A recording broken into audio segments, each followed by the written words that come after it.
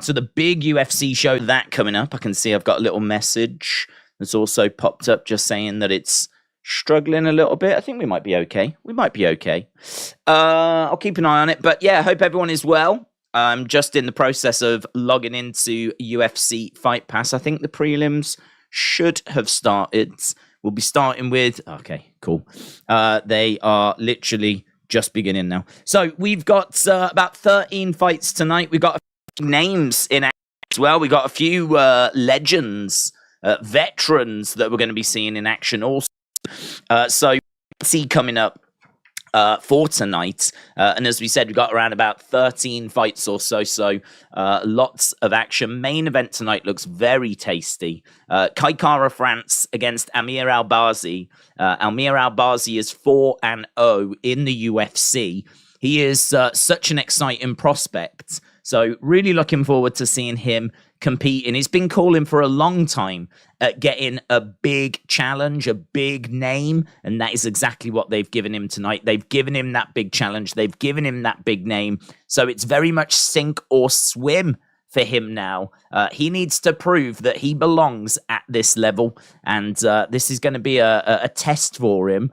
It's one that I think he might just fall short at. I think it might just be a little bit too much because Kai Kara-France is right up there. He just always falls short at that final hurdle, that final spot. He just falls short at. But I think that he should have enough to get past Albazi. Albazi, though, as we said, is going to be quite the test. So looking forward to that. This is the first non-title flyweight main event since 2017. We haven't had one in about 6 years.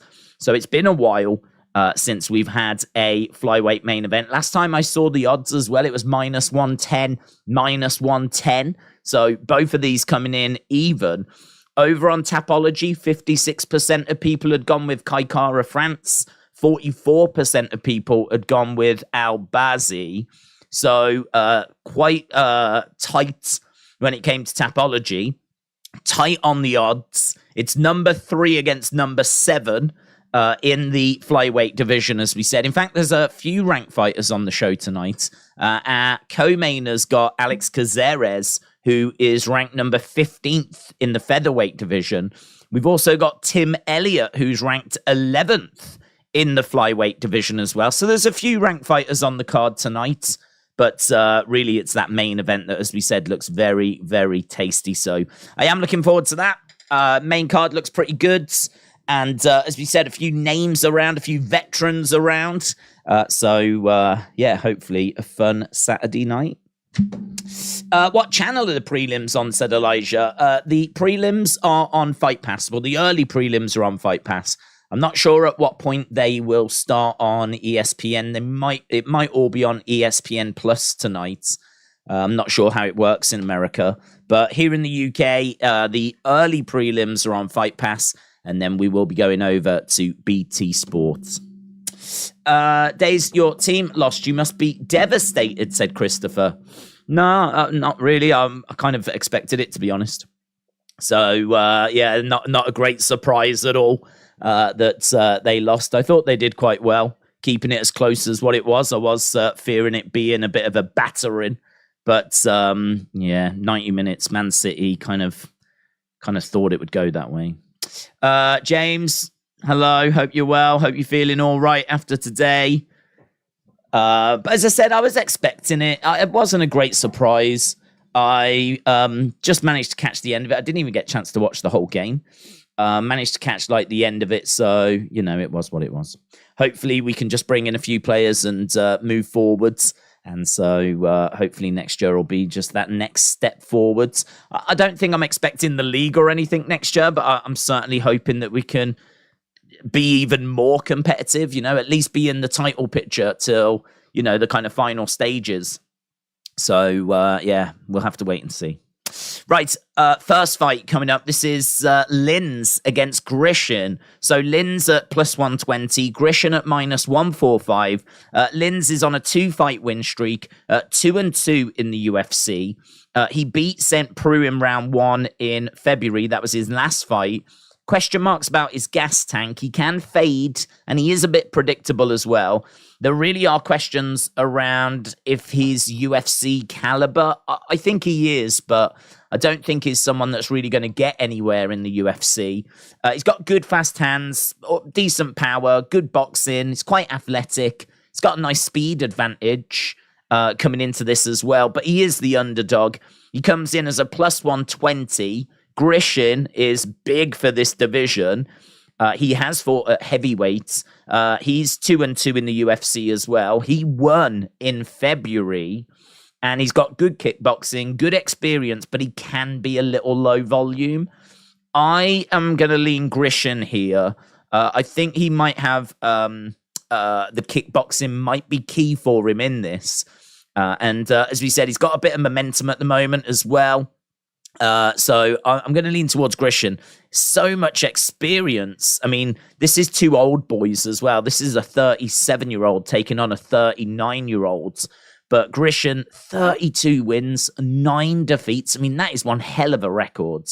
9-2-2 in his last 13 fights. 16 wins by knockout. 16 first-round finishes.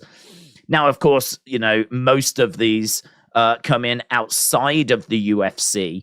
So, you know, you have to take it with a pinch of salt. But record-wise, some very impressive numbers coming in from Grishin. So I'm going to lean Grishin. 60% of people on Tapology have leaned Grishin as well. And as we said, the odds makers -145 for Maxim Grishin. So let me know in the chat which way you are going on this first one. I did see Bitblob firing in a chat as well. Shout out to you, buds. Appreciate the support. Welcome, welcome, welcome. Kian said, all right, Days, hope you are well. Having a good stream. I saw the Undisputed title this morning, and it's absolute beep. It's the same design as the Universal. I would rather a new world title. Yeah, I think we spoke about it in regards to, I think they haven't changed the name of it. So it's the exact same name. So I think this is really just a belt to kind of tide us over. This isn't really a new championship per se, because it's still got the Undisputed WWE Universal. It's still got that same name about it. I think if you was going to bring in a new title, you would probably clean up that name, because I don't know that you're going to want to run for the next 10 years with the Undisputed WWE Universal Champ. It's a bit wordy. You could just change it back to WWE Championship. So I think that we could see a new belt come in the near future. I was speculating it might be when Cody wins. Cody did change the IC title last time, so he could change the world title this time when he wins it. And I think he'll win it. And it could be like WrestleMania 40, something along those lines. So that's just a guess. But I would be surprised, very surprised, if we're still running with this belt in, say, 2 years' time. If in 2 years' time we've still got this WWE Undisputed Universal Championship and it's the one that got unveiled, if it's still around in 2 years' time, I'll be shocked. I think it can be around next year. But as I said, I think then we could look at Cody bringing in a new title. And I think they might just be saving it for that. Right, both fighters are inside the cage, and we are getting underway. Austin, shout out to you. We're going to have a look as well. We're going to keep an eye on Tapology, so hopefully you guys have done your Tapology picks. We will jump over and have a look, keep referring to Tapology and see where we are with that this evening. But first fight coming up, this is going to be Linz against Grishin. We got 13 fights this evening. Might be worth, you know, if you got a bit of money and you want a little dabble. Could be a few little cheeky bets available tonight. There's a few interesting little close picks, a few interesting little calls. Could have a fun little Saturday night. As you said on this one, I'm leaning Grishin. Don't feel brilliant about it. I think this is quite close. But I just think Grisham's experience might come in here, and I like his kickboxing as well. Right, here's Linz, 6'2", plus 110 underdog. I had him at plus 120. Okay, so Bruce Buffer doing the intros, and we're about to get underway with this. Big Dan, the referee for this one. Ring girl, looking lovely. She's on her own. There's only one ring girl by the looks of it. Heartbreak. Okay, we are underway. So both guys stepping into the center. So we've got Grishin in red shorts. We've got Linz in black shorts. And early kick coming in there by Linz. Got Grishin just edging forwards, putting the pressure on Linz, who's backing up a little bit. Oh, that's a lovely right hand, though, by Linz. That was great. That connected with Grishin. He definitely felt that. Grishin gets driven back against the cage. So we got the stats on screen. So a big early shot coming in there by Linz. Right now he's driven Grishin back against the cage. Right now we're back into the center at the moment, and they break apart. That was relatively comfortable for Grishin there. I thought he was going to be in a bit more trouble when he was up against the cage, but he was quite simple to get away from there. Low kick coming in by Grishin. I want to see him working those kicks, those low kicks, quite a bit here. And just trying to keep Linz on the outsides. Shot coming into the midsection by Linz. Heavy kick coming in there by Linz. There's a real firefight as they clinch up. And now it's Grishin that's got Linz up against the side of the cage. Knee strike coming in there by Linz, and Grishin stomping away on the feet of Linz. So in control, we know that you've got to do something with your control time. You've got to do something with it. Otherwise, the referees just don't really care about it. So right now, Linz has got Grishin up against the cage. And Linz, again, holding him there. We're not seeing a great deal of progression. That's a nice knee to the midsection, though, by Linz. Linz, again, just keeping Grishin pinned up against the side of the cage. I mean, I would say, looking at the numbers, Linz is ahead on significant strikes. He's certainly ahead on control time. But there's really not much separating them, as Linz has not really stamped his authority on this, even though he's just got that kind of slight lead, I would say. But just approaching the halfway point in the round, and Grishin reverses the position. Can Grishin do something with this now? But they come away from the side of the cage. They break apart. Right now, we've got Linz in the center. He goes for a low kick, outside leg kick. Couldn't quite get it. Both guys in the center, so we're well away from the side as Grishin is edging forwards. Heavy hands there by Grishin. That was a nice hook shot. Straight left down the middle. Ducks underneath a hook that comes in from Linz. Linz grabs Grishin. Drives him up against the cage again. This is very much our kind of go-to, our resets. We just constantly seem to be doing this. Grabbing, clinching, driving, holding up against the side of the cage. But yeah, Linz in control at the moment.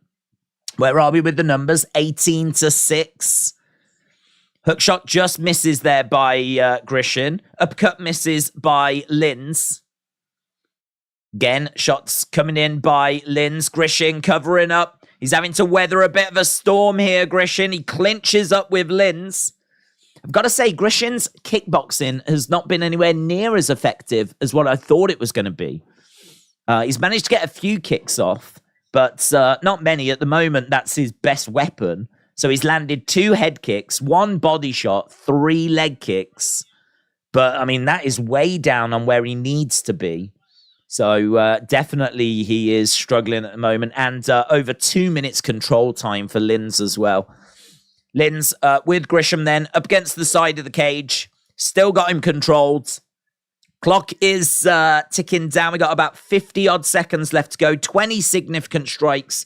2-6. And this looks like it's going to be round 1 to Linz. 40-odd seconds left to go. Kicks coming in by Grishin, though. They looked quite good. definitely needs more volume here. He can be low volume. He's got to improve that in the next few rounds if he's going to get anything from this. Kicks coming in there by Lins. Shots to the body by Lins. Grishin taking a few steps back as Lins is just edging forwards. So Grishin, again, bouncing around. Body shot coming in there by Lins. He grabs a hold of Lins. Grishin there, but he couldn't do anything with it. He's on the outside now, Grishin. Oh! Spinning back elbow there by Grishin, and we get to the end of the round. That was a nice ending. So he was backed up against the cage. He went for this spinning back elbow. He couldn't quite get all of it. He ended up getting clipped a couple of times himself, but it ends 24 significant strikes to 8. That definitely feels like a Lins round, that first round. Yeah, you can see he just could not get those leg kicks going. Lins, I think, did a really good job of mixing it up. You can see 13 shots to the head, 6 to the legs, 5 to the body. Plenty of clinching and control time as well. And yeah, Grishin's going to have to do a lot better than that. Summit, shout out to you. I hope you're well, buds. Hope you've had a good day. Those are some late shots, says John. Retribution, hello. Hope you're well. Q, the Light Knight, said, we send in UFC with a lot upcoming this week. Yeah, we should be doing UFC next weekend, of course. We've got UFC 289, isn't it, I believe? Amanda Nunes back in action. Really, the co-main event, I think, looks really interesting, though. So, obviously, Amanda Nunes defending her title next weekend should be a lot of fun. But Charles Oliveira against Dariush, I think that's going to be a great fight, man. Here's Grishin. Grishin throwing some bombs here at the start of this round. We can come back and talk about UFC 289, obviously, throughout the evening. But Lins has grabbed Grishin, driven him back against the side of the cage. So very reminiscent of where we were in the first round. So 28-16, that gap did close a little after an early flurry by Grishin. Knee strike coming in there by Lins. Shots coming into the back of the head there by Grishin. Elbows coming into the thighs by Grishin as Lins has got Grishin backed up against the side of the cage. Shot to the midsection there by Grishin. Grishin trying to break away. But he's got Lins looking for that takedown. He picks up Grishin, tries to get him off balance. That's good takedown defense by Grishin. Lins tried to take the back, but he couldn't get it. But you can see that he's looking for it. Lins, if he can take that back, he's going to be interested in it. But now we've got Grishin looking for the Kimura. Grishin is trying to get round the back of Lins here. Lins looking for the takedown, though. There's a real scramble over against the side of the cage. And right now, this is really good for Lins because he's got Grishin in defense modes. It's all about defending and making sure that this position does not get made worse. So right now, Grishin up against the side of the cage. Lins putting that pressure on. Grishin has got to find a way. Oh, that's a lovely elbow. Lovely elbow there by Grishin. That's how he breaks away. He creates a bit of space. Kick coming into the midsection there by Grishin.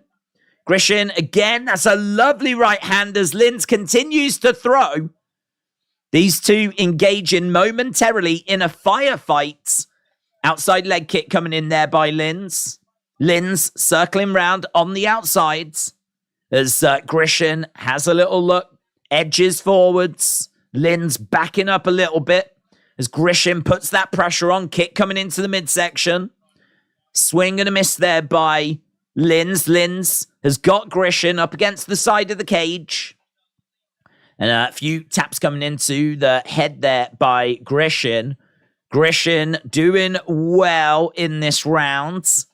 Not really conceding too many more shots. So, yeah, 33-19 at the moment. So that gap, it's quite wide still, but it hasn't got wider. So he's had to do a lot of defending, though. But if he could have a little flurry here, he's broken away, charges in.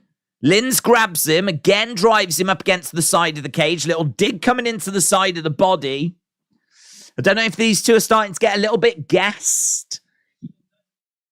But you can see like that there's a few deep breaths being taken.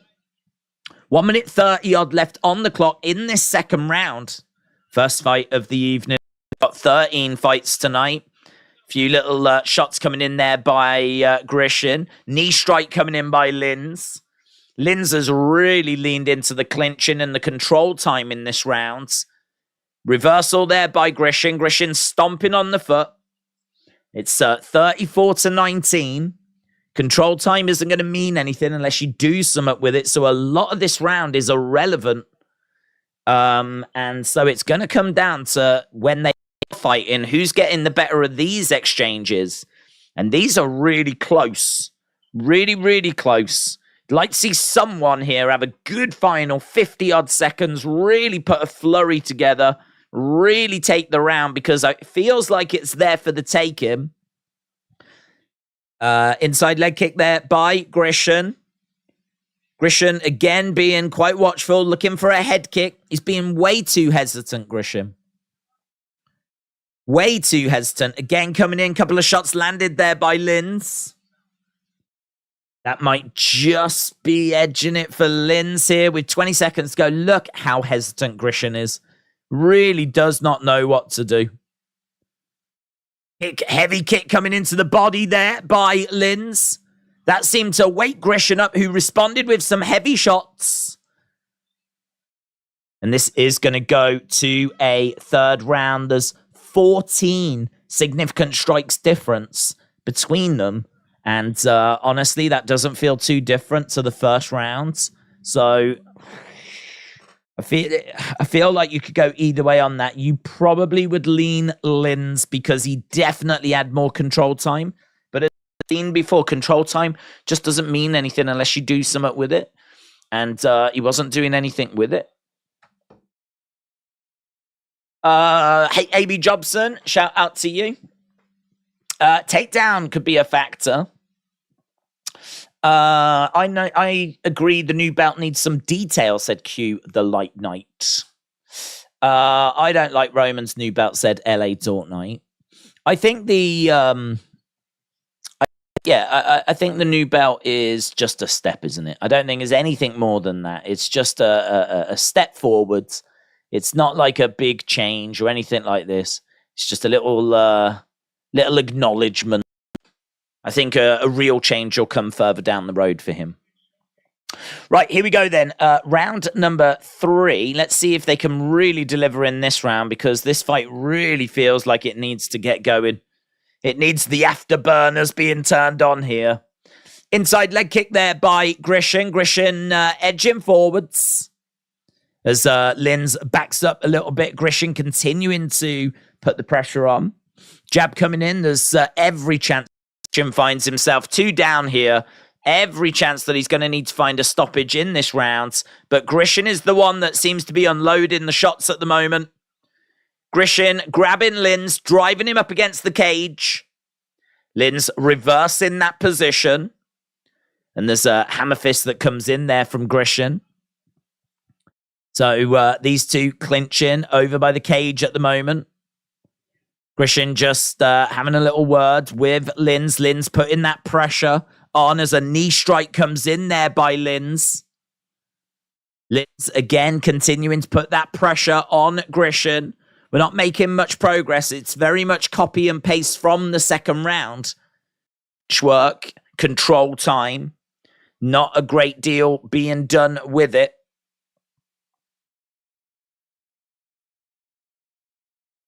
And, yeah, it is true. Bisping says that the ref has really let this go. You know, the ref could easily be breaking them up here, and probably should be, actually. I think for the sake of this being a fun, entertaining contest, I think the ref is allowing this clinch work to go on a bit too long. Grishin, no, managed to break away from the side of the cage, but he gets grabbed and driven right back there again. And shots coming in by Grishin. This is maybe not the most exciting fight to open up this card. If people have not tuned in early for this one. I wouldn't blame them. But right now, Lin's continuing to drive Grishin up against the cage. And Grishin seemingly has very little answers. And Lin's is quite happy to be here. Lin's, I think, feels like he's got the victory in the bag. If he can just see the timeout. Still 2 minutes 40, though. How many hours for this event, said Yaskar? I'm not sure, actually. I don't know when the main card starts. Normally, it's about 3 o'clock. Normally, it can be a little while till we get to the main card. It's 2 o'clock for the main card. So 2.5 hours will be at the start of the main cards. That'll then probably go for about 3 hours. So probably looking about 5.5 hours. Around about that will probably be done. So props to watch. Over 2.5 rounds was minus 160. Under was plus 130. Lin's continuing to drive Grishin back against the cage. So he's driven him back. Knee strike coming in there by Lin's. I do think UFC doesn't help itself sometimes. I mean, there's got to be a way that they can get, or like, get the referee sat down and get them to not allow this kind of amount of clinching. Certainly, like with the amount of inactivity we've seen as well, It has not made for a fun spectacle. 1 minute 20 odd left to go then, and you can see there's been very little movement in the striking, but that gap has just slightly widened. It's been around about 14 significant strikes for the majority of this fight, and right now it's up to 16 significant strikes difference. Lin's again has got Grishin, driven him back against the side of the cage. And we got 50-odd seconds left to go. Clock is counting down. Retribution said, I went to the park for a walk today. I had a lovely ice cream cone with a flake. Oh, that sounds nice, actually. It's been years and years and years since I went had a little stroll in the park. And it's been even more years since I went to an ice cream van. So that sounds like a fun day out. Right, 25 seconds left to go. And we're up against the side of the cage. Lin's just continuing to grab a hold of Grishin. This is likely to be Lin's by decision. Which, as we said, he came in as a plus 110 underdog. So looks like we're going to start with an underdog victory. Lin's puts his arms in the air there. I mean, what I will say is he has had to work hard. I mean, it's not like they haven't been putting the work in. Definitely been working hard. Definitely been putting the work in. But I think you just would have liked, or I would have liked to have seen a bit more activity during that fight. Certainly over 3 rounds as well. I mean, if you think about it, there was 3 rounds, which was 15 minutes. And we had 9 minutes combined of control time. And during that control time, there really wasn't a great deal going on. So, I mean, that's a considerable amount of the fight where it's just a little bit flat, a little bit non-eventful. I think there's definitely something to be looked at there. But we'll get the decision now as we're done with our first fight. Is there any benefit to that heart in the bottom right-hand side of the channel? If not, can it be removed? It's an awful distraction. The heart. What heart? What are you on about? I don't even know what you're on about.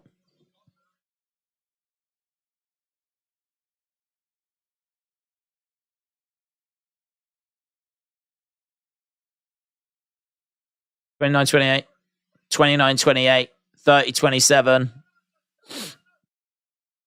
So Lin's gets it. Unanimous decision. 29-28, 29-28, and 30-27.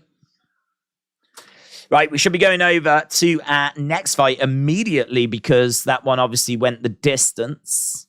So I don't think we're behind schedule particularly, but I can't imagine we've got much time to stick around. I think, is it going to be Blackshear next? Yes. Right.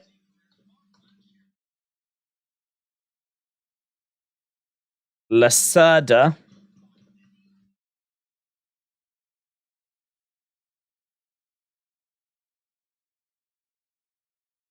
Okay.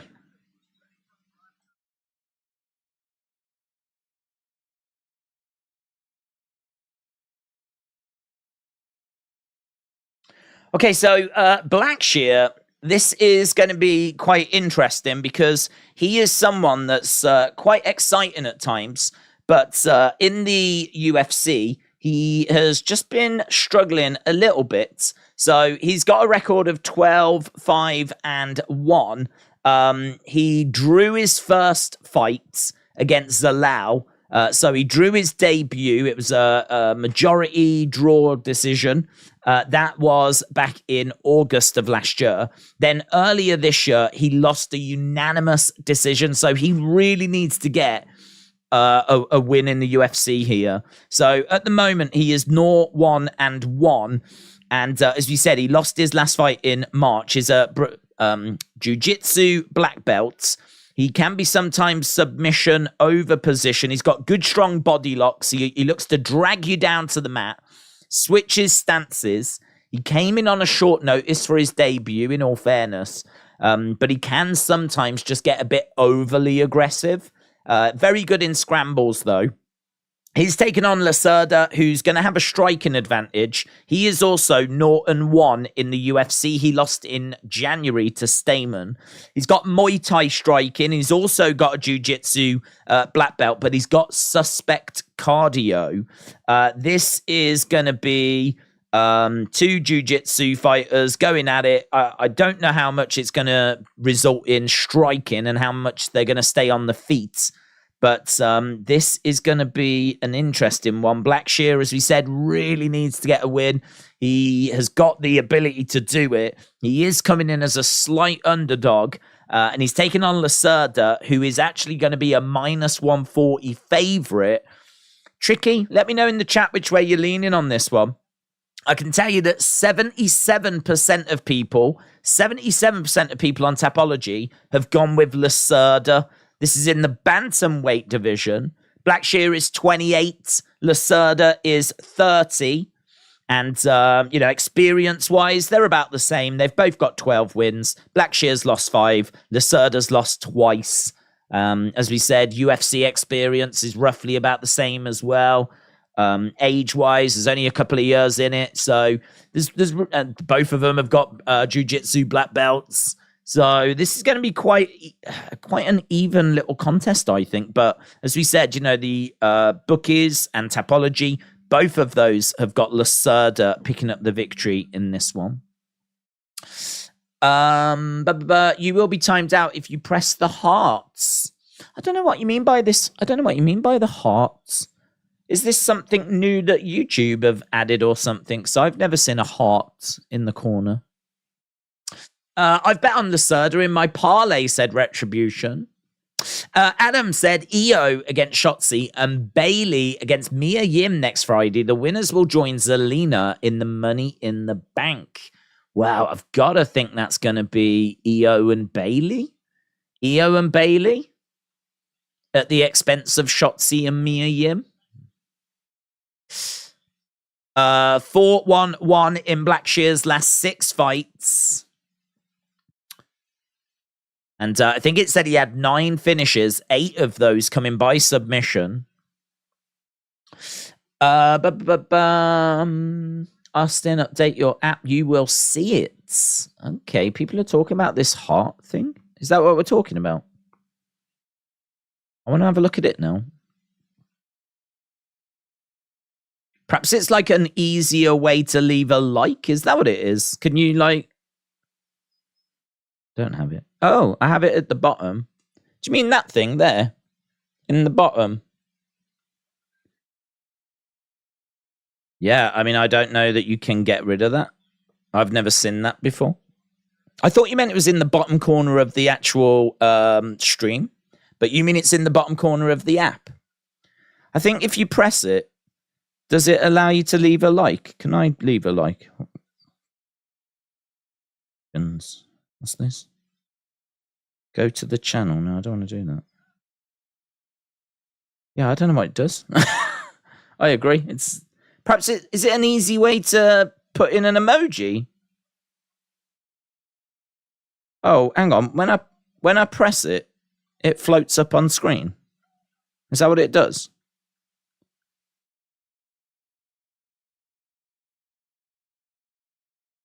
So when you press the heart at the bottom and then you press whatever, it just shows up on the screen. That's all it does. Hey, if you actually tip it over that way, though, it disappears. So if you go that way, it appears. If you go that way, it seems to disappear. I don't know. Is that just to give you something to do whilst you're just sat watching the stream?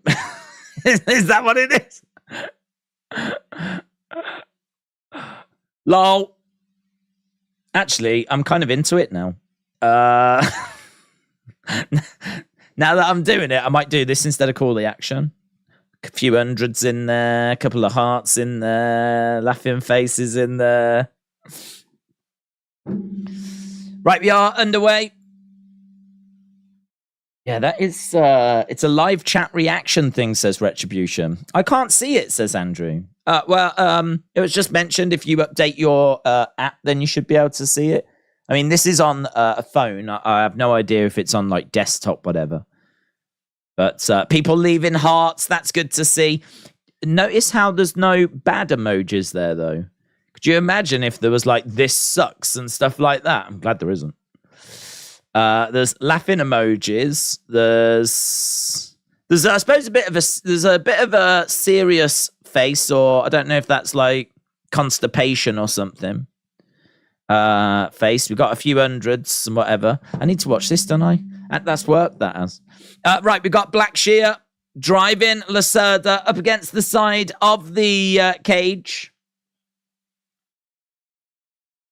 I think it's good if you're easily distracted, and I am easily distracted. I was on TikTok earlier, and there's this thing, you might have seen it, where it's got a dot in the middle and 3 dots on the outside, and the guy was saying if you stare at the dot in the middle long enough, you should be able to make the 3 dots like disappear from your view. And if you can do that for about 5 seconds, then you've got amazing levels of concentration. I couldn't make any disappear. He said the average person can make like 1 or 2 disappear. I couldn't make any. And he said if you can't make any, then you might have like attention deficit or something, which I don't think I have. I certainly don't think I have that. But I couldn't make them disappear. And that was on TikTok. Right, we've got Blackshear looking for a knee bar, is he? We've got Lacerda. We've got a real scramble down on the ground at the moment, so we do have something going on. Both of these fighters are down. Do we even have the stats? I don't think we do we? It's a mess. Blackshear then is in control. So Blackshear is a real mess at the moment. It looks like Lacerda's really trying to grab a hold of that leg, but Blackshear was defending it very well. But Lacerda really is trying to pull on that leg.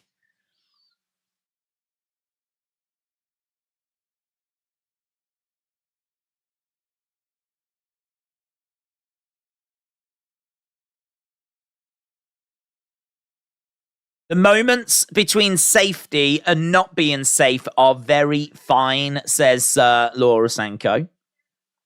So at the moment, he's really on. He has managed to grab that leg as well. He has managed to grab that leg. This could be a real problem here for Blackshear. We've got 1 minute 55.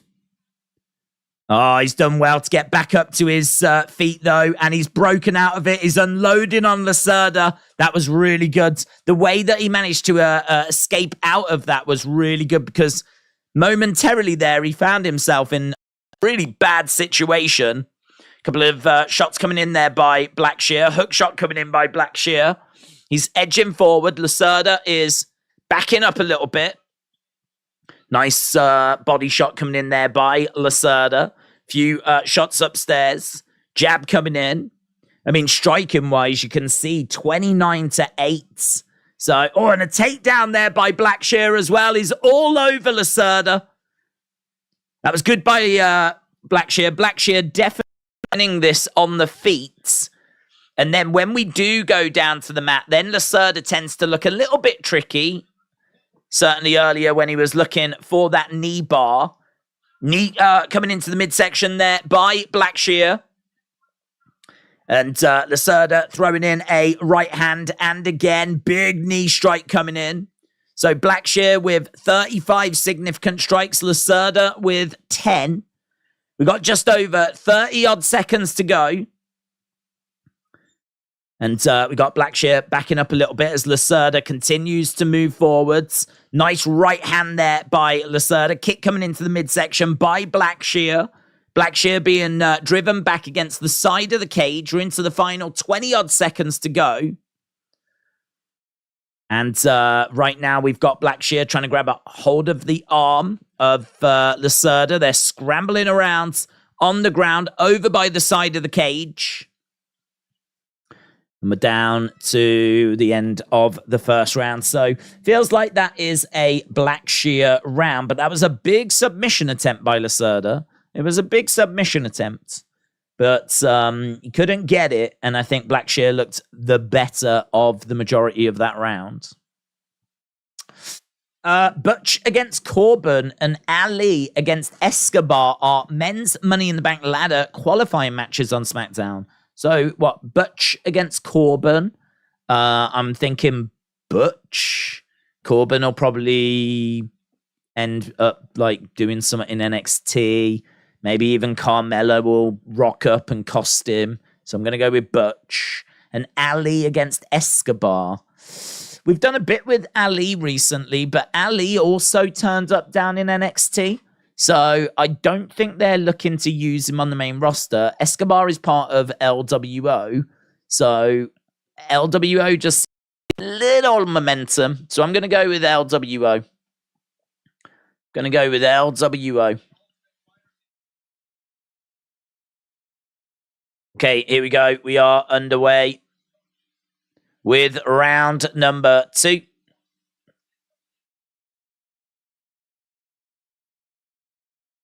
Quite a fun first round, actually, that was.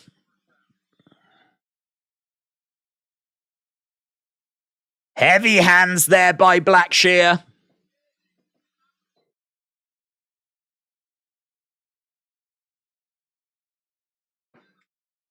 Okay, we've got Lacerda swinging and missing. So apparently Lacerda's corner was telling him that Blackshear is tired. Lacerda continuing to move forward. Blackshear is backing up a little bit. Swing and a miss there by Blackshear. Lacerda continuing to move forwards. Hook shot coming in there by Blackshear. Blackshear, as we said, continuing to back up. Lacerda continuing to move forward. Blackshear continuing to back away. Nice shots come in by Blackshear. Kick to the midsection there by Lacerda. Nice overhand right there by Lacerda as well. Lacerda seems to be fighting fire with fire, but that gap is still big. Blackshear, 60 significant strikes. Lacerda, 27. So this is a bit of a firefight at the moment. Lacerda's decided to try and stand an exchange. His corner have told him that Blackshear is getting tired. Lacerda continuing to move forward. Shot coming into the body. So he is exchanging in the pocket at the moment. He's kind of stalking Blackshear. Heavy shot to the body there by Lacerda. Nice shots coming in by Blackshear. Lacerda grabs a hold of him. Lacerda driving Blackshear back. At the moment, Blackshear is minus 475, though. But Lacerda looking for that takedown. He's grabbed a hold of Blackshear's leg. So Lacerda really putting the work in. He's looking for the leg of Blackshear. And right now, it's a real scramble down on the ground. Good defense there by Blackshear. You can see he's managed to get his one leg tucked underneath his other leg, which should prevent Lacerda from grabbing it. But actually, he's just changed position momentarily through the fight, halfway through the rounds. And look at Lacerda there, just really pulling on the leg. Shots coming into the midsection, though, by Blackshear. This has been a way more exciting fight than our first fight. Way more exciting. Way more shots as well. 71 significant strikes to 28. So, Lacerda has got Blackshear's leg.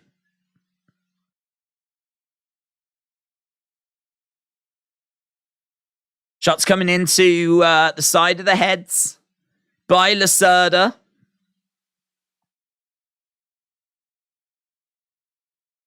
He's on the ground. He's in a seated position. But, yeah, we're not really making much progress at the moment. Adam said, I like your picks, but Escobar to join LA Knight and Nakamura and Ricochet in the men's ladder match at Money in the Bank, says Adam. Yeah, I just think, I mean, like, Butch is someone we haven't done a great deal with, but it's Pete Dunne. And so we definitely should be doing more with him. I can't believe he's still called Butch, because I would have thought Triple H would have changed that. Heavy shots coming into the side of the head here by Blackshear. And referee has decided that that's it. So Blackshear has picked up the victory. I can tell you that Lacerda was desperately trying to grab a hold of that leg. He was not letting it go. And so Blackshear just started smashing him into the face. And there was blood. He was busted open. You could see the referee telling him, you got to do something. You got to do something. You can't keep taking this kind of punishment. And the end result is that we have got a stoppage in this second round. Nasty. LA Dot Knight says, do you like American TV, James? I grew up watching Cheers and Roseanne, but I never saw Frasier, so I have been binge watching that. Frasier is goated, man. To be honest, I never watched much of Cheers. I mean, I saw bits when it's been on TV, but I've never seen loads of Cheers. Roseanne, I've probably seen a bit more of. I really like the ending to Roseanne, which I won't say, but you can Google it. Which I think was probably quite controversial at the time, but it's just a bit different, you know? So, I think probably if you did watch it religiously, you probably didn't like the ending. But I think it's an interesting ending. So, but I never really watched much of that. But I tell you what show I loved from America. Frasier, definitely. And of course, always put a bit of Friends on. I was never crazy about Friends, but I could appreciate that it was, you know, good kind of sitcom for all ages. I had a mate that was like crazy into it. But Reno 911, I always loved Reno 911. It's a show that never really got any love over here. I don't even know if it was ever shown, but I think I saw it on TV when I was in America. I saw like an advert for it, and I was like, what's that? That looks just like my kind of thing that I would like. And so I started to check it out. I was like, oh my God, this is awesome. Children's Hospital as well. I enjoy that. And Portlandia. I always thought that was pretty good. Some of it was a bit hit and miss, but the intro was goated. Winner by TKO then. Blackshear picks up the win. Technical knockout. It was absolutely smashing Lacerda. And it ends in a TKO. John Goodman is also goated. Austin said Reno 911 was hilarious. Yeah. And you know, I mean, like, I would say that you can't get away with that now. You wouldn't be able to get away with it. But I mean, it wasn't that long ago anyway. But it was probably long enough where I don't know that you could get away with it. But they did a movie on like Paramount Plus, and it wasn't very good. It wasn't very good, to be honest. The TV series were great. When they went to Miami and they did the film, I enjoyed that. I even got that Quibi. You know, Quibi. I even got that like it was like an app that specialized in like 7-minute programs. I even bought that because they had Reno, a new Reno series. So I bought it just to watch Reno. And yeah, that was pretty good, actually. That wasn't bad. But then I found out they'd done like a movie exclusive for Paramount Plus. And that wasn't very good. I think there's another one as well. There was one that was something to do with QAnon. I think they were trying to find the person that was behind QAnon. And then there was another one, which I haven't seen yet, but having seen the QAnon one. As you said, it wasn't very good, unfortunately. Right, coming up next, we got Elise Reed, 6-3 overall, 2-3 in the UFC. She is going to take Jinyu Frey. So we got a lady fight coming up now. Let's go. Women's strawweights. Reed is Cage Fury strawweight champion. Former, of course. 2-3 in the UFC. Lost to Lukbumi in February. She's got good output on the feet, probably better than Jinyu Frey. She can rely on her movement, should have a striking advantage. Is probably going to be looking for a knockout if she can keep this thing standing. She is showing improvements, but I don't know that she's got enough to find a finish, to be perfectly truthful. Jinyu Frey has got raw strength. She's also a bit of a striker. She is 2-4 in the UFC. She lost to Viana in round 1 in November. Lacks volume, and that could be a problem here. She's highly skilled. She's got lots of decision wins. Looks for takedowns. She recently got a Brazilian Jiu-Jitsu brown belt. She's a bit small, but she's got good experience. 11-8, that's better than Elise Reed, 6-3. She's a former Invicta atomweight champion, and of course, we don't have an atomweight division. Well-rounded, but is likely going to have to use her grappling to win this one. So we've got Elise Reed with her striking. We've got Jinyu Frey with a bit of an all-rounder, but the grappling should be the key for her here. 74% of people think that Elise Reed is going to get this one. 26% of people think that it's going to be Jinyu Frey that's going to get this one. I can tell you that the odds makers have got Elise Reed up as well. So, yeah, I'm probably going to lean to Elise Reed, but it's another one of those that's, you know, quite close. I don't think there's loads in this at all. Styles make fights. Let's change this over. Black Mirror pulls the darkness out of every social behavior. It's creepy. I love the people that make Black Mirror, but I don't actually watch Black Mirror. Here in the UK, I don't know. I don't think you will have seen it in America. Maybe. But every year, at the end of the year on TV, the people that make Black Mirror used to do like a bit of a roundup of the year, and it was called Screen Wipe, and there was one that was called Yearly Wipe, and so Screen Wipe, I think, just focused on the TV of the year, and Yearly Wipe rounded up all of the news of the year. And so you got Charlie Brooker, who's the brains behind Black Mirror, and his team. They would basically be like, right, this is what happened in January, this is what happened in February, this is what happened in March, and they'll take you through the year of the news, and they just have a lot of fun with it. Like, they just, like, constantly cracking jokes. Obviously, if it's a serious subject, then they'll keep it, you know, serious. They probably won't stay in it for too long, because it is an entertainment comedy kind of a show. But, yeah, I mean, they were doing that every year from, I think they did it in, like, 2012, 2013, 2014. Haven't seen one for a while, though. Because I think, didn't they move to, like, Netflix and everything? They used to be on BBC. I mean, Black Mirror, I think, used to be on Channel 4 in the UK. And then it got moved to Netflix. I think Netflix bought it. And so then it went to Netflix. And part of me thinks that they might have even done some of those kind of yearly reviews on Netflix. I don't know if they were called the same thing, though. But I always enjoyed those. That was one of the things that at the end of the year, I'd be like, oh, man, the screen wipe or the early wipe, that's coming up. That'll be a lot of fun. And it was always like a really, really funny, really entertaining show. You knew that you was going to have a good time watching that.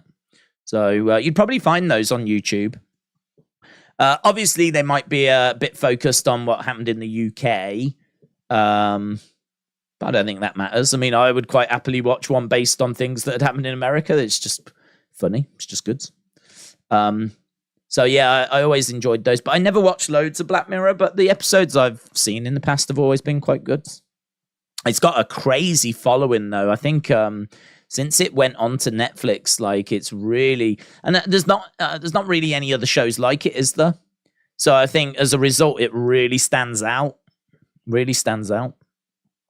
Black Mirror is the greatest British show of all time.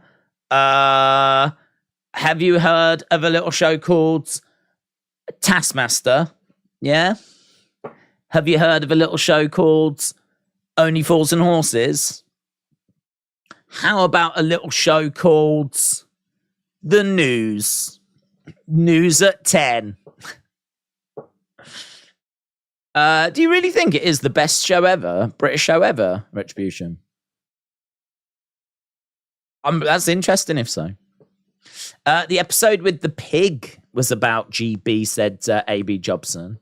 Yeah, isn't that where, like, they said the Prime Minister was going to have sexual intercourse with the pig in order to save some, like, princess or something?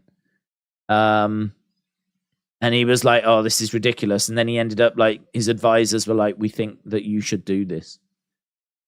And it's, it's quite dark, isn't it? That is quite dark.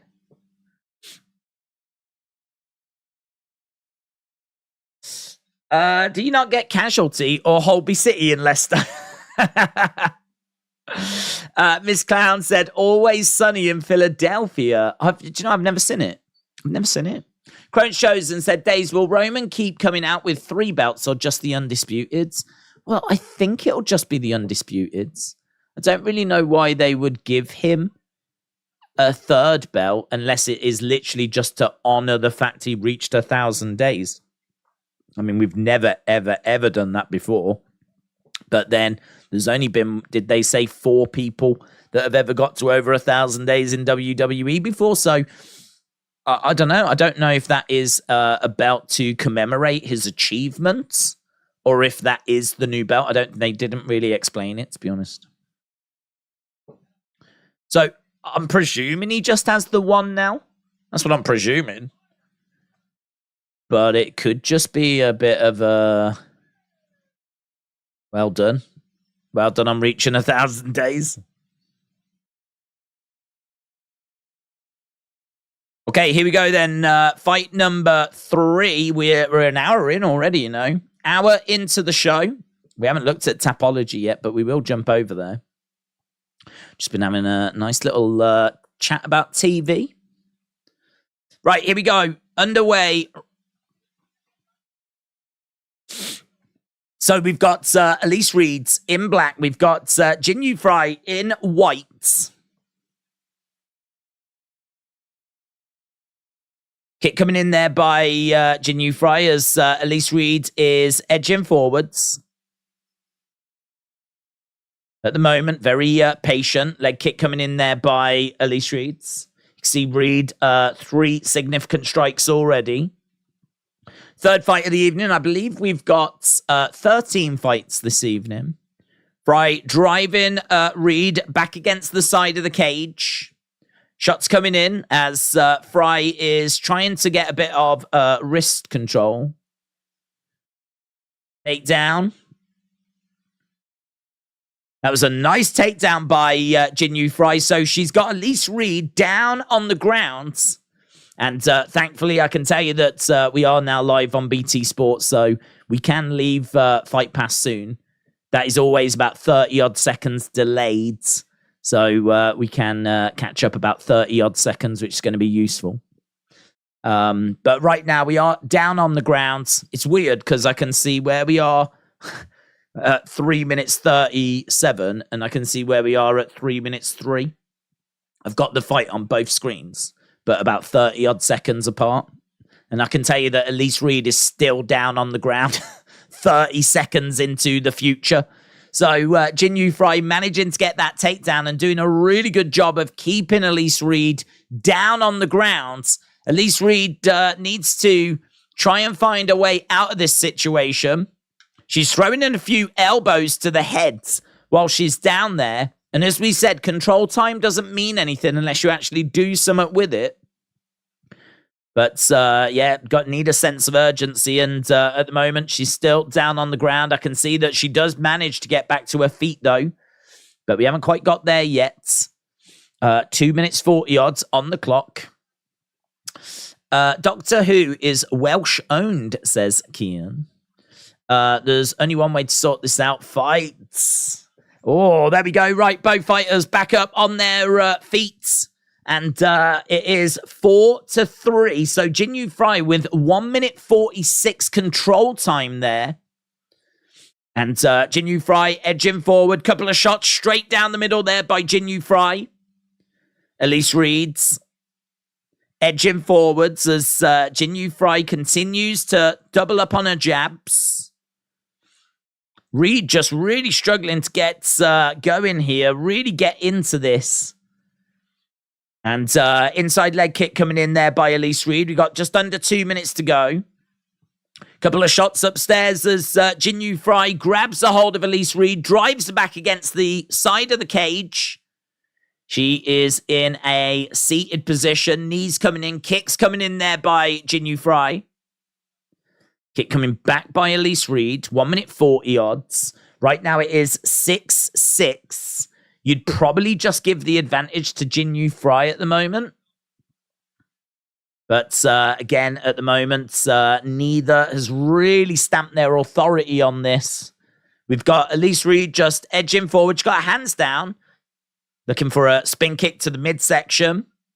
Again, just edging forward. Shot. Left hand coming in there by Jin Yu Frey.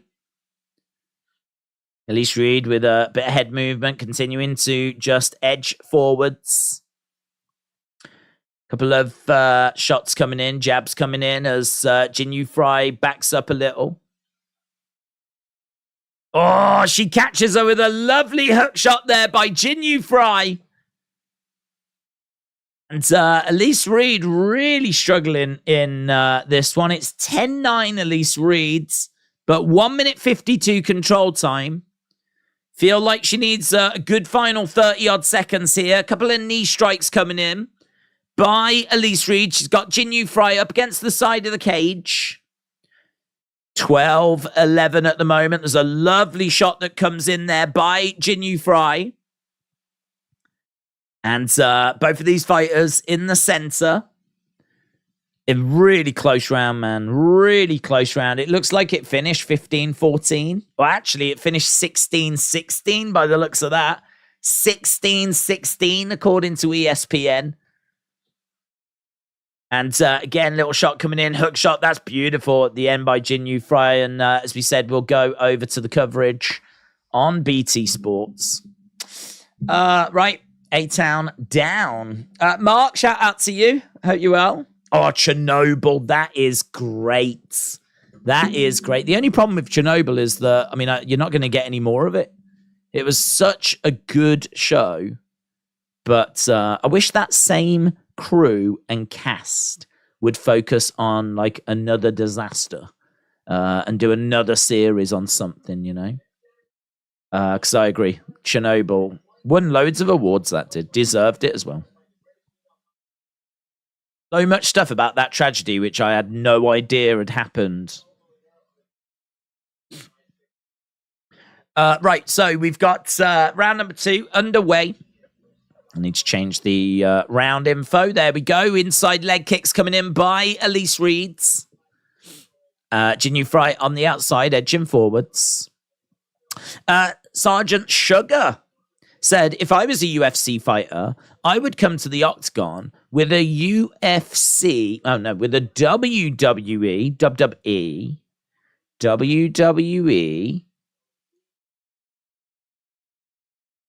Titantron. Well, you might struggle with that because they don't tend to have Titantrons.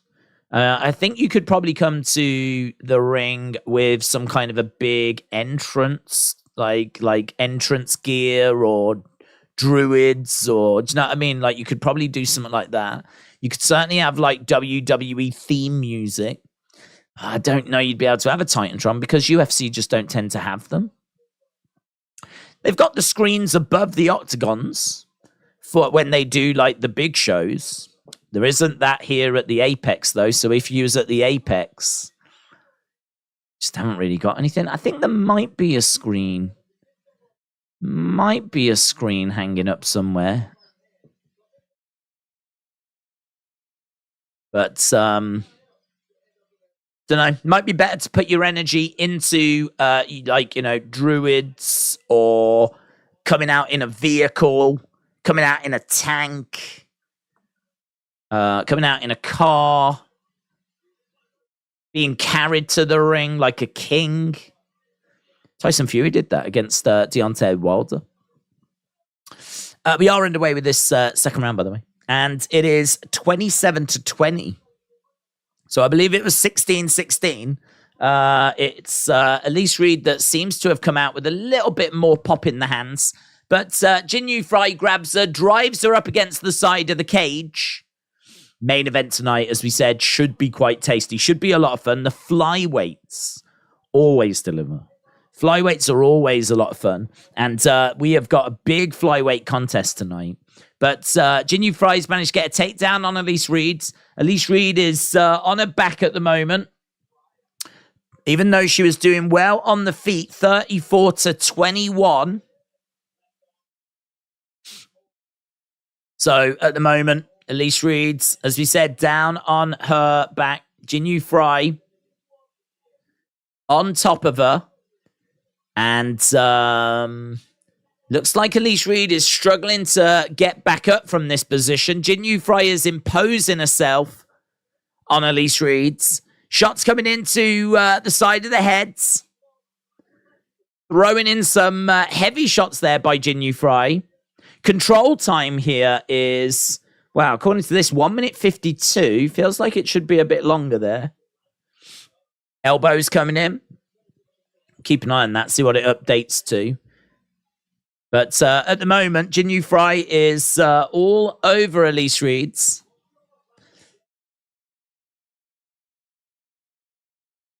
Elise Reed's on her back at the moment, and she's the one that's being more active at the moment. She's the one that's throwing in some shots, working off her back.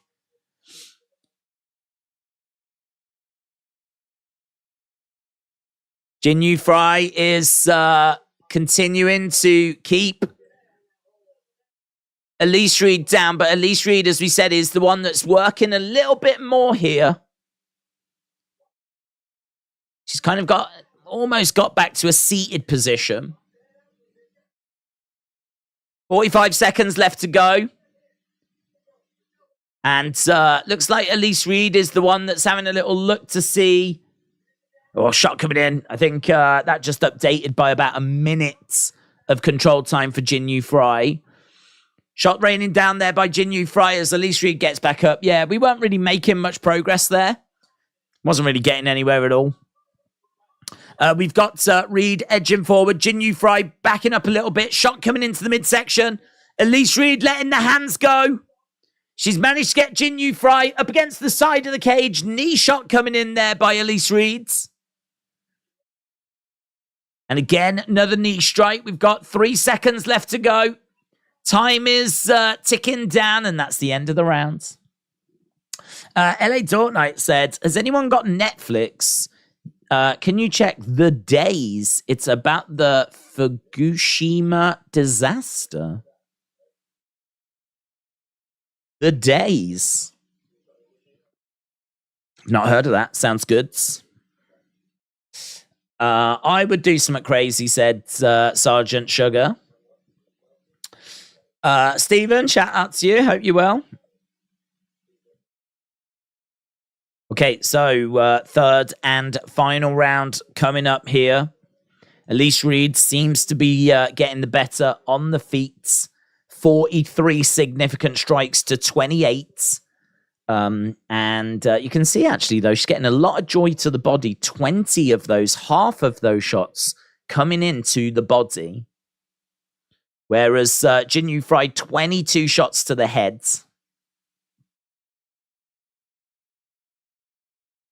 Okay, about to get back underway.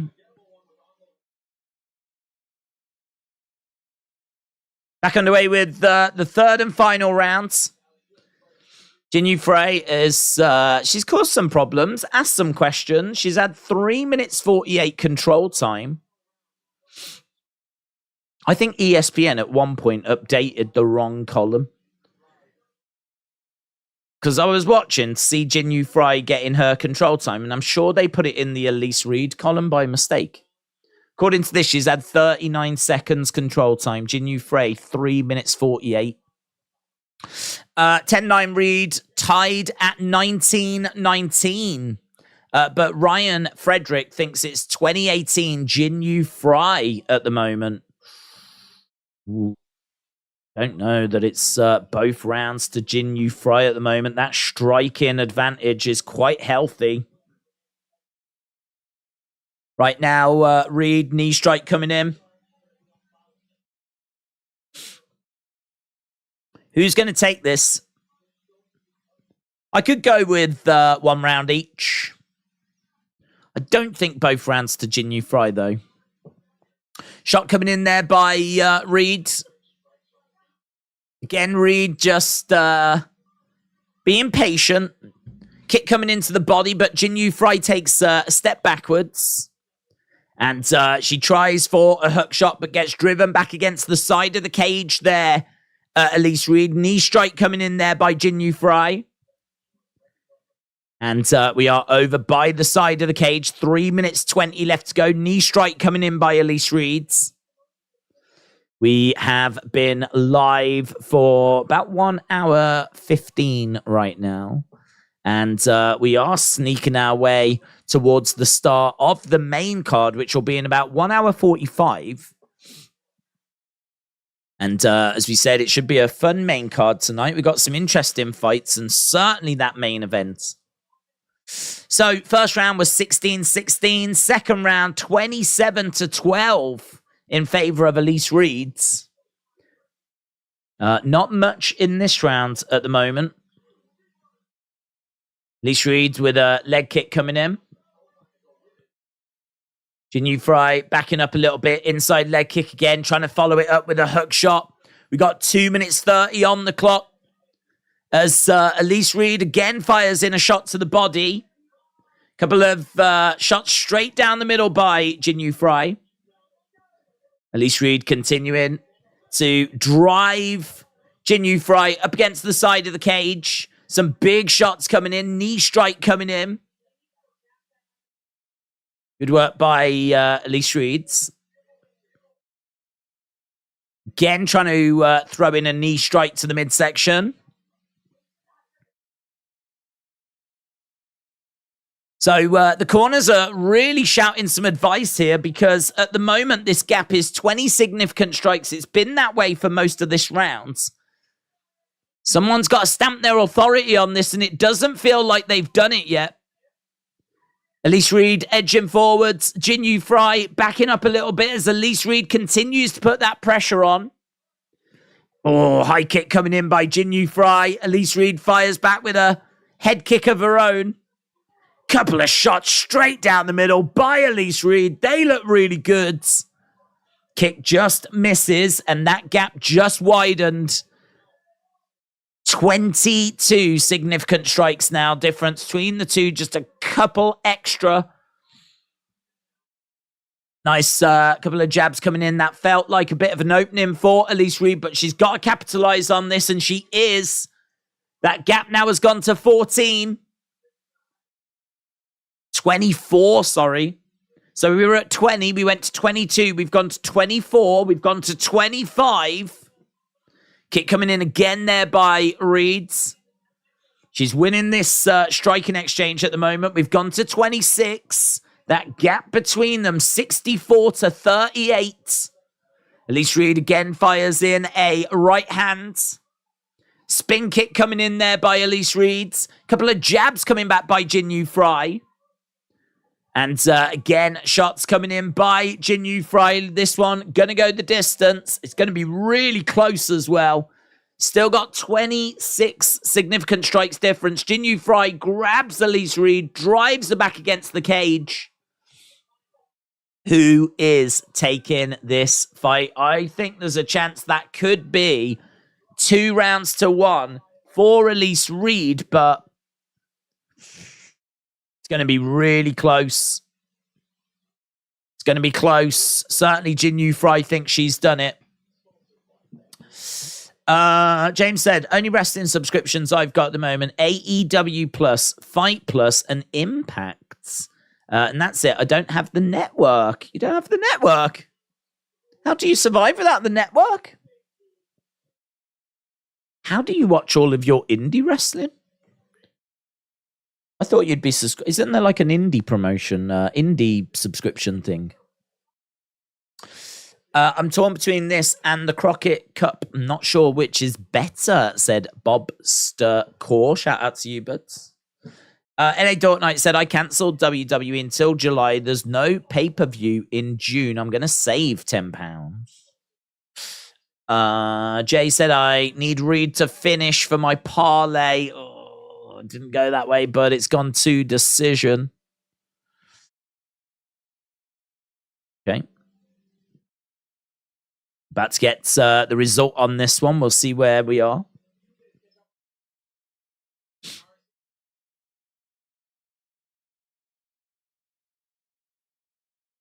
So, I don't know. If I was to guess, I would say Reed, but I think it's really close. Judges. All 3. 29-28. Unanimous. Elise Reed takes it. All 3 judges scored it 2 rounds to 1. Unanimous decision, 2-1, Elise Reed. So Elise Reed gets the victory, gets the dub.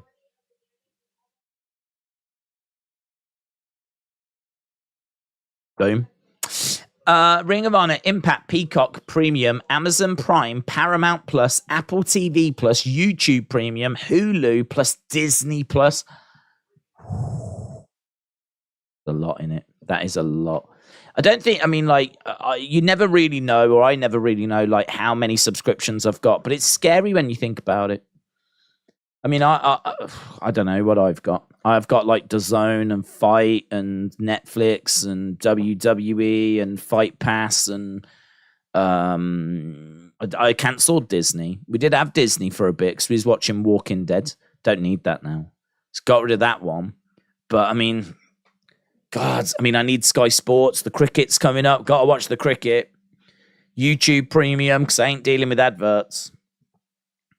Plus, also, I use that for my music. So I don't have Spotify. Don't need it, because I got YouTube Premium. Which, it's really good. I really like YouTube Premium. Not having to worry about the... I could not cope with watching adverts. I have no patience. I have no patience. If I had to sit there watching adverts, I'd be pulling my hair out, man. I went on to the Wrestling Escape Pod account, and there was a video that was recommended. I started watching it, and because it wasn't my Wrestling Days account, it didn't have YouTube Premium on it, and so it meant there was adverts. I couldn't cope with it. I was getting so wound up. They are just non-stop, aren't they? It is crazy. I had no idea how many adverts there were. £10 to get them all gone. It's the best £10 I spend. Right, okay. Coming up next, we've got Jamie Millarkey against Naimov. Don't know this guy. He's making his UFC debut. He was on Contenders, but he lost.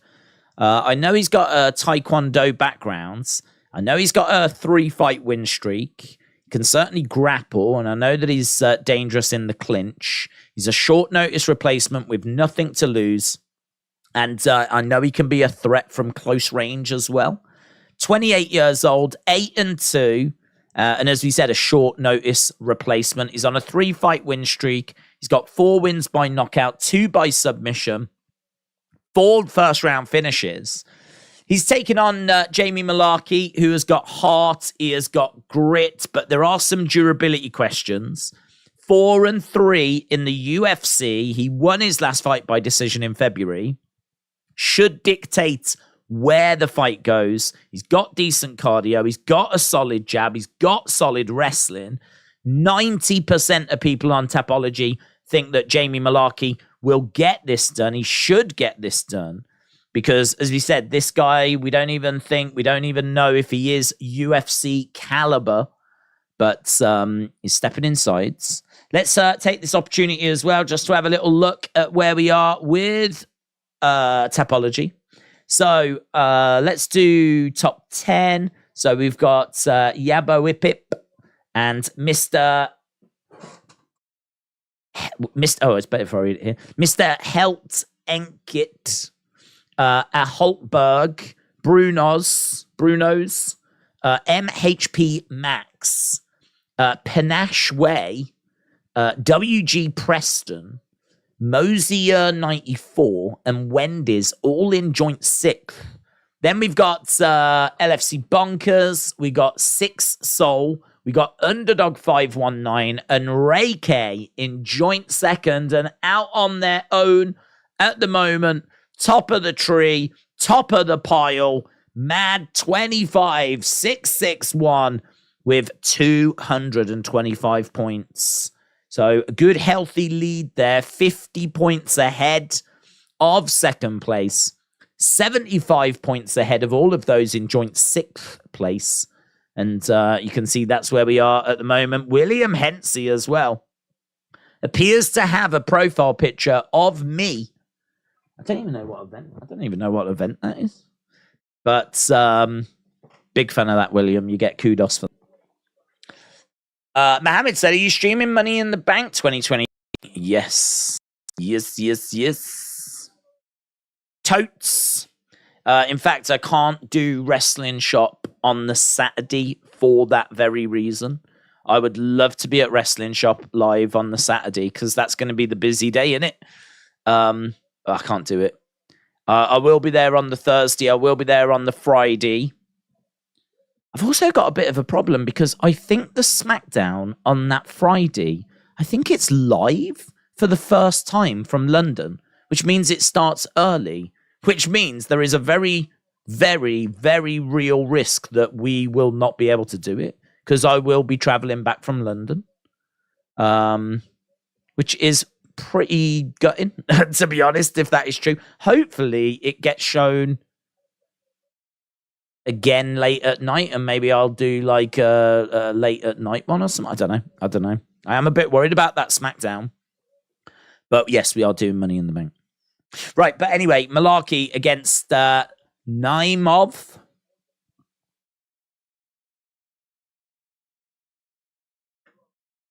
Jamie Malarkey. It should be Malarkey here, and I'm thinking finish, but honestly, you never know quite what to expect from these late replacements. Right, okay, Malarkey in green, Naimov in white. Found out on Tuesday, Naimov, that he was going to be fighting in this fight. I don't know if that's a positive or a negative. I mean, I feel like it's probably a negative, but equally, do you know what I mean? Just, you haven't got time to worry about it. You haven't got time to overthink it. All you can do is just do what you do. So he's in there right now as Jamie Malarkey is moving forward. Good movement by Naimov. Naimov trying to throw a right hand, but Malarkey was able to avoid it. In the clinch at the moment. Knee strike coming in there by Naimov. And Malarkey, again, edging forward. Couple of jabs coming in. Jamie Malarkey not taking too many risks, but he is putting the pressure on. Naimov is certainly the one that's in retreat. But Naimov, he's trying to make this a fight. He's trying to find a way forward. Nice little dig to the body there by Malarkey. Kick coming in there by Malarkey. Kick coming back by Naimov. Naimov firing in a body kick as Jamie Malarkey continues to edge forward, move forward into a clinch. Jamie Malarkey driving Naimov up against the side of the cage. And he's got him at the moment in a clinch over against the side of the cage. So Naimov, this is not where he wants to be, but as we said, he's accepted this late. Knee strike coming in there by Malarkey as Naimov breaks away. And Malarkey in the center. Naimov on the outside, circling round as Malarkey comes in. Malarkey grabs the leg of Naimov. Malarkey putting the pressure on. Knee strike coming in there by Malarkey. And a couple of shots upstairs by Malarkey as well. Naimov circling around. Malarkey doing a good job, not a great job at the moment. Halfway through this first round. Naimov still in this fight, but it is Malarkey that's winning it. Malarkey looking for a takedown. He's managed to get Naimov over against the side of the cage. Knee strike coming in there by Malarkey. And Malarkey trying to drag Naimov down. Such a big opportunity for Naimov, this is. Knee strike coming in there by Malarkey. So Malarkey again has got Naimov up against the side of the cage. Not making much progress. They break apart. Both guys in the center. Couple of jabs coming in there by Naimov as Malarkey comes forward. Lovely right hand there by Malarkey. Malarkey again continuing to move forward as Naimov circles round on the outsides. Naimov just seems to be getting a little bit stuck here. He's just constantly backing up and he's not really offering a great deal anymore as Malarkey throws to the body. Naimov, I think he is just really struggling to find a way forward here. Jamie Malarkey is really working at a nice pace. He's all over Naimov, but that's a lovely front kick that comes in by Naimov. Malarkey avoids it. Malarkey explodes in, looking for a takedown, drives Naimov up against the side of the cage. We're into the final minute of the first round. Forearm strike coming in there by Malarkey. 19 significant strikes to 10 at the moment. 2 takedowns for Malarkey as well. So no doubt as to who's winning this round, but Naimov still in this fight. Kick coming in, that's blocked by Naimov. Inside leg kick there by Malarkey. Kick coming in, heavy kick coming in by Naimov. Malarkey again coming in, some heavy shots coming into the body. Drives Naimov back against the side of the cage. So Malarkey right now has got Naimov up against the cage. Knee strike coming in there by Malarkey. Jab coming in there by Malarkey as well. Malarkey trying to throw that right hand as Naimov circles round on the outsides. And there we go, end of the rounds. I bet our president is loving this fight. I bet everyone is loving this fight. It is quite a time to be alive. So they're just talking to Malarkey over in the corner at the moment. Just trying to hear what they're saying.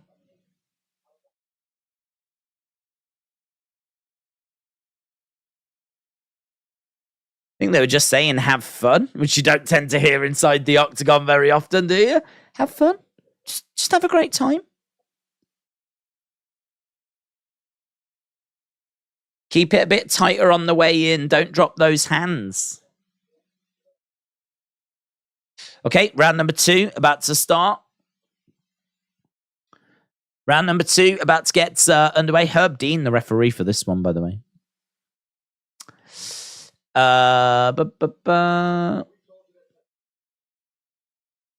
Tajikistan is ready for Naimov.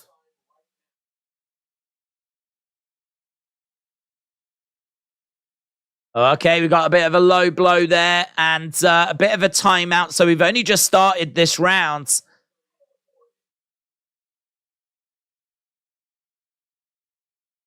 Okay, so low blow. We're just having a look as Naimov threw in a kick. It landed low. Malarkey just taking a bit of a timeout.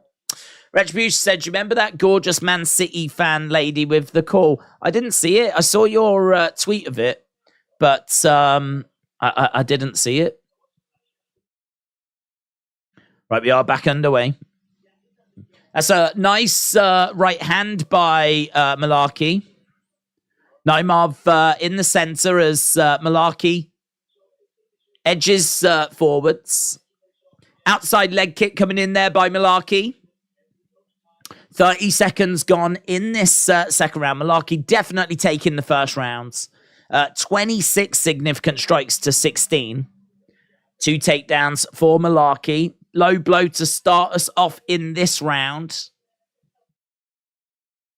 So Malarkey with a right hand there as Naimov goes back against the side of the cage. Malarkey ducking underneath some shots that are coming back there by Naimov. Kick coming in there by Naimov as Malarkey is edging forwards. Naimov is still dangerous at the moment, continuing to circle round. Outside leg kick there by Malarkey. So these two standing in the center, and it is Malarkey that's letting his hands go. Naimov definitely feeling the effects of that. Naimov on the outside. Malarkey edging forward as Naimov tries to get in, close that distance, fire in a few shots. Malarkey takes a few steps back. Malarkey edging forward as Naimov looks for a spin kick to the midsection. That was really good.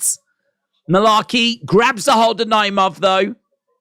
Certainly not going to want to take too many of those. He grabs Naimov, drives him against the cage, looks for the takedown, secures the takedown.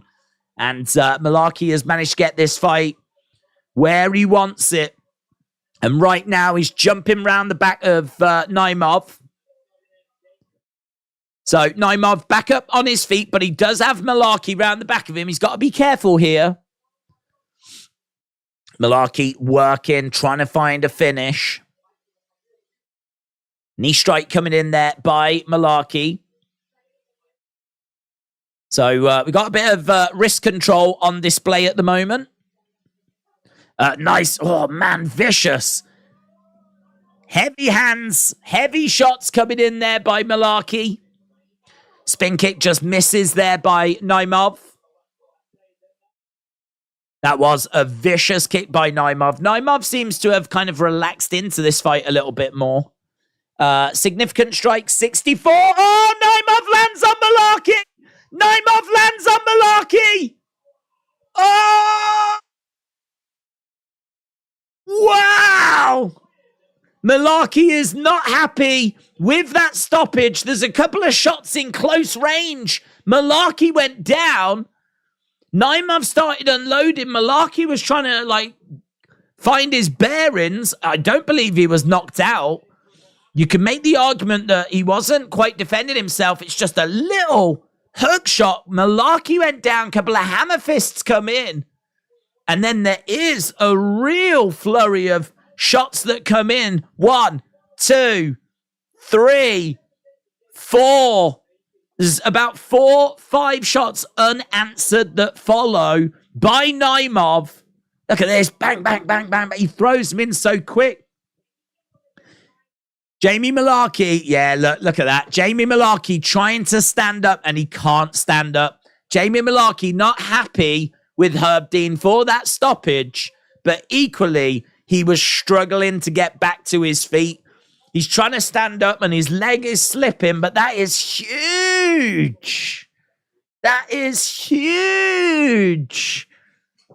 The guy that lost on Contenders, making his UFC debut, comes in, only found out about this fight on Tuesday, comes in and beats the 16-5, 4-3 in the UFC, Jamie Malarkey. I know 4-3 is not that impressive, but you've got to remember that is against UFC talent. He's got 4 wins in the UFC, 7 fights in total. Here's a guy that lost on Contender Series, only found out that he was getting this fight on Tuesday, comes in, makes his debut, is losing this fight, and then just that little hook shot, right hook shot, connects, drops Malarkey, and he is on him. Bang, bang, bang, bang, all unanswered.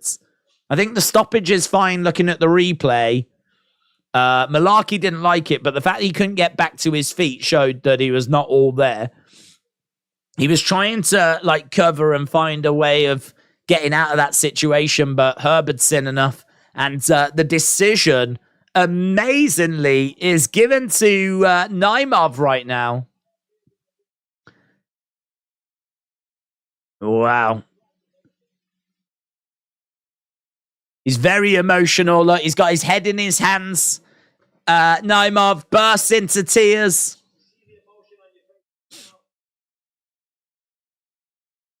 Four-fight win streak.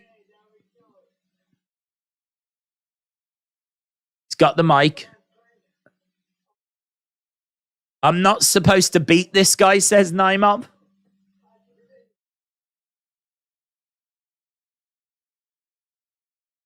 For 3 years, I had a really hard time. I've dedicated a lot to this sport. A lot of people wait for their debut.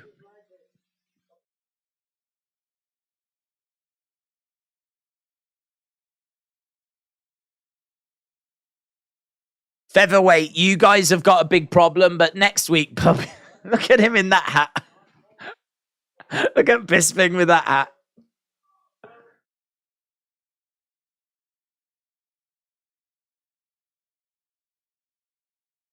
Bang. It's a lovely shot, isn't it? Bang. It's a lovely shot. I tell you what, that is exactly what this card needed. You know, we've had some nice action, things like this. Like, some of the fights been okay. But wow. I mean, Aljamain Sterling said nasty right hands. Bilal Muhammad said, woo, told you. Naimov has a serious chin. Alan Jaban said fan base just got another bump. I really like his post-fight interview as well. I feel like this guy has got stuff to say.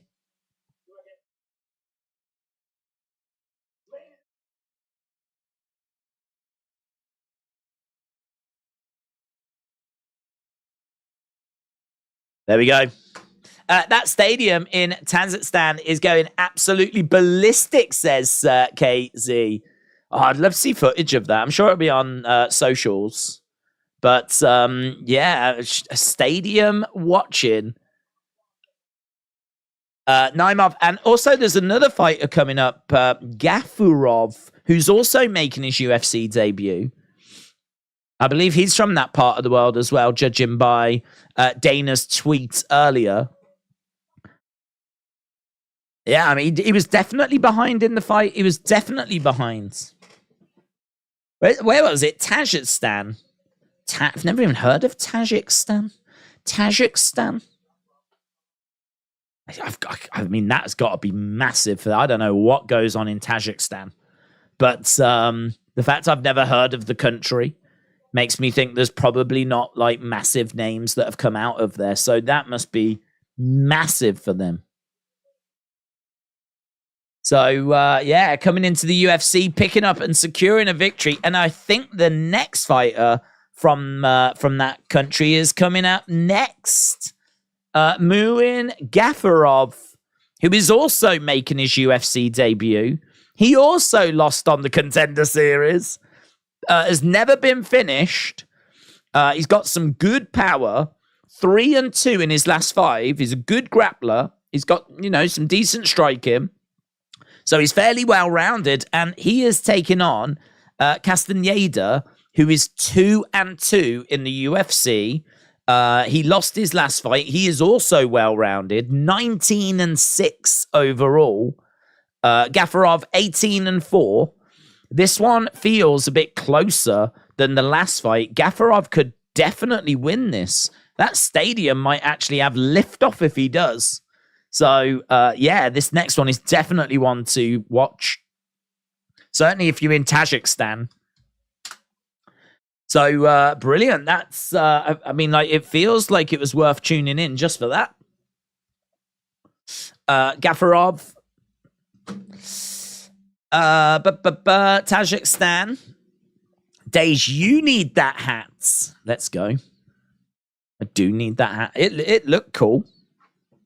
I was thinking as I was looking at Bisping wearing that hat, but when those tweets, those memes do the rounds, when they're making fun of Dana, talking about going to Africa, and then they'll show a picture of him in like an African hat and things like this. I was looking at that image there, and I was like, I'm sure that's going to be a meme of Bisping in that hat.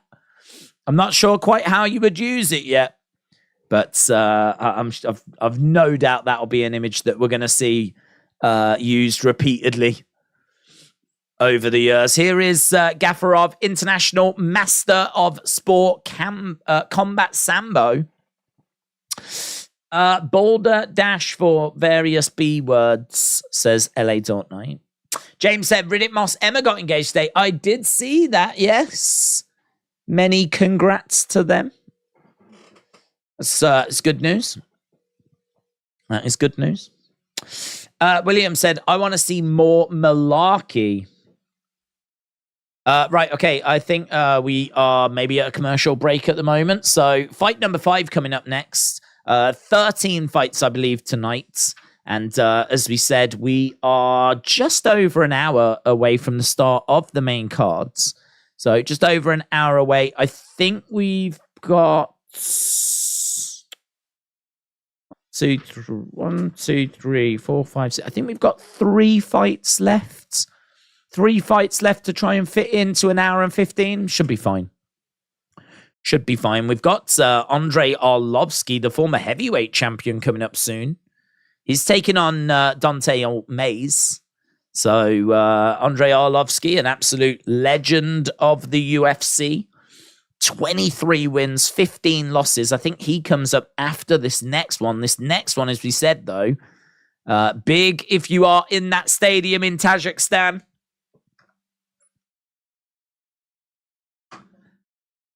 Bantamweight division. It's in the Middle East. It's next to all those other stands. I'm going to have a look and see whereabouts it is on a world's map because I am interested. Tajikistan. Let's have a little look. Tajikistan is next to Kyrgyzstan. It is not far from Afghanistan. It's also next to Uzbekistan. It is very... It's very landlocked. I don't think if that's going to zoom in, but there is Tajikistan. You can see it's just north of Afghanistan, which is north of Pakistan. Just kind of southeast of Uzbekistan, which, if you don't know quite where in the world that is, you can see Africa. Hang on, there we go, Africa. And there's Saudi Arabia, and then that bit there, just north of India, actually, just above India. For those that are interested. Yeah, that's probably a bit more easier to understand if you know where India is. That red bit there is Tajikistan, next to Pakistan. Welcome to Geography Days. Let's go. Geography Days. Boom. Well, I mean, that's what I do love that about the UFC. I mean, we have got competitors from all over the world. There are people from, you know, like South America, obviously North America, obviously Europe. But I mean, we're looking at Asia. We've got people from Africa, Oceania. It's, you know, it really is like a global sport, this one. And back-to-back wins for Gafurov. 14 first-round finishes. He's got 18 wins and 14 first-round finishes. I mean, that might be on the regional scene of Tajikistan, though. Pronounce it properly. It's Tajikistan. I don't know how to pronounce it. I've never heard of it. Tajikistan. Is that how you pronounce it? Tajikistan. William said Herb Smokerstan. I have flat earth friends all around the globe, said LA Dort Knight. Wrestling with Andy, hello buds. Hope you're well. Says Arlovski is surely the longest reigning fighter in the UFC. Could be. I actually don't know who it is. I mean, I think, wasn't it Cerrone for the longest time? But yeah, I mean, Arlovski's absolutely got to be in there. There's a few actually tonight that are competing that have been in the UFC for a long, long time. Arlovski is one of those. But Jim Miller as well. I mean, Jim Miller has had 40 UFC fights. So he's in action on this card as well. Alex Caceres as well has had 26 UFC fights. Maybe not the same level as Arlovski and Miller, but you could be right. Arlovski might be the person that's been in UFC the longest. Google it, let's find out. Whilst we're waiting for these to make their way down, let's get a definitive answer. Longest tenured UFC fighter.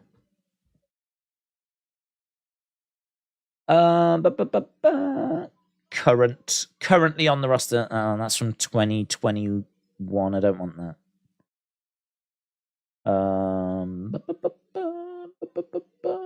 Let's have a look. UFC.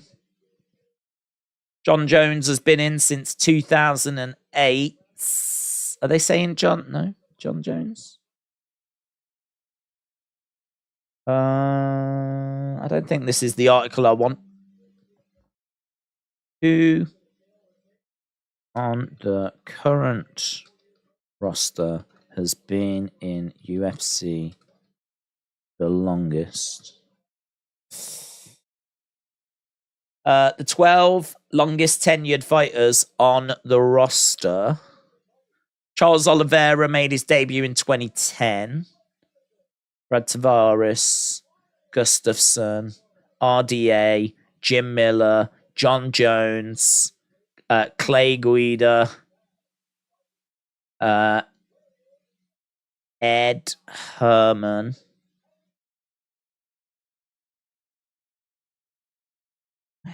Has it got Arlovski on here? I can't see Arlovski on this at all. It's got to be in the running. When did Arlovski come in?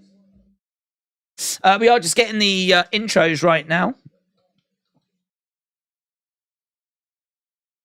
Arlovski.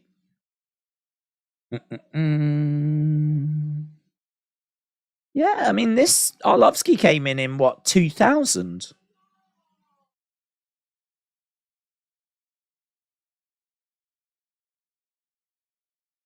He did go and do some other stuff between 2008 and 2013, so I wonder if that just kind of counts against him.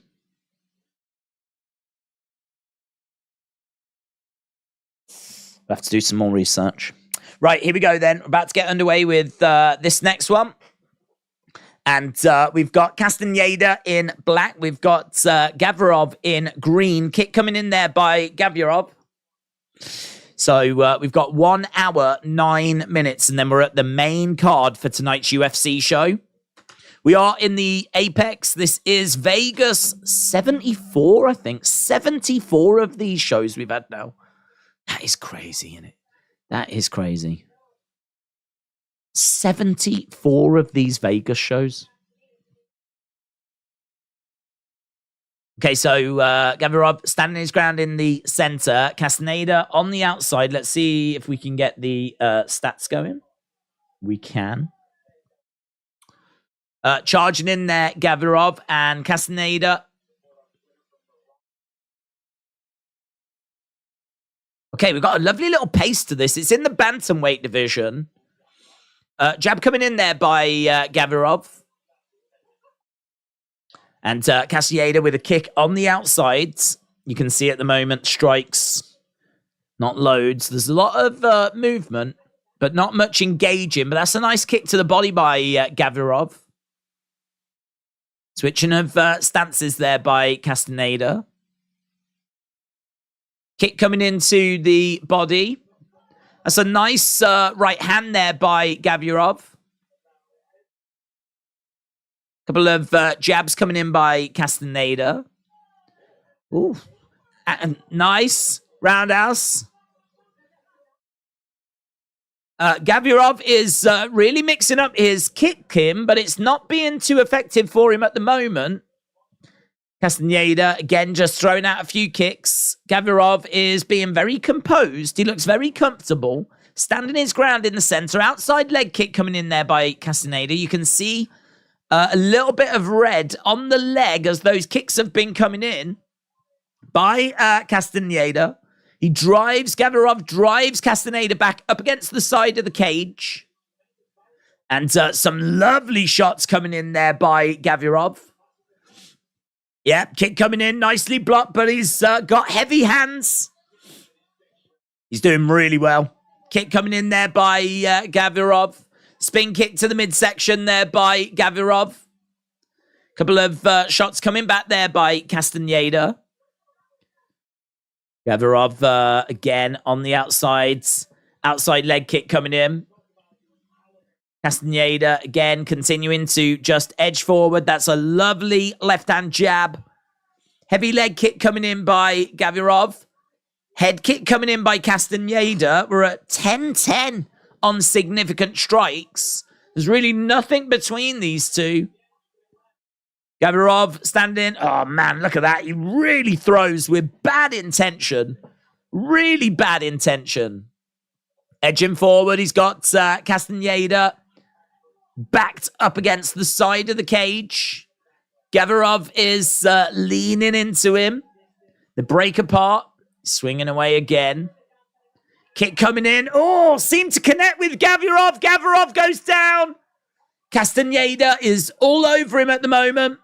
Not great for Gafurov. He's holding on to Castaneda. He's trying to make sure that this bad situation doesn't get made worse. Shots coming into the side of the body. So good work here by Castaneda. Gafurov is just holding on to Castaneda. But he was born in the 70s. Boomer. Trying to switch over. At the moment, we're down on the ground. He's getting back up to his feet. Oh, takedown. Yeah, man, he's all over him. Swing and a miss there by Gafurov. Kick coming in.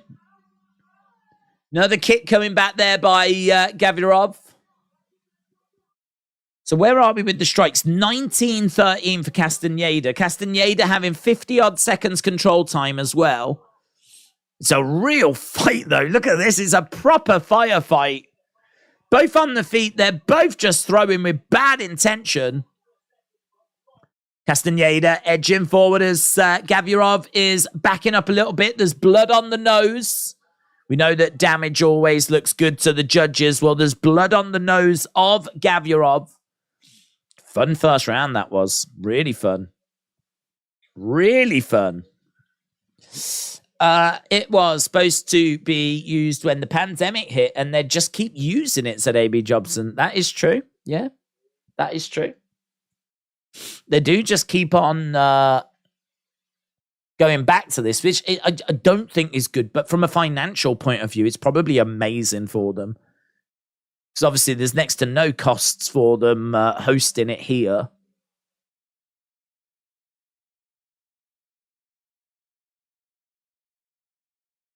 Okay, so fun first round. We're going to go to the second round very soon.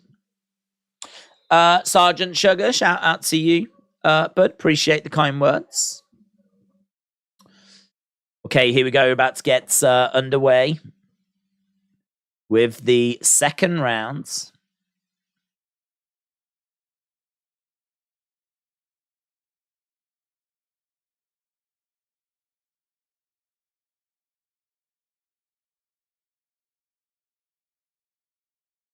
Okay, both fighters stepping into the center.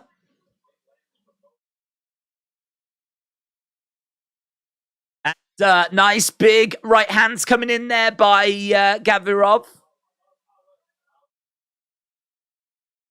Okay, Gafurov is edging forward. Kick coming into the midsection. Castaneda backing up a little bit. Gafurov again continuing to unload, swinging away. Castaneda backing up a little bit, trying to block those shots. Combat pressers got 10-9 for Castaneda for that first round. Castaneda blasted that head kick. He looked phenomenal in all aspects.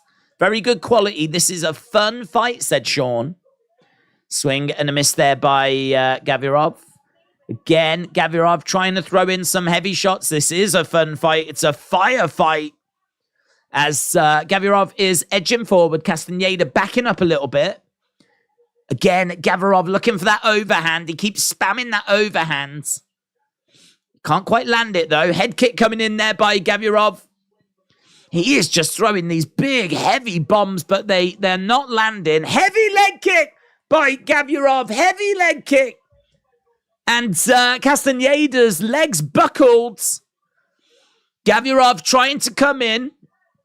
Follow up with some heavy shots. Takedown, though, by Castaneda. Castaneda round the back of Gafurov. And he's got, looks like he's trying to get a rear naked choke applied. I don't think he's got it in. But looks like he was trying to get a rear naked choke on. Oh, the hook shots coming in by Gafurov. He's got Castaneda backed up against the side of the cage. Castaneda in a little bit of trouble, but he's able to get away from there. High kick coming in by Gafurov. Again, a little uppercut comes in as well. It's a great fight, this one. Really fun action. They are just standing and exchanging and throwing. And again, Gafurov in control. Clash of heads. You can see that Gafurov has landed 37 strikes to Castaneda's 24. We do have a timeout. Timeout because of clash of heads. Gafurov charging in with his heads. 44 significant strikes to 27. Gafurov, 105 have been thrown. He's thrown 105. And, Gafurov is having a point deduction. Point deduction for Gafurov. Referee wants the interpreter to come in. So Gafurov led in with his heads. Referee does not like the look of it at all. And so they're just relaying the point deduction to Gafurov. That's going to be painful for him. Referee going over. He just wants to check on Castaneda. Make sure if this fight can continue. Okay, and we are back underway. That's a big moment in this fight. Big moment. He throws a big overhand right. Tries to throw in a hook shot as well. Castaneda continues to move forwards. Gafurov just unloading, but he can't connect with anything. He grabs the leg of Castaneda, drives him back against the cage, looking for a takedown, gets the takedown, manages to get round the back as well. Gafurov in control, but Castaneda gets right back up to his feet. Knee strikes coming in by Gafurov. And Castaneda on his feet, trying to throw in a few shots. Right now, round 2, significant strikes. Gafurov, 26. Castaneda, 10. This feels like a Gafurov round, but he's had that point deduction. So it means that this round at the moment is going to be tied unless he can get a knockdown or really a big, big moment so that he can get this as a 10-8 round, which would be a 9-8 round. But at the moment, it doesn't feel like it's at that stage. So looks like at the moment, with 1 minute 20 odd on the clock, this is going to be a drawn round. Gafurov is in control. He's got Castaneda down. He's on top of him at the moment. He's trying to grab a hold of the leg.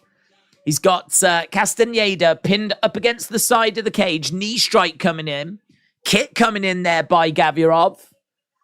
Few shots coming in as well as Castaneda continues to move forward. Hook shot to the side of the head there by Gafurov. Again, he goes for another hook shot coming in. Both of these guys on the feet at the moment. Castaneda is very much in this fight, but a couple of shots getting through by Gafurov. Some of these, and he throws with such bad intention as well. Kick coming in there by Castaneda. Big swing and a miss by Gafurov. He just throws everything behind these shots. He really does. Castaneda's done such a good job to avoid so many of these strikes. 127 have been thrown and 50 have connected. Only 37 to the head out of 110. 37 to the head out of 110. Right now, Castaneda is all over Gafurov. And he's pinning him up against the side of the cage. We are into the final few moments, and round number 3 is calling. Round number 3 is calling. Lots of fun. Joe said, I just watched Fast and Furious 10. It is amazing. I saw The Rock at the end. I catch SmackDown. They came to Colombia. I watched Fast 10 and John Cena and The Rock are in it, says Joe. Shout out to you, buds. They're not films that have ever really grabbed me. I must admit, when I was growing up, Cars, just what, I don't know, just wasn't really, I was into wrestling. So Cars didn't, football and wrestling was my interests. I never got into Cars. So like when Fast and Furious came out, it's just not my thing. And then I think it like started going weird and into space and all this kind of stuff. So I don't know. It was on the other day. I think Fast 7. I think they've been playing all the Fast and Furious films on TV in the UK. There's like, you know, Fast 10's coming out. So they've been playing them on TV. So I did catch a little bit of 7 the other day. Probably watched about 20 minutes of that. Is that right? But I'm glad you enjoyed it, buds. It's one of the most popular franchises of all time, isn't it?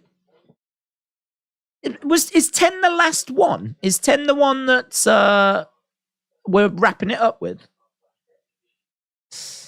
Corey said, I heard people don't like the new title. Yeah, seemingly, I think a lot of people just feel it's just not really the change they were looking for, which you can understand. But I don't think that this is meant to be that big change because this is still the undisputed WWE Universal title. I think this is really just a belt to represent the two. I mean, I keep being asked, is he going to carry 3 belts or 2 belts or 1 belt or what's he doing? I think he's going to carry the 1. They didn't make that very clear at all. I don't know if this new belt was just to symbolize reaching 1,000 days as champion, or if it is meant to be the new title going forwards rather than the other 2 belts, you know. Hammer fist coming in there by Castaneda. So we are underway in round number 3. Knee strike coming in there by Castaneda as Gafurov is backing up a little bit here. I mean, he has really put so much into this. Jab coming in there by Gafurov. We've got Castaneda just edging forwards. Man, Big overhand being thrown there by Gafurov. Castaneda edging forward. We are into the final hour before the start of the main show. Just 54 minutes left to go. 2 fights after this as well. And then we will be at the main cards.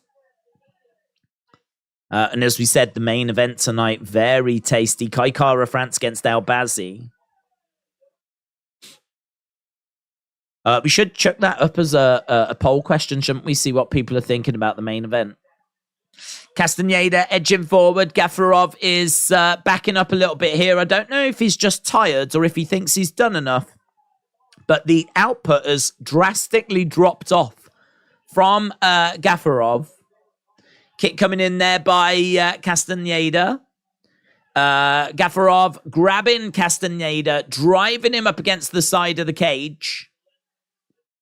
And now we've got Castaneda reversing the position. He's got Gafurov up against the side of the cage. We're halfway into the round, the final round. And this is a round that it really feels that Gafurov could do with winning. I think that last round was probably a draw. Shots coming in. It's going to be really interesting to see how they're going to score this one.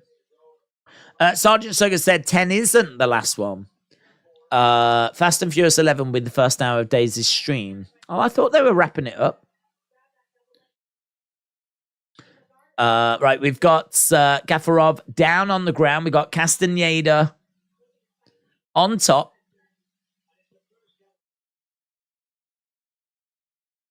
So Castaneda throwing in a few shots to the side of the body. Elbows coming in.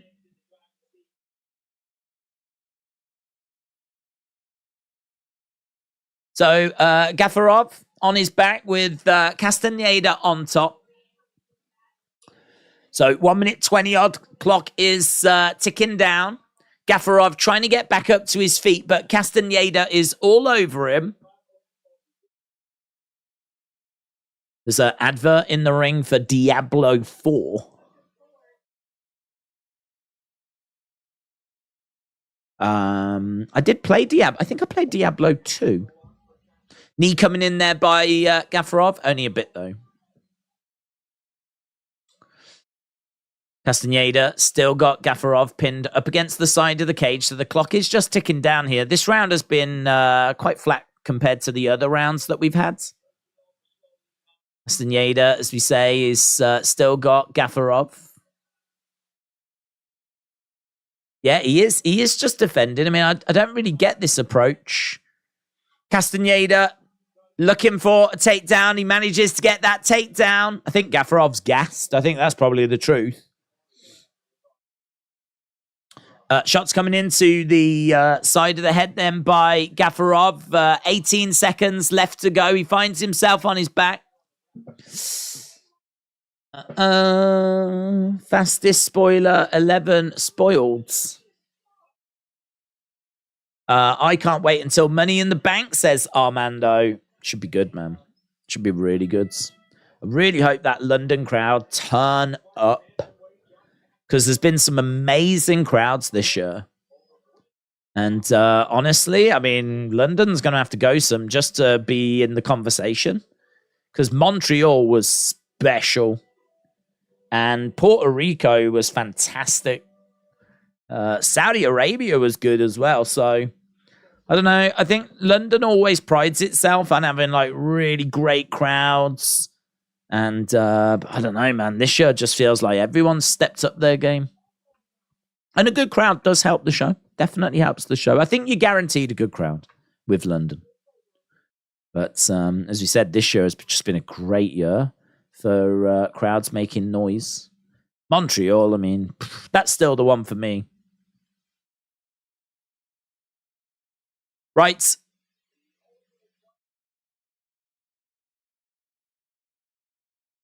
Ultimate Fighter debuted earlier this week. Team McGregor against Team Chandler. I don't think they've properly announced yet when these two are facing. McGregor and Chandler.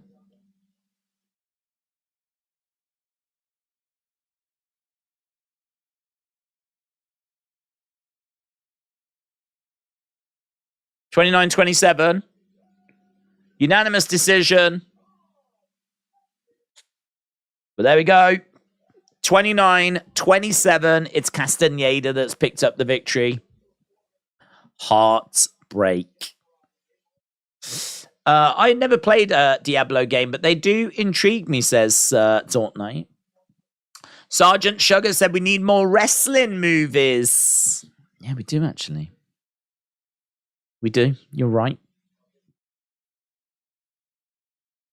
I think a wrestling movie sort of based in the sort of territory days could be really interesting. Doesn't even need to be based on a true story. But I think just showing that life, that traveling life, and like, you know, not being there with your family and being on the road and maybe some of the temptations and all that kind of stuff.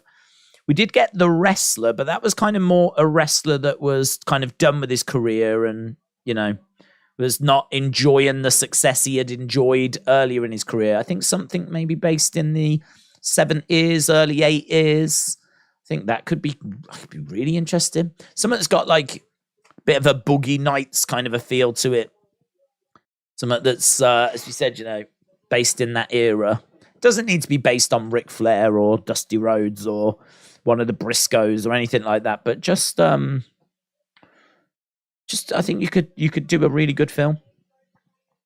Because the great thing about wrestling is that, you know, you've obviously got obviously the wrestling aspect to it.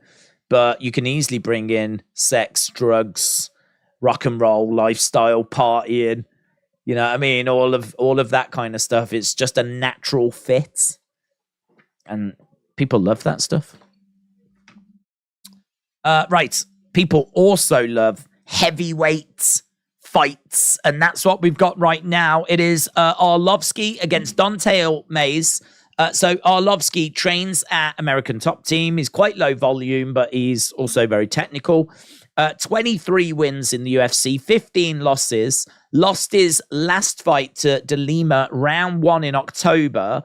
Former heavyweight champion, of course. Throws leg kicks. He lacks submissions. Really relies a lot on his shots. He likes to stay on the outsides. Mayes is 2-3 in the UFC. He lost to Sakai by decision in February. A little bit sloppy brawling, not great striking defense. He's got a bit of volume. He's got judo background, cardio, question marks. To be honest, it's hard to know what you're going to get here.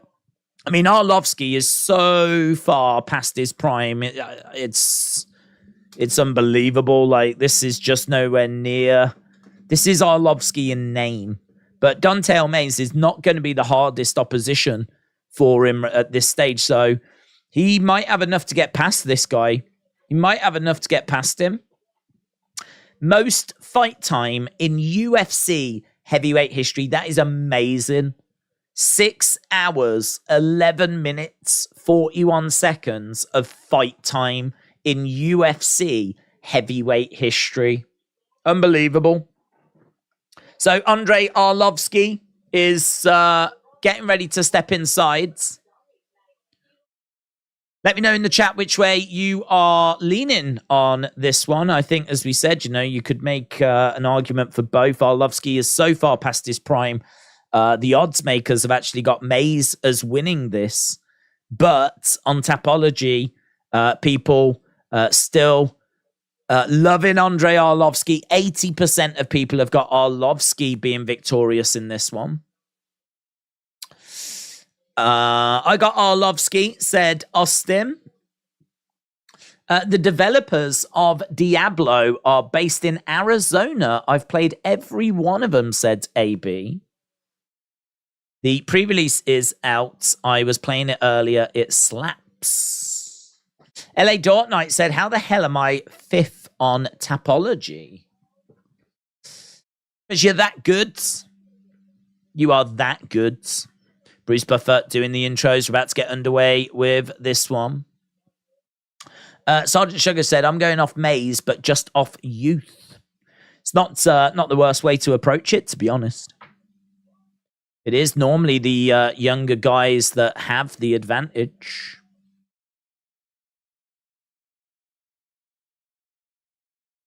Mays certainly he's going to be feeling confident that he can get it done. As we said, Arlovski might have a lot of records.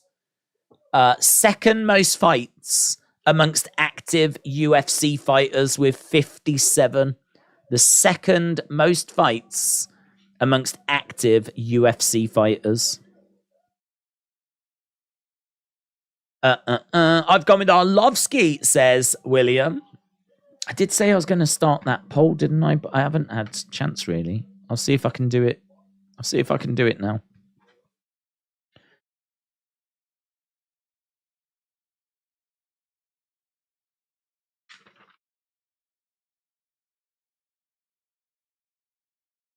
Jim Miller. So there's two fighters that have had 40 or more fights in the UFC. That is Arlovski and Jim Miller. And we have got both of those on this card tonight.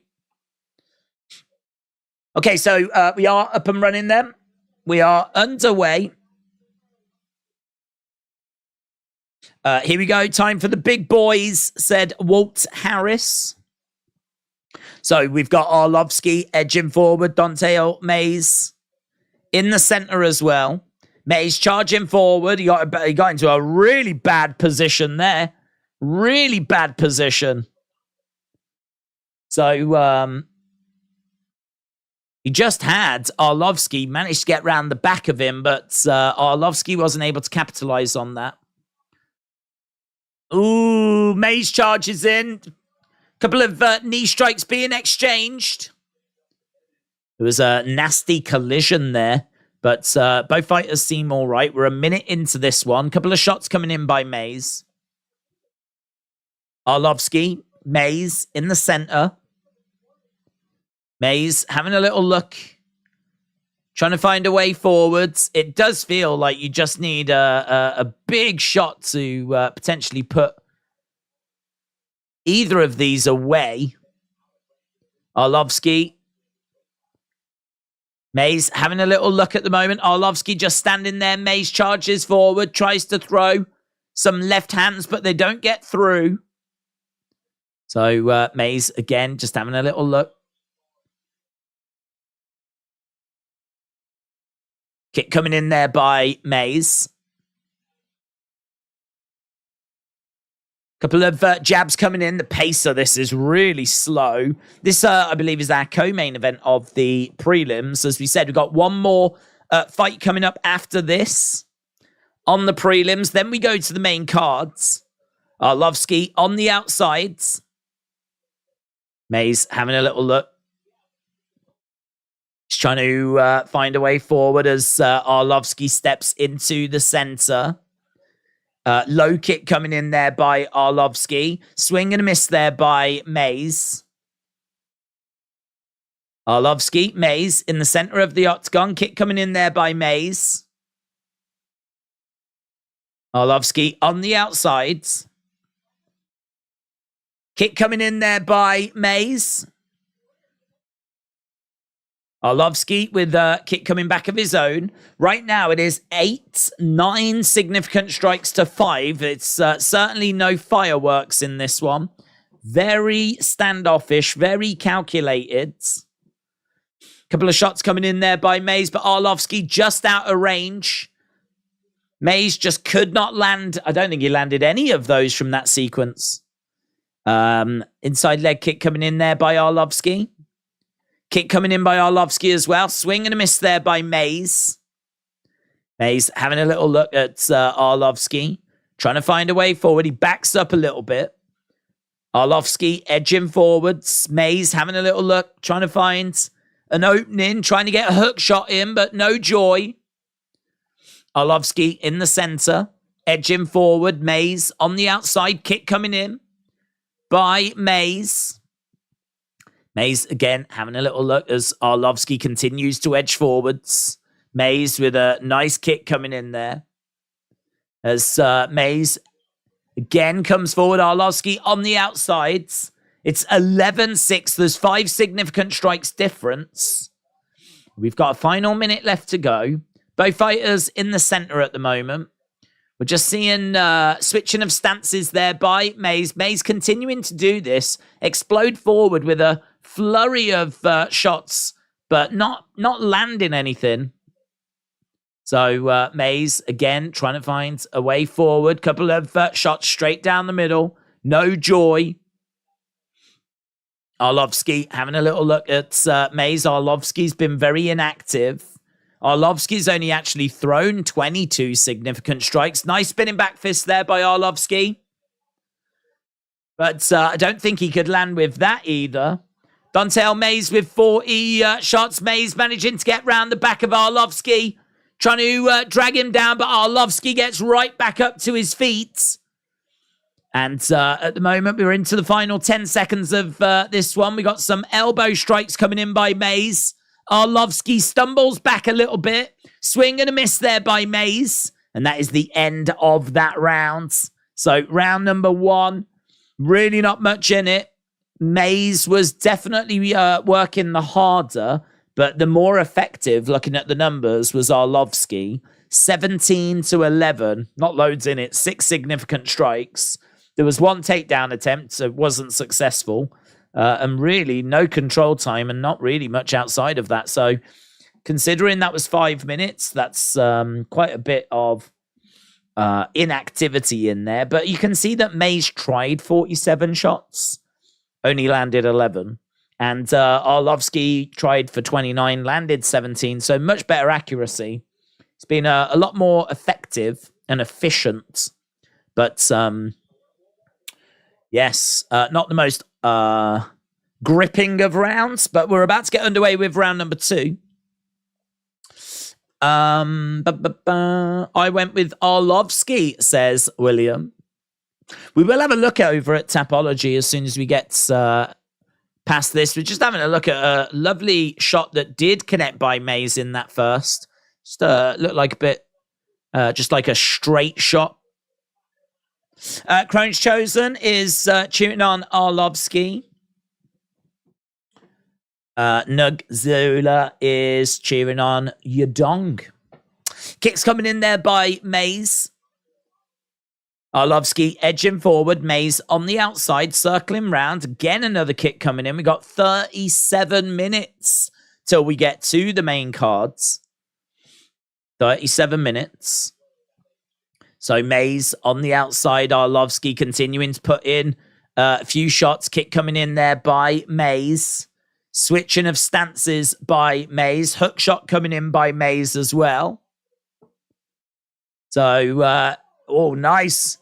Mays unloading with a couple of shots, but I think referee is going to give this a timeout. Was there an extended? Was it a head clash? Was it an eye poke?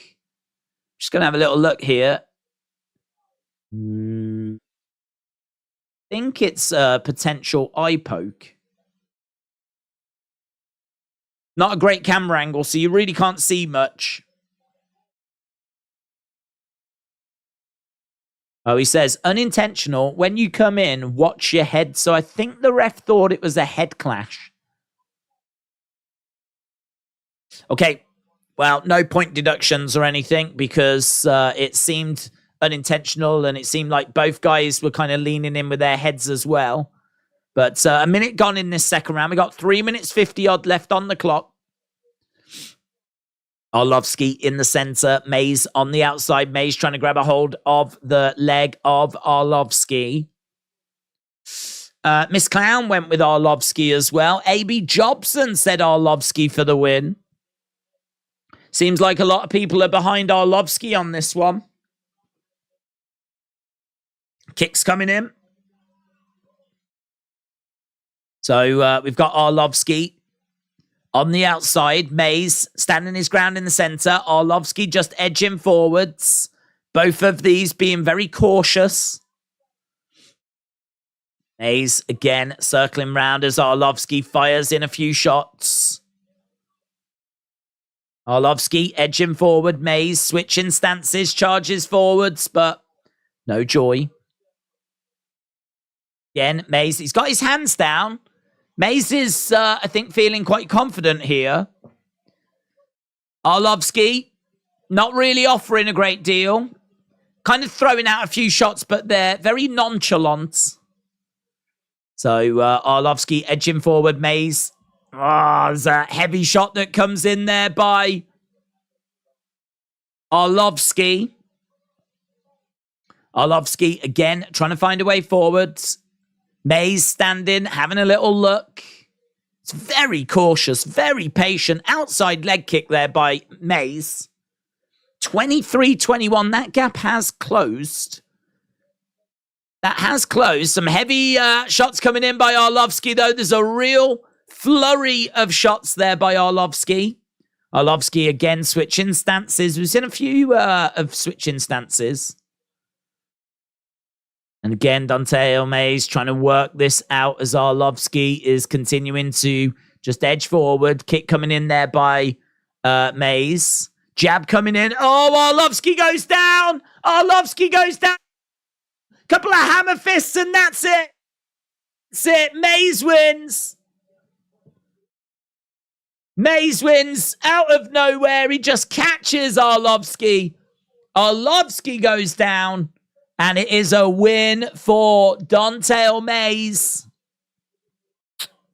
Disappointment for Andre Arlovski. So Dante Mays picks up the victory in this one. So both guys, yeah, it's a nice hook shot that comes in by Dante Mays. So the jab just misses from Arlovski.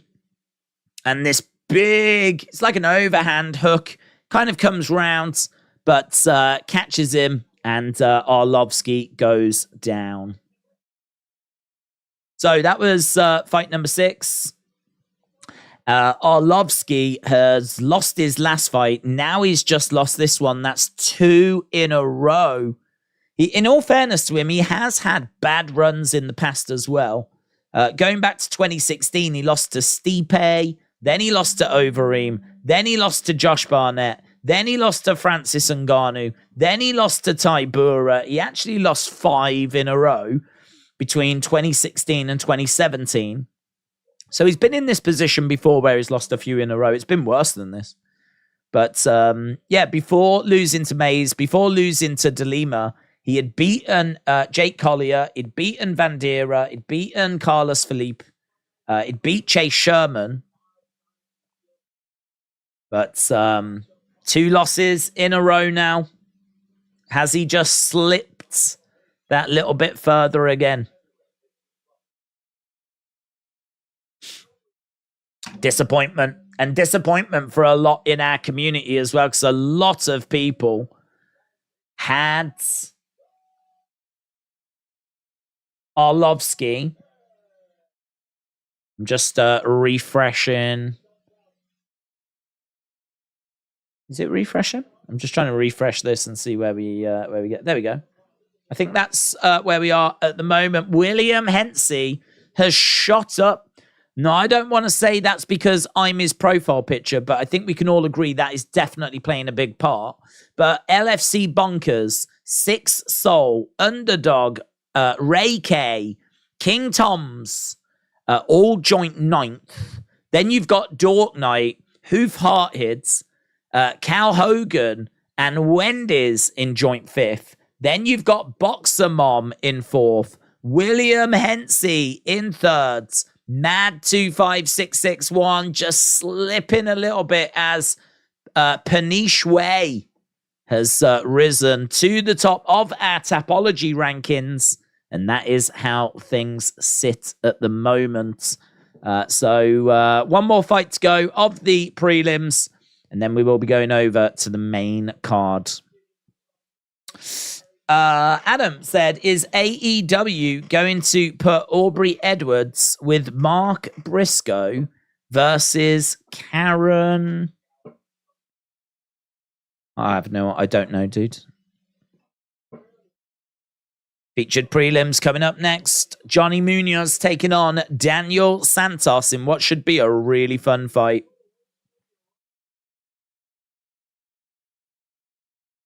Okay. Bang. Santos versus Munoz. So, Adam said, is AEW going to put Aubrey Edwards with Mark Briscoe versus Karen and Jeff, the Jarretts, in the future? It appears that's why it looks like Edwards versus Karen. I have no idea. There might be some people that would like to see that. So they could go that way. The height and the weights. Here we go, said AB Jobson. Loopy Girl, shout out to you, says, well, that was boop. I chose Mays just to go for the underdog, says Kay Harris. LA Dortnight said, I took an L there. Well, Arlovski took a bigger L. Is this the end of Arlovski, says Dan Donalds? It's a good question, but, I mean,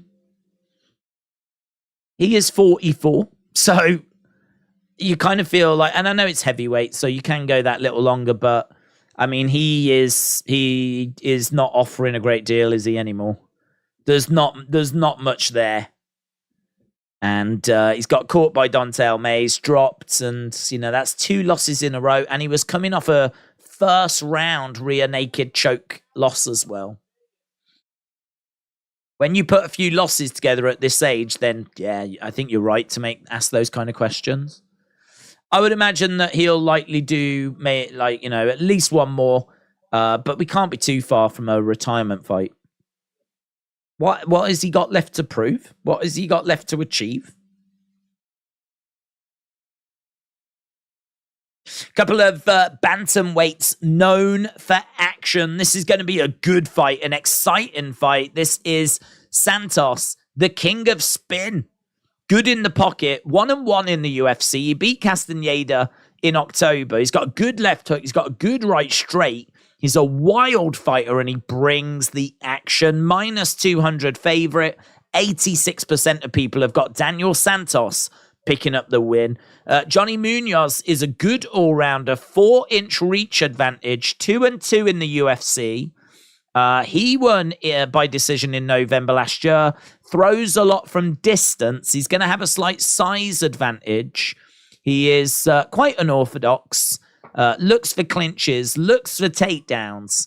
But as we said, this should be a fun fight. And I've got Santos winning this. Wily Cats picking up the victory. And as we said, I'm just hoping it's going to be an entertaining fight. We've got less than half an hour to go till we go to the main cards. Main cards coming up. What fighter on a fight night who you didn't know much about blew you away most? I'll tell you the one I like at the moment. That's, is it Natalie Silva? I didn't know much about her, but she, I believe, is on a 2-fight win streak. And she looks like she could really get somewhere. Just having a look on her Tapology.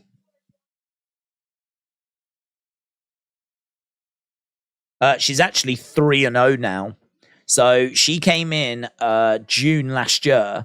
She beats Jasmine. She then beats Bledza. She won back in May against Leonardo. She's picked up 2 finishes in a row as well now. So she's 3-0 in the UFC. She finished her opponent round 3, spinning back kick. She got a first round finish back in May.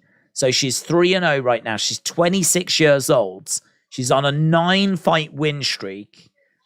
Her record overall is not the strongest. It's 15-5, but 3 of those losses came right at the start as she was starting out. She seems to have put it together now. So, I mean, we've seen some great fighters that have obviously come through fight nights and gone on to achieve great things. But I would say that she is someone that I'm really keeping an eye on at the moment. I just really like her fighting style, and she's 3-0 in the UFC now, with her last 2 fights being finishes. And as we said, 26 years old. with quite a bit of experience as well. I think her overall record is I think she's 15-5. So she's had over 20 fights as well. So this is the kind of point where, as we said, you put everything together now, and it seems like that's what she's doing. So I do like the look of her at the moment. Right, we've got the fighters making their way down. Roxanne Modafferi. Let's go. Building a match between Aubrey Edwards and Karen Jarrett. People say WWE are bad and AEW are giving us that match. On Rampage last night, Tony Khan revealed the next Ring of Honor pay-per-view. It's Ring of Honor Death Before Dishonor, July 21st, Trenton, New Jersey. Adam, appreciate it, buds. Adam's always firing in information, facts. Doesn't go unnoticed, Adam. I did see footage from Rampage, though, of... Did you see that triple threat where they were, jumping over each other? Didn't look great. I don't know who was in the match, but it looked like a couple of... a Commander and a Felix and maybe someone else as well. Phoenix. Yeah... I saw the start of... I saw a clip doing the rounds. I saw the start of it, and then there's this clip that's been clipped of them, they're just jumping over each other. I don't get it. Roxanne Modafferi is the daddy. The daddy. Right. On AEW last night, there was a backstage confrontation on AEW Rampage. Well, we'll get to that as soon as it pops up on screen. Adam, we got Bruce Buffer doing intros for our main event. Getting your thoughts as to which way you think this one's going to go. As we said, we are 20-odd minutes away from getting to the main cards. Main event tonight looks quite nice, actually. Kai Kara France, ranked 3rd in the flyweight division, taking on ALBAZI, who is ranked 7th. Here we go. Backstage confrontation. Mark Briscoe, Jay Lethal, the Jarretts after Jeff blamed Edwards for getting involved in their tag match with FTR. Then maybe we are building to something like that. Christopher said in jest, enjoy the rest of the stream. I'm off to get some sleep. I will see you for Monday nights. Enjoy the rest of your weekend. And Christopher, shout out to you, buds. Appreciate it. Don't blame you. It is 20-2 here in the UK. Bop. Okay, here we go then. Time for our main event of the prelims. And we are underway as kick comes in there by Santos. Munoz on the outside. Oh, low blow. Munoz goes down. Oh, he's in a lot of pain there. Munoz went down. And he's gone down hard and heavy as well. Low blow. And it looks like a real painful low blow. It looks like a real painful one. Love to see it. You absolutely love to see it. Let's have a look at a replay here. Oh! His shin. His shin. Look at the leg there. Oh, at one point he gets lifted off the ground. So he kicks him and he catches him with his shin. And the force sort of momentarily takes him up just a little bit. That did look like a heavy collision. Heavy collision. An AEW collision. We've had just over a minute so far. He's on his feet.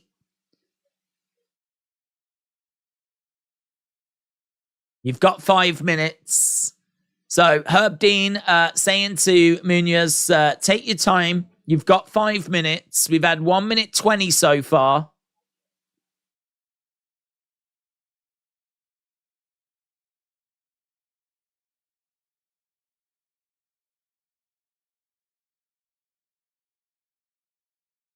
The organ itself, you can feel pain. But Bisping says that you can also feel it as like a really bad stomachache. He's trying to describe to Laura what the pain is like.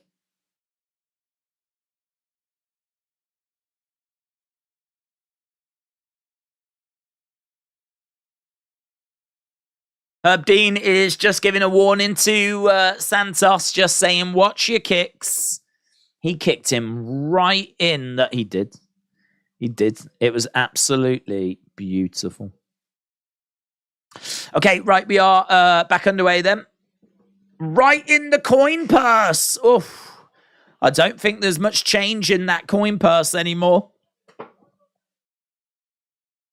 Okay, right now, Munoz, we are back underway. He's managed to grab Santos, drive him up against the side of the cage.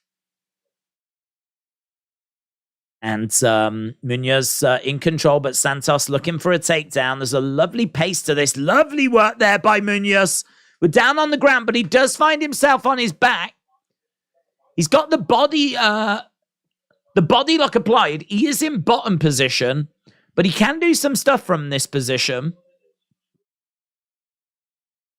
So Santos is down on the ground, but he is on top of Munoz.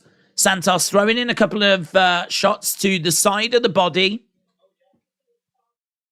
So right now we are down on the ground again. A few shots coming into the side of the body there by Santos. Ooh, that was good by Munoz. I think he was looking for a bit of an armbar. Now he's looking for a triangle. Ooh, it looks like it's in. Santos is trying to get out of it, and he does get out of it. Wow. Some really good work there by Munoz. Really good work.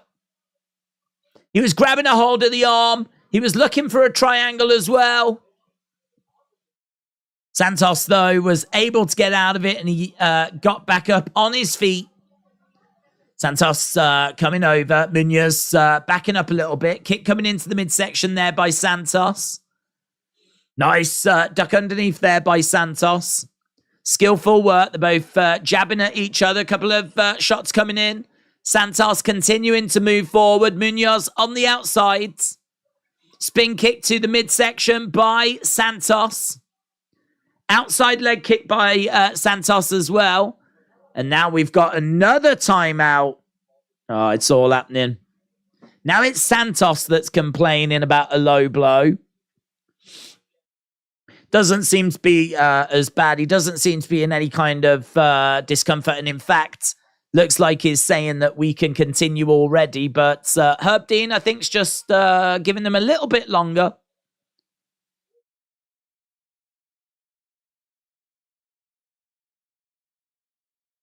Herb Dean just said to Munoz, there wasn't much that he did to continue to that, to contribute to that. So watch it. Okay, so both guys have had a bit of a warning here in this first round. Santos in the center with Munoz. Munoz with a kick coming in, kick coming back there by Santos. It's 6 significant strikes to 4. We've been on the feet, we've been on the ground, we've had 2 timeouts. It's been quite a bit of action here. Santos driving Munoz up against the side of the cage. Munoz with a knee strike coming in. Santos edging forward. Munoz backing up a little bit. Nice work. Down goes Munoz with Santos on top. Elbows coming in by Santos. Shot coming into the side of the body there by Santos. And shots coming into the side of the head as well. Good work so far by both guys. It feels quite even. And in fact, the numbers show it's quite even with both guys having 7 significant strikes. Santos with a bit more control time. But as we've said before, if you don't do anything with that control time, it doesn't really make any difference. Kick coming into the body there by Santos. Munoz trying to grab a hold of Santos as Munoz goes down. On his back with Santos on top. Shot coming into side of the head there by Munoz.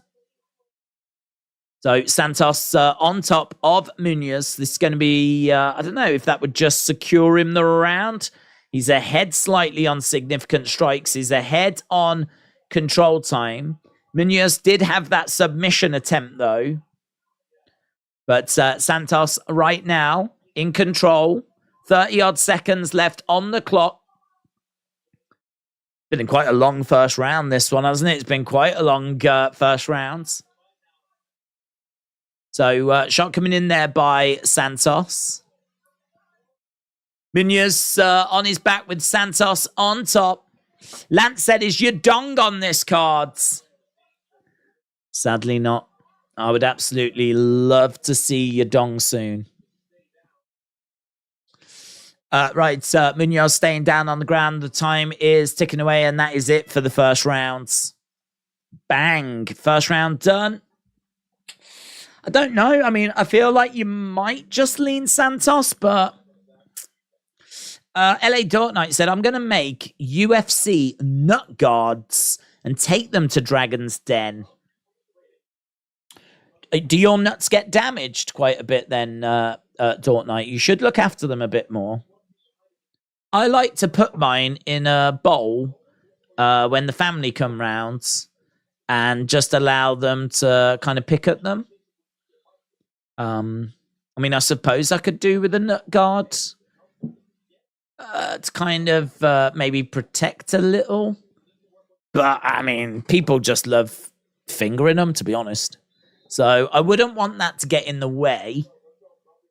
It's difficult, isn't it? I think a UFC nut guard would be useful for family events. So you'll have to let me know how that develops, Dark Knight. Right, here we go. Round number 2. And we've got Santos charging forward. Kick coming in there by Santos with Munoz on the outsides. Kick coming in there by Santos. Again, another kick coming in. He's got Munoz backed up against the side of the cage. Munoz with a clinch drives Santos back. Santos gets driven all the way across the octagon. Santos takes round 1. 10-9. 10-9 Santos in the first, said Ryan Frederick. First round of Santos Munoz closes out, and it goes to Santos. 10-9, says Combat Press. So everyone going Santos in that first round. Right now, Santos on top of Munoz. Shot coming into the side of the heads. Santos again just throwing in some shots. He's doing well here. He's got Munoz on his back. Santos on top of him. JP said, back with UFC. Yeah, we'll always look to do UFC when we can do it. Just gets so competitive on a Saturday night. Shot coming in again by Santos and Munoz. Again, shots coming into the side of the body. Santos again continuing to unload here on Munoz. Munoz kicking away at Santos, trying to get him off of him. Kick coming in there by Santos.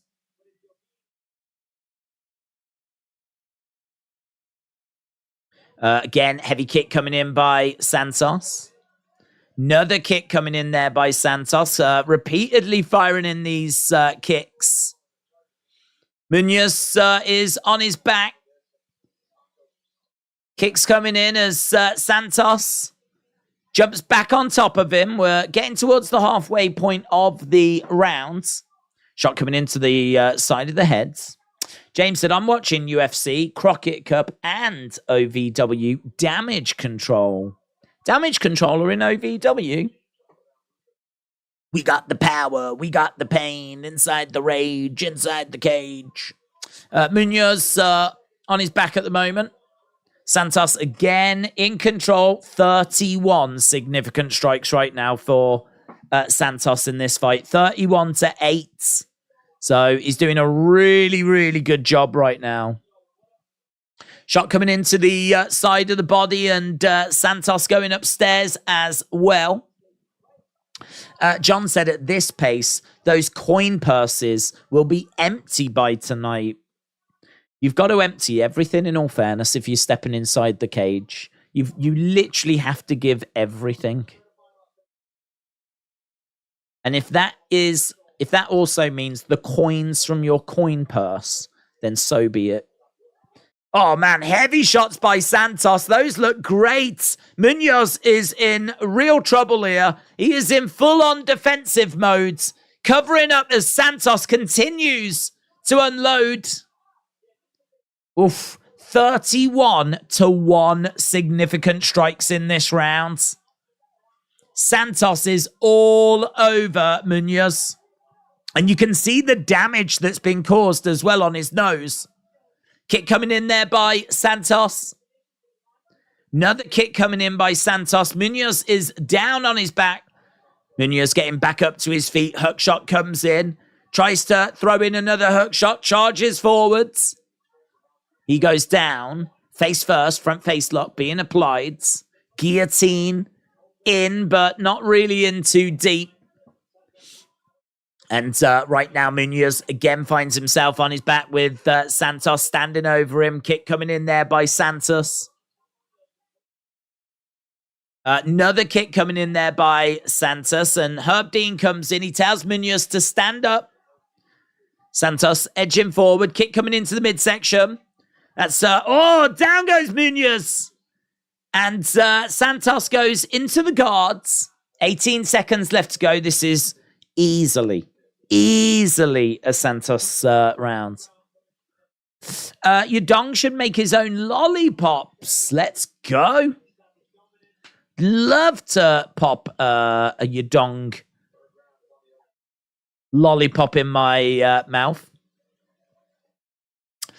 10-9 Santos. I don't like how Munoz is just laying on the ground, said Gireo. Very rude to put them out only to protect them. Well, to be honest, you do want to protect your nuts. Because you've got to think about people sneezing. You don't want people sneezing. Be honest. Do you want people sneezing on your nuts and then someone else has to come along and pop them in the mouth? That's not cool. That's not cool. I don't know how you operate, but that's not how I operate. You got to protect your nuts, certainly at family events. Pop them in a bowl. Pop them in a bowl. Pop them on the table. Let everyone have a good rummage. To be honest, I let the old people go first. Because I don't think, it's fair. They only want to get a handful. They want to get a handful, pop them in their mouths, have a little suckle. Sometimes they spit them back out. They don't even, try to swallow them. But, let the old folk have a go first. And then obviously go through the rest of the family. But I think you do need some sort of nut guards. I'm totally with Dork Knight on that. I think it could be a very exciting product that comes to market. And if you need help with the pitch, I'm here for you. Okay, so there was a kick that came in there by Santos. It was low. It's another timeout. We haven't even really got going here. It is round 3. Bucket. We need a bucket. Oh my God, he's got kicked low, and we now need a bucket. We need a bucket. He's got a bucket. Oh my God. What's he gonna do? Pop them in the bucket? Have they come loose?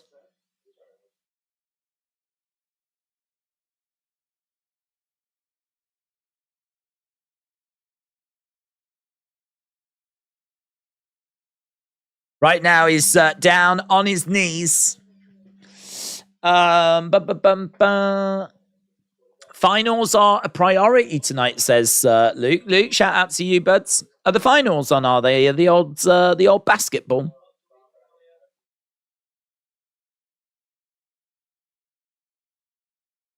The bucket is there if he needs it. They've taken the bucket away.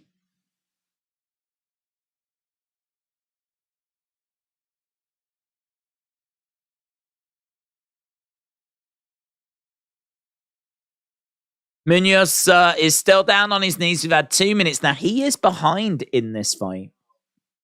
He's behind in this fight. He's had 2 minutes timeout. I mean, you never know if some of this is going to be strategy. I've not seen a replay of it yet. Oh, here's the replay. Let's have a little look. Let's have a little look. How bad is it? Yeah, I don't know. He catches it with the edge of his foot. It definitely connects. Definitely connects. It doesn't look as serious as the last one. Oh, come here. Point off for Santos. Point off for Santos. Santos doesn't like it, but a point deduction. What does that change? That was in the first few moments of this third round. Santos grabs Munoz, chucks him down, and Santos is on top of Munoz right now. Shots coming into the side of the heads.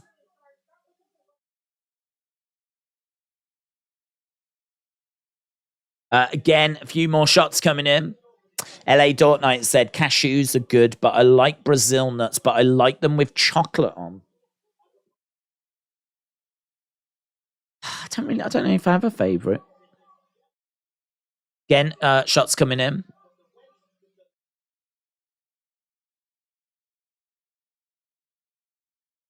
So Munoz on his back with Santos on top of him. I mean, he's, 2 rounds up? In all fairness, 2 rounds up. He's just had a point deduction in the thirds. If he does lose this round, that would tie the fight. So he's got to make sure he wins this round. So right now, Munoz is on his back. Shot coming into the side of the head there by Santos. Another one. Yeah. Another one. And another one. Kick coming in there by Santos. Ground control time of over 8 minutes for him. If you are a fan of low blows, and God knows we are, this has been a great fight for that. Kick coming in. We still got 3 minutes to go. We should be starting with our main card right now, but obviously because of those low blows, this fight is going to be just overrunning a little. We got a standing guillotine. Standing guillotine being applied by Munoz. Santos is all right at the moment, but a little shift here could be a big, big problem. Santos takes Munoz down.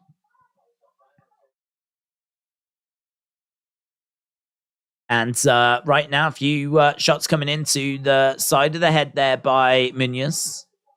Shots coming back there by Santos. Florida Panthers are taking on the Vegas Golden Knights. Okay, right now, Santos on top of Munoz. What's happening in the finals? I didn't know the finals were on tonight. What's happening in the finals? So, 71 significant strikes to 15 is amazing. Isn't it the Denver Nuggets that have got through to the finals for like the first time in their history or something? I did see that on the news. Mega Monkey, hello, bud, said, I can't wait for the Lion of Iraq to dismantle Kai Kara France. It's going to be a good main event. I've got Kai Kara France winning, but I can understand why people would be with ALBAZI. He's looked very impressive, 4-0 in the UFC. It's a big step up for him, but he's been calling for it. So he certainly feels like he's ready. Dort Knight said, this is taste testing my patience. NHL playoffs. Oh. I don't know what's happening in the hockey. Have we got to the basketball yet, though? Have we got to the basketball? Day's looking extra cute tonight. Thank you. That is true, actually. I am. Wonder what it is. Good lighting. No. Good skincare regime. That's what it is. Oh, shots coming in there by Santos. Munoz finds himself on his back again. Florida are up 1-0 at the moment. Girayo said in the NBA. Okay. So, yeah, what's happening there? It's Nuggets against Heat. Thank you. Nuggets against Heat. What's the score so far? Dort Knight said Santos a bit reckless when he spins. So was Terry Wogan. Santos again trying to throw some eye-catching, but I don't know if that was a bit of desperation at the end. NBA Finals, Nuggets against Heat. Nuggets lead 1-0 in a best-of-7 series. Nuggets lead 1-0. That's cool. So they think we're going to be looking at 29s, 27s. They think that Santos has took all 3 rounds. Of course, the point deduction, though. The NFL Finals are the Florida Panthers against the Vegas Golden Knights. I have never heard of either of those teams. Are we sure that that is real? Because I've heard of the Mighty Ducks. I've heard of the Avalanches. I've heard of the Detroit.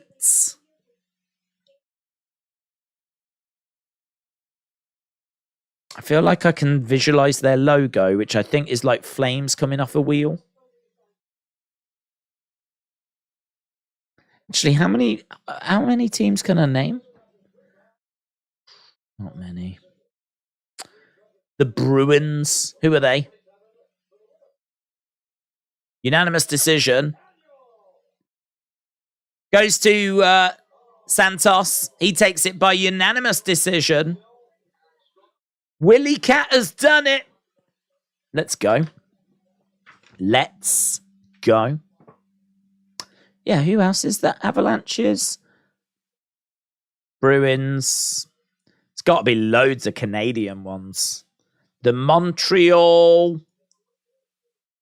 The Toronto. Not Blue Jays. It's baseball. Toronto Maple Leafs. That rings a bell. I'll go with them. Toronto Maple Leafs. New York.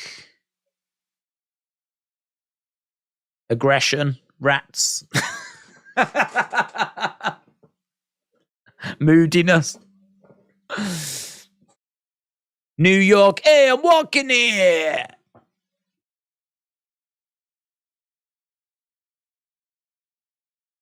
Texas Cowboys, Texas Oil, Texas Lone Stars, Texas Dolly Partons. I don't know. I think I'm out. There's too many popular sports. We need to lose one or two. Vote for NFL, NBA, NHL. You could only keep one. Boston Bruins. Is that what? Is that one? Boston Bruins. Oh, I don't think I would have got that. It was Boston. I don't think I would have got Boston. Oh, God, I reckon I can name about 4, you know. Vegas Knights have only been around for a few years. NHL, not NFL. Montreal Canadiens. Toronto Maple Leafs. Let's go! Montreal Canadiens. I have heard that before, actually. I have heard that before. I wouldn't have got it. Toronto Maple Leafs got that one. Tim said, I'm getting spanked on this card. Finally won, right? Tim, shout out to you. I'm pleased you're having a good evening. Tim being spanked on a Saturday night. Maple Leafs can't play hockey. They're the worst team ever, says William. The Montreal Screwjobs. Yeah. Montreal Screwjobs. Jacksonville Jags. That's a football team, isn't it? Las Vegas and Florida Panthers are based of Miami. How long have the Florida Panthers been around? I've never heard of them. Never heard of the Las Vegas whatevers, but apparently they've only been around a few years. How long have the Florida Panthers been around? To be honest, my NHL knowledge is solely based on NHL 1995, which I believe I had for the Mega Drive. Many of you will have known as the Genesis, but it was called the Mega Drive here in the UK. So NHL 95, I'm sure it was that year. And, you know, I think the Mighty Ducks was quite big for ice hockey. Certainly in Europe, because we just, in UK, we just don't, it's just not a thing. Yeah, I don't know. I don't think I could name any more teams. I'm a disgrace. Right, we've got Brandon Fitzgerald, we've got Laura Sanko, and we've got Michael Bisping.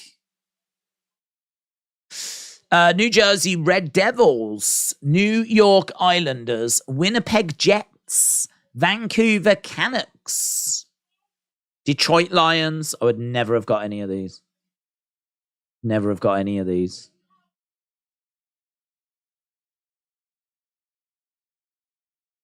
Talking about main event that's coming up, which is going to be a lot of fun in all fairness. That last fight was so stop-start. It was a bit annoying, wasn't it? So main card now. We've gone through the prelims and the early prelims. We now find ourselves at the main card. We've got 6 fights left to go. Probably going to take 2.5 hours, something like that, and then we will be done. But obviously one of those fights is our main event. Kai Kara France, who's going to be taking on ALBAZI. I forgot that Brandon Moreno was champ. It's been going back and forth between him and Figueiredo for so long. Brandon Moreno is champ. Figueiredo is ranked number 1. Pantoja is ranked number 2. And then Kai Kara France is ranked number 3 in this division. Kai Kara France from New Zealand. NHL 97. 98 says AB Jobson. Oh, well. That was after my 95 NHL video game. So I'll let myself off. The Hartford Whalers. Right, they're just breaking down ALBAZI fighting out of Iraq, known as the Prince. I think we've got Nurmagomedov coming up next.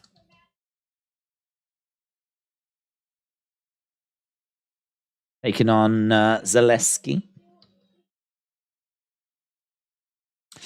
Did you know Laura Sanka had a few MMA fights? I did.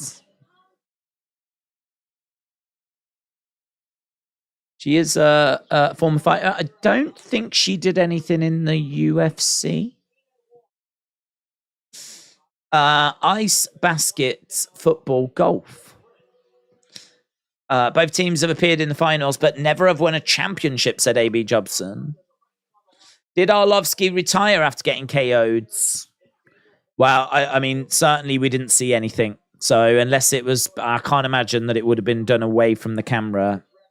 If he's going to walk away, you'd think that would be a moment, so.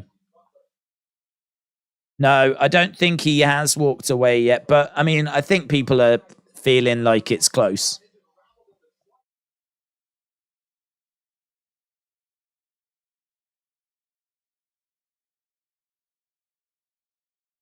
Okay, right. Next fight then. So, Abubakar Nurmagomedov minus 110. He's 17-3, 2-1 in the UFC. Highly regarded as a combat sambo champion. He did win in December last year, October last year. He can win a variety of different ways, knockout, submission. He has gone decision as well. He's a bit more of a striker than a wrestler. There's a few chin questions. He's got some decent power. He's got nice variety of takedowns. Good straight strikes down the center. And he tends to work at his own pace as well, which is quite slow. But Dos Santos is a rhythm striker, low volume, but he does have power. 9-3 in the UFC is nothing to be scoffed at. He's got a victory by decision in October, but October 2021, we have not seen Zaleski Dos Santos for quite a while. He likes to blitz and come forward, and he looks for finishes. So this could be a fun fight. Normally, when they have 6 fights on the main card, the reason why they do that is because one of them is going to end early, right? And so as a result, they tend to stack the main card a little more. So we should see some fun action here. We should get some finishes on this card. Draven said Sanko's hot pick ensemble was blinding me. It's good use of a word, ensemble there, Draven. Excellent work. No pizza for me tonight, said Tim. I had to decide to feed me or the stray cats. Ah, that comes around, and I fed my buddy instead. Ah, Tim. Legend. That's nice. Couldn't you have shared? Couldn't you have, shared? GAO said, I looked at a replica UFC belt there. £680. Outrage. Yeah, that is expensive. Oh, what's this? Batman. Batman. The Flash. Huh? What's that? I just saw Batman. And then the film's called The Flash. Oh, have we got another new Batman? I'm so sick of them changing Batman. Why can't you just keep one Batman?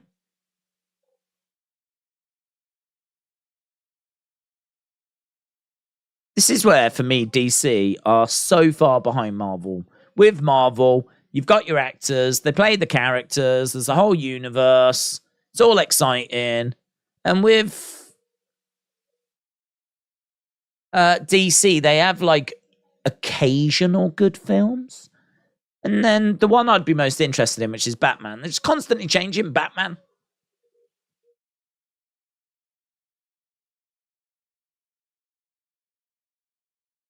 It's an interesting advert, talking about the birth of the high five.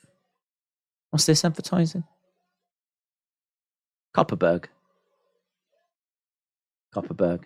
Just saw some Copperberg.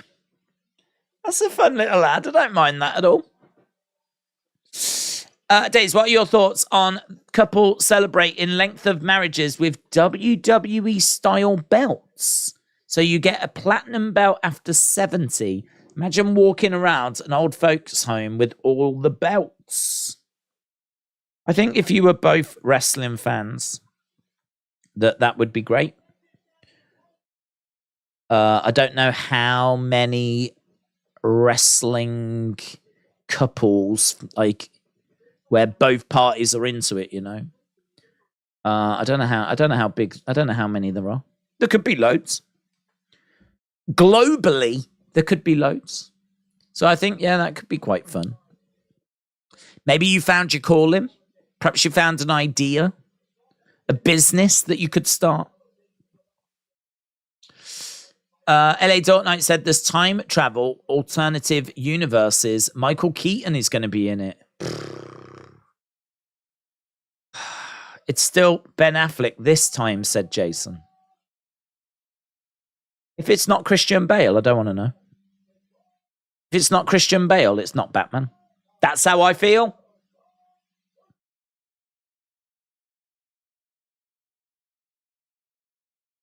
Right, we're about to get underway with our first fight, but it's Michael Keaton. Yeah, but it's not Christian Bale, is it? I ran the numbers, tried to work a few things out, and it came down to, is it Christian Bale? And the answer was no. So it's rubbish. I like Dark Knight. I know that Keaton has got that nostalgia feel, but and I would say out of all the options, he is still obviously a great one to go back to, of course. Joking aside. But, you know, there'll be another film that'll come out and then you'll get another different Batman. It's annoying. He's old Batman. He's old man. DC, old man. If this version of Batman falls over or something like that, he has to like press a button and then like all it does, it just lets the police know that he needs help. That's all it is. The old Batman had buttons he could press and it was like things would happen. With this one, it's just a panic alarm. Right, we're underway. Round number 1. Why don't we get an Alfred perspective movie, says William. That would be good. Crunch Chosen said it's currently 3 active Batmans in DC right now. Is it? That is mental. Sort it out, DC. Shots coming in by Nurmagomedov. Heavy hands. He's driven Dos Santos back. So we are up and running. I feel like we can... No, we don't want that, do we? We want that. Okay, we are up and running. Adam West. Edge. Knee strike coming in there by Nurmagomedov. Dos Santos up against the side of the cage. Tim wants Nurmagomedov via unanimous decision. Deep Roots said, if Kai Kara wins tonight, does he get the next title shot? I don't know, actually. I don't think so. He keeps getting those opportunities and he always just falls short. Have we done Pantoja against Moreno? Because Pantoja's ranked 2nd. I mean, listen, if he wins, he takes a big step forward and gets into the conversation. But I don't know that he would get the next title shot. It's certainly one of those, though, where this is 2 top talents that are battling to be in the conversation.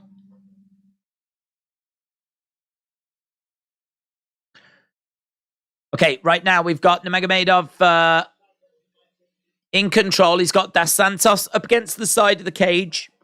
Knee strike coming in there by Nurmagomedov. Dos Santos. He's just struggling at the moment.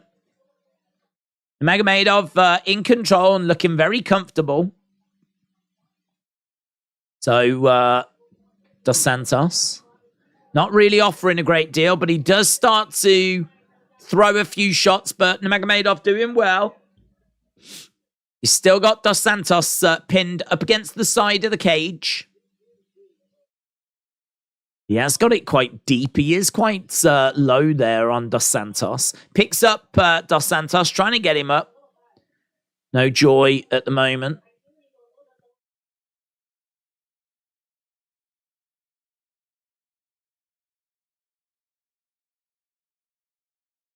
So, Dos Santos coming forward. Knee strike coming in there by Dos Santos.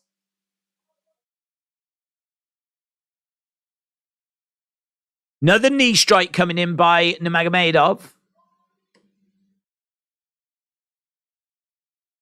So, man, it's another one where there's just a lot of clinching and there's not loads happening.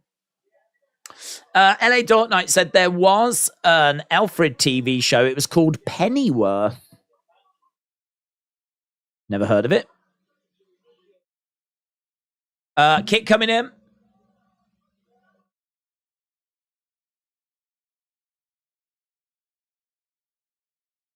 Jonathan Farthing, shout out to you, my friend. Really appreciate the support.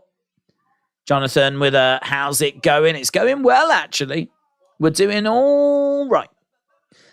Just not the most exciting fight to open up the main card, this one, unfortunately.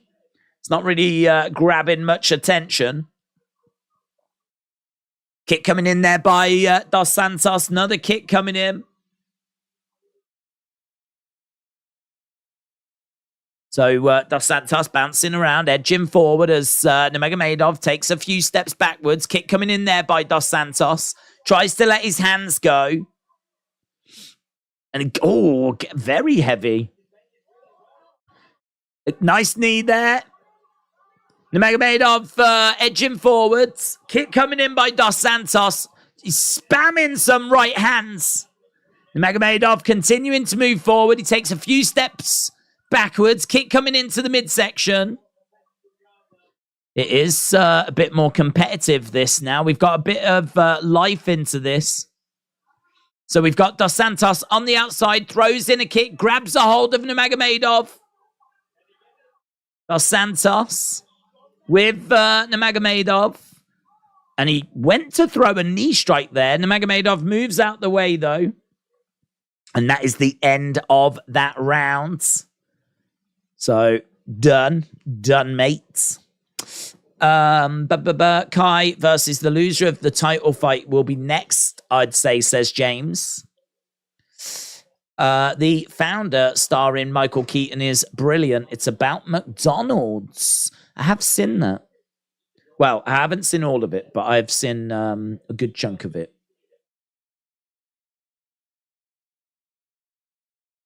Okay, so first round done. Nurmagomedov 16 significant strikes to Zaleski Dos Santos, who managed 6. Song Yudong should be the next Batman. Let's go! T995, yes! Okay, we got Nurmagomedov back in one corner. We've got Zaleski Dos Santos over in the other. We're about to get underway with round number 2. Next Saturday. Nunes against Aldana. The greatest of all time. Yeah, Charles Oliveira against Dariush. That should be awesome. Right, okay, we are underway. Round number 2. And we got Dos Santos putting the pressure on Nurmagomedov. Nurmagomedov just edging forward. Dos Santos backing up a little bit. Kai Kara has got a small flute, says Mark. T995 said Alexa Bliss against Paige Van Zandt for the vacant light heavyweight BBC BMF belt. What do you think? I think Alexa's a bit busy at the moment. Mitchell says, hope you in the chat doing well. We're good, buds. Hope you've had a good day. Yeah, it's been, it's a quiet one. We knew that tonight would be a quiet one. But it's a good main event. Definitely looking forward to that main event. And as you said, this card has got quite a bit about it. Right now, we're seeing the Nurmagomedov getting driven back against the side of the cage. So we've got a real scrap going on here at the moment. Nurmagomedov throwing in a shot. Heavy leg kick coming in there by Dos Santos. Nurmagomedov in the center. Dos Santos on the outsides. Right now it's 18-10 on significant strikes. Outside leg kick coming in there by Dos Santos. Nurmagomedov is edging forwards. Dos Santos again throwing in a kick. Kick coming into the body. There's a hook shot there by Nurmagomedov. Dos Santos trying to charge in, trying to grab a hold of Nurmagomedov. Nurmagomedov round the back of Dos Santos. So he's round the back of him at the moment. And Nurmagomedov has got Dos Santos pinned up against the side of the cage, but he's done well to get round the back. Can he capitalize? Kian said, with respect, I'm a Marvel and DC fan, but I'm more a fan of Marvel. It gets my attention, and I like the way the story is going on with Marvel, but DC, it's really complicated. Yep. I mean, I'm not a massive fan of either, to be honest. I don't watch Marvel. I don't watch DC. But I do like Batman. I like Batman. I like the Dark Knight films. I enjoyed the Batman films as I was growing up. I enjoyed Dark Knight when I was a bit older. But to be honest, I never saw much of Batman Superman. I never saw the Batman. I just find that these like individual one-off Batman films that aren't, I don't know, I mean, they might fit into the story. I'm sure they do in some way, but I don't know. I just don't, you know, with Dark Knight, you've got Batman Begins, you've got Dark Knight, you've got Dark Knight Rises. You can follow a story. With this, it's like Batman against Superman, the Batman. I think there might have been another one in there as well. I haven't seen any of them. Again, just little bits and different actors. And then Marvel have done it so well. They've killed it. Absolutely killed it. I mean, they've built it up, haven't they? It's weird, but when I was growing up, there wasn't Marvel films like the Marvel Cinematic Universe. Watching that arrive and develop and unfold, and they've done a great job with it. I think they announced, didn't they, recently, 2 more Avengers movies are on the way. And was Fantastic Four announced as well? Don't know. They're not ones that I watch. That's not really anything I'm personally into, but I totally understand why people are into it, and oh God, its popularity is undeniable. But yeah, I'm a Batman boy. Nurmagomedov has got Dos Santos up against the side of the cage. AB Jobson said the fights tonight have been fire. Nurmagomedov throwing in a knee strike. T995 said, am I in the minority for thinking Tony Storm is boring? I'd prefer Jamie Hayter. Shots coming into the side of the body. Shot coming into the side of the head there by Nurmagomedov. Third and final round on this one. So that was 30 significant strikes to 19. I don't know. That round felt a bit scrappy. That round felt a bit scrappy. So we are going to a third round here. Whacking Phoenix as the Joker is the daddy, said Drew. Okay, they're just talking to Zaleski right now. They've given him 2. This is all or nothing. That's what they're saying to Dos Santos right now.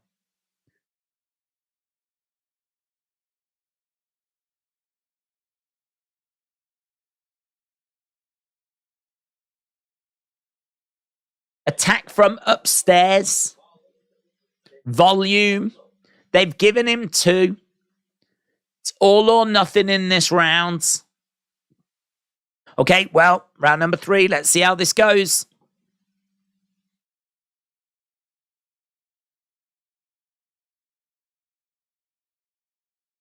Okay, so Nurmagomedov, Dos Santos in the center.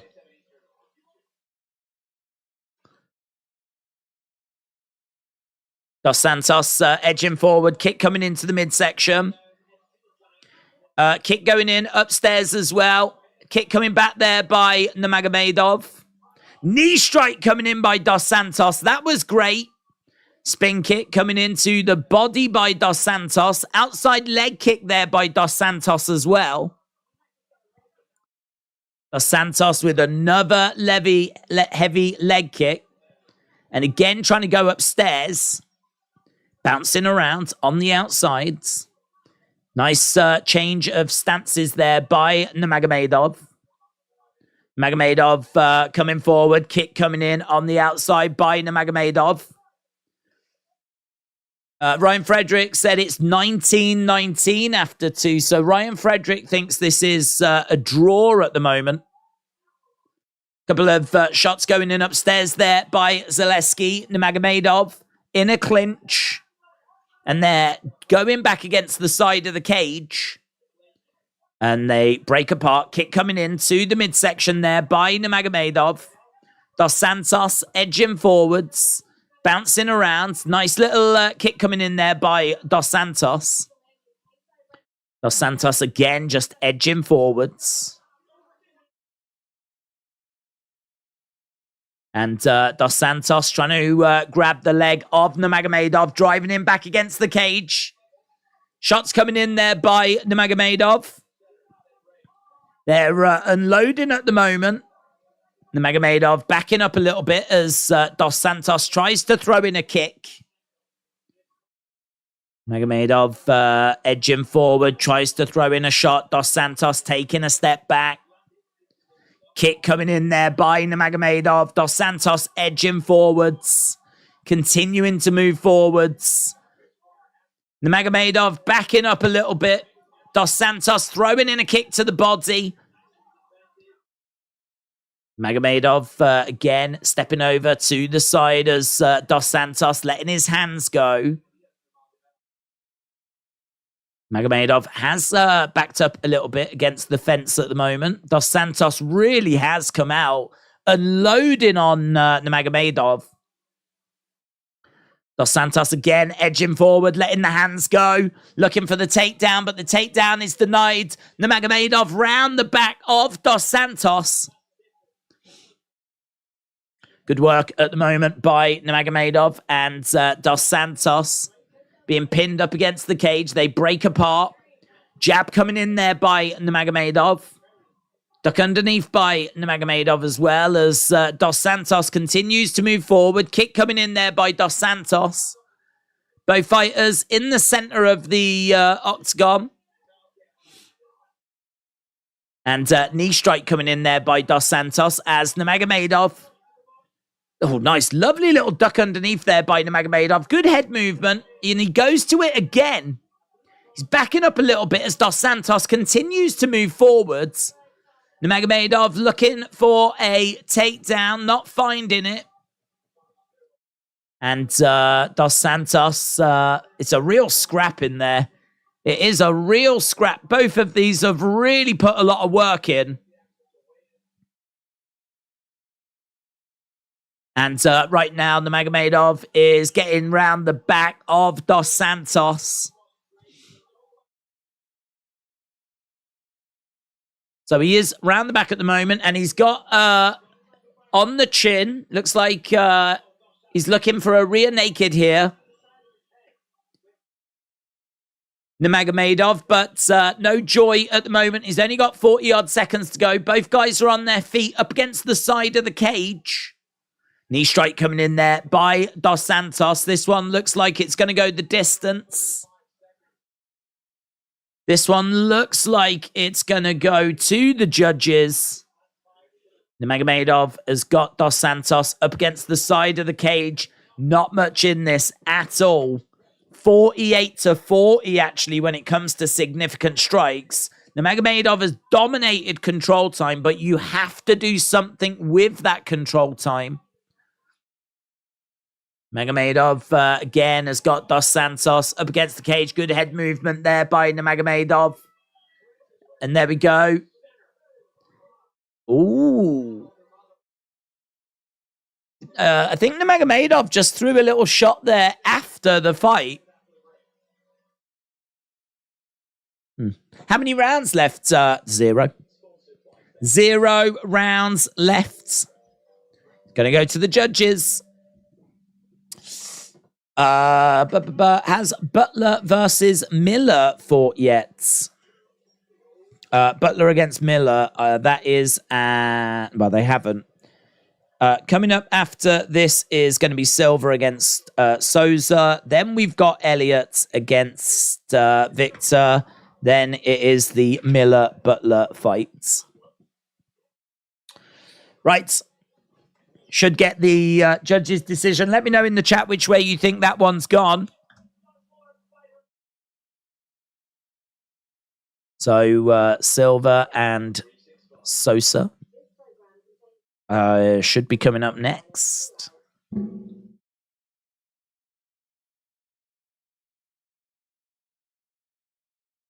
Quite fun at the end.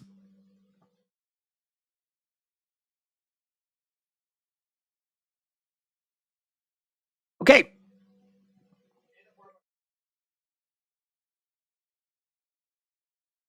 Here we go. Going over to the judges' scorecards then.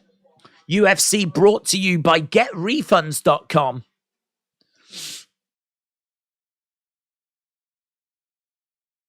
Bruce Buffer has got the decisions.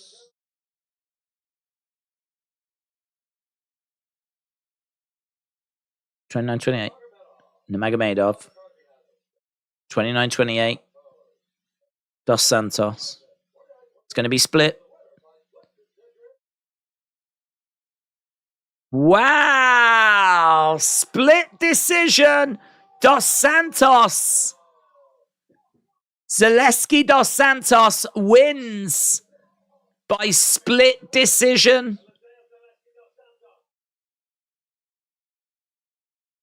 Wow. Wow.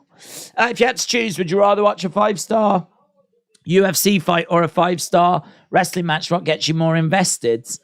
Same, innit? I mean, if they're both 5 stars, then they're both amazing. So they're both good.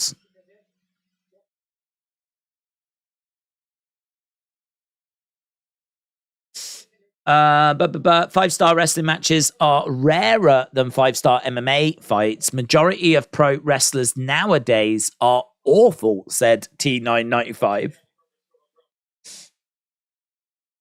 I would just slightly disagree there because I don't necessarily disagree with the quality of modern wrestling. I think that that's obviously subjective.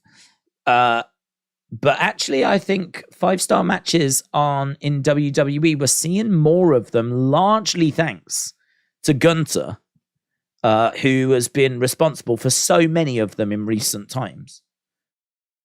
So, like, Gunter has been delivering. Obviously, Johnny Gargano as well. I don't know if he had like 4 or so. I mean, obviously, these are Dave Meltzer 5 stars. But by and large, I mean, Meltzer's quite critical of WWE. So if Meltzer's going to say something's 5 stars in WWE, I would say it's probably worth paying attention to. And he was into Johnny and what Johnny was doing in NXT. He's been into Gunter as well and what Gunter's been doing. I think then we've seen some great... Was it the tag match? I think there was 2 5-star matches at this year's WrestleMania. That is mental. That is mental. Don't get 5-star matches in WWE on the main card. And then to get 2 at WrestleMania was mental. I think Gunter was one. I think the tag match was the other. But I think for a lot of people, the Rhea Charlotte one was 5 stars as well. Had that been 5 stars, I wouldn't have argued. I really enjoyed that match. And yeah, I think we're seeing a bit more of them, a bit more regular at the moment.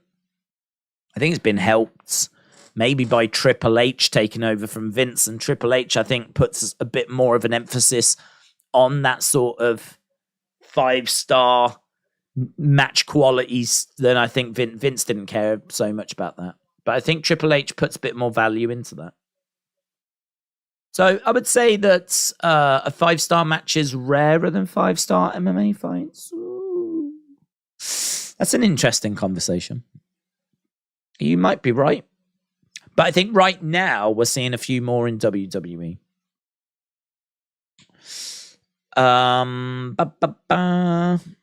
Who saw Anna Jay against Britt Baker? I didn't, but I saw the highlights of it. But I would choose 5-star wrestling match, said T995. Okay, we just got a video package at the moment, but we will be going over to Karine Silva against Ketlin Souza. That's going to be our next one. Mitchell said, I thought Nurmagomedov had that one. We haven't had a look yet, have we? Let's go over to Tapology. We haven't checked in for a little while tonight. Let's see where we are. So. Is this the latest? Has this been updated? Yeah, apparently so. So there we go then. Mosier 94, Boxer Mom, joint 10th. Then we've got Fowler, Cal Hogan, and Six Soul, joint 7th. Panashway has dropped a little to 6th. Bruno's Underdog, Ray K, joint 3rd. Melodrama Llama and Mad 25661, joint 1st at the moment. We've got 2 people in 1st place at the moment. Okay, here is the newest flyweight from Brazil, Ketlin Souza, 4 first-round finishes, making a UFC debut.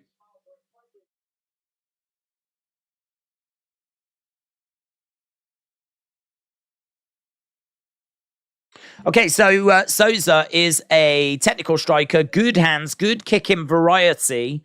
She is a former bantamweight champion with SFT. She does struggle on the mat, though, when taken down, and her takedown defense might not be good enough here. She can be unpredictable, but as we said, 4 first-round finishes. She is a plus 175 underdog. She's taking on Karine Silva, who came through contenders. She's 1-0 in the UFC. She won her last fight back in June. She should have the size and power advantage. She's got some good ground and pound. She's finished all of her wins. She can be a bit wild with her strikes. Her cardio is untested, but she's got good finishing ability. These are very similar in age, obviously very similar in experience, but 90% of people on Tapology have gone with Silva. Let me know in the chat which way you have gone. Have you gone with Karine Silva or Ketlin Souza? Which way have you leaned on this one? Did you see the first episode of Ultimate Fighter? I didn't. No, I didn't. I haven't had a chance to catch up with it yet. Was it good? Maka said, who have you got in the next 4 fights? Next 4 fights, I've got Karine Silva, Tim Elliott, Jim Miller, and Daniel Pineda. Minty Bets.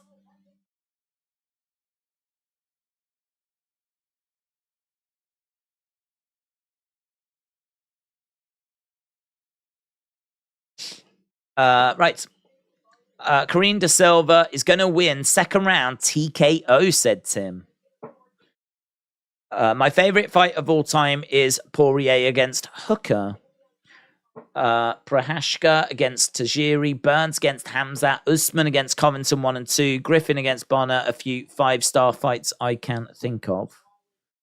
William said, Vikings didn't have any military equal. They just accomplished their goal of conquering their worlds. They had no reason to continue. They were never defeated. Breaking news. Okay, here we go then. 2 women, relatively unknown. One is only 1-0 in the UFC. The other one is making a UFC debut. So this is going to be interesting to see these 2.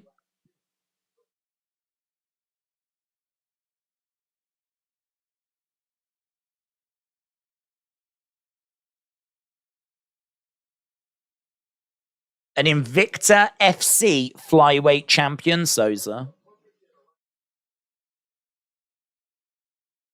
Someone's streak will end tonight. Both are on win streaks. Karine Killer Silva.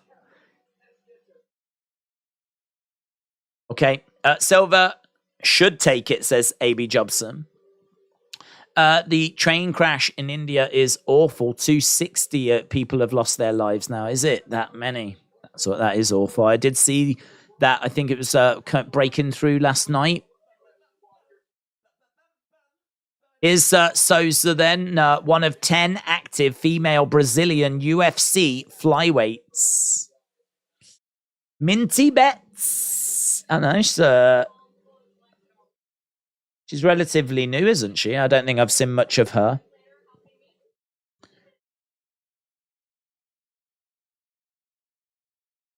Mitchell said, I would like to do my best Kojiko impression. Go for it, buds. Let's go. If you Google something, you'll get a result. Also, if you search Michael Jackson, you'll get Michael Jackson. It's pretty much bang on, that is, mate. Pretty much bang on. The only thing I would say is that your comment probably made a little bit too much sense.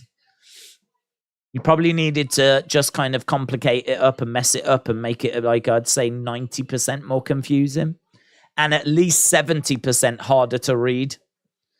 Then you'd be in the Kojiko territory. William said, in memory of Kojiko, I should remove your comment. Okay, both fighters are making their way down. If you are just joining us, Silva against Souza. Both similar experience. One is 1-0 in the UFC. The other is making a UFC debut. Both quite close in age, but the odds makers and the fans on Tapology are firmly behind Silva.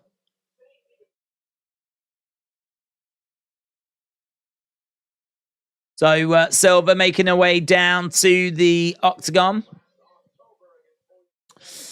Corey said, do you like seafood? I seafood and I eat it. I do like seafood, actually.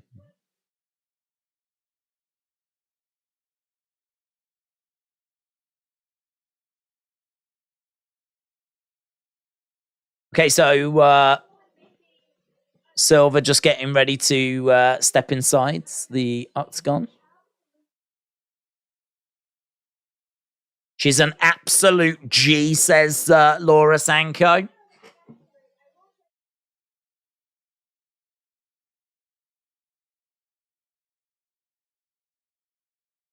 Okay. Should I unban Kojiko? Yeah, you banned Kojiko. James doesn't like seafood. You're not a fan? Oh, yes, let's go.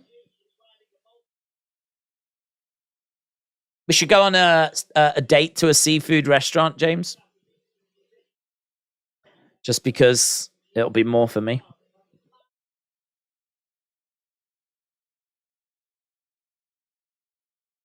Six-fight win streak for Silva. T995 said, the one fighter I want to see get shadow round is Macy Barber. I think we all do. Like a Henderson Bisping type knockout or Ngannou Overeem. Yeah. I mean, I think she's got a bit more humble.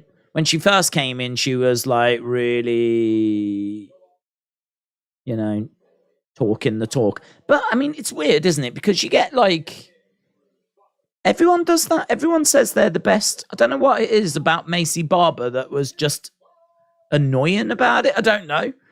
Perhaps it's because she was like so young. She was so young, and at that age, you just think like, nah, you're not really ready for that yet. And only put it down to her age. I have no problem with people coming in and having confidence in themselves. I mean, you want to see that. Yeah, I don't know. The way that she did it just seemed to rub people the wrong way. I think she's kind of walked back from that now, though. Queen Silva opened as a minus 145 favorite. She's currently minus 200. William said, can I come over and toss your salads? Oh, I insist upon it. James said, that's fine. I'll go and get a KFC bucket. Well, I have heard you like to get stuck into a bucket. Right, let's go. Round number 1.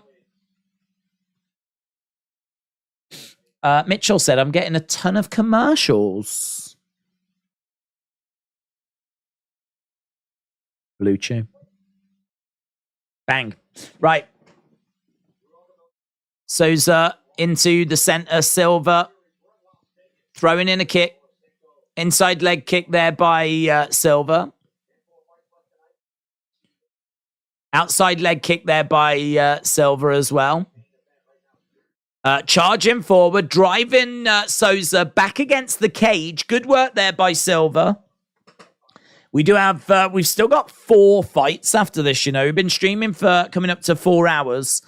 4 fights, including that main event, of course, Kara France against ALBAZI.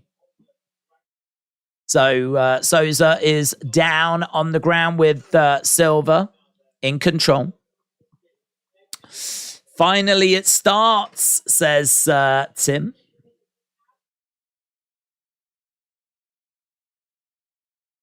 Okay, so Silva in control here. Souza really struggling. Silva has got control of the heads.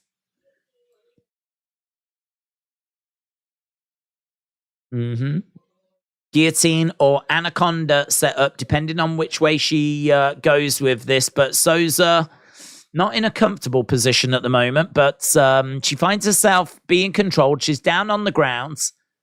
Silva's on top in guards.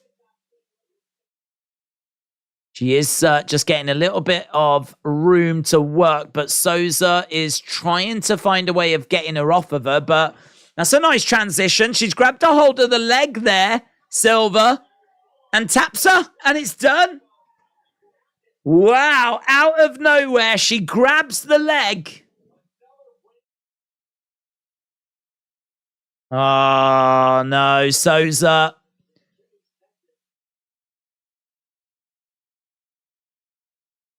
So I mean, like Silva doesn't want there to be damage to Souza.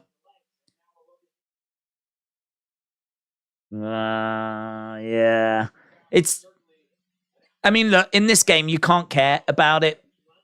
But she's on top of her. She sees an opportunity to grab the leg. She gets it. She actually, as she grabs the leg, the knee, she does kind of twist it over to the sides. Yeah, I mean, that does look moody, man. It popped. Damn it. Damn it. Look at this. Her knee just goes over to the side.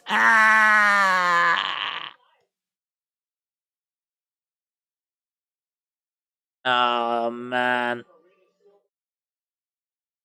She's upset. I don't know if she's happy or if she's a bit like, because, you know, this is how they earn their money. This is how fighters earn their money. And so, like, if she's going to be, like, in a bit of a long layoff and having to, like, rehab and everything, and if there's, like, damage done there, don't know, man. Don't know. It'll be. I hope they interview her after. I want to know what she's got to say. I mean, listen, it's one of those, isn't it? This is a sport. You've got to try and win it. She had an opportunity to win it. She took it. Could she have just given her opponent an opportunity to have tapped before she actually did anything?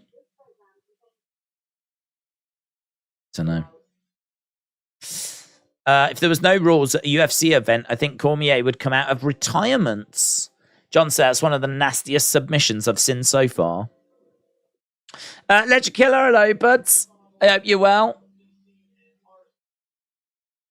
Okay, so Silva is in the ring. I think Souza is... I don't know where we are with Souza. She needs help getting out the cage. Oh, she's off. She's gone. Imagine if Silva's like, I just messed her up, man. This is a warning to all the other women.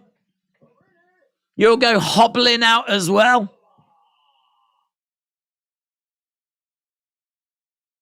Okay, so Bisping comes over.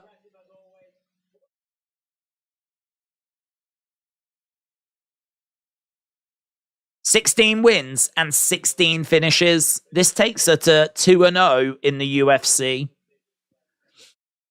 What is it about all these women that have got Silva as their surname?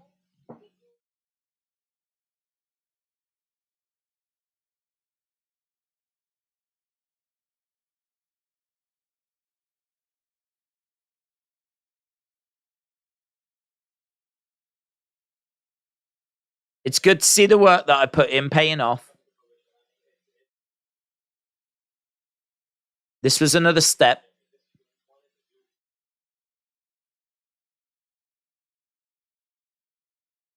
She's on her back.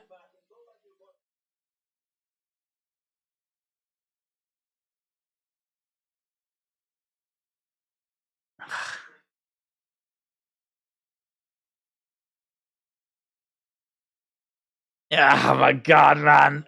Watching her get the leg in position, I'm like, it's moody, man. It's moody. There's a couple of things to tune in for tonight, and that was one. That finish is one.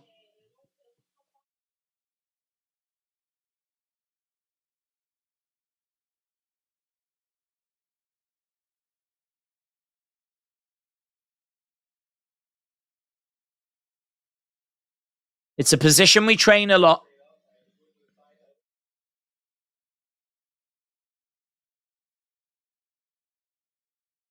I felt the pop, and I let go. Oof. Silva versus Jake Paul. MMA Bucket said T99, T995. Yeah, I mean, it's a good win for she's got a smile on her face. I don't think she cares.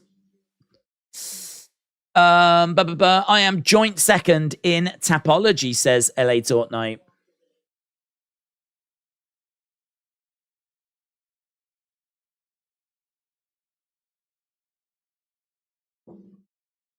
Okay, right, next fight coming up then. Next up is going to be Tim Elliott coming up next. Tim Elliott, Altamirano.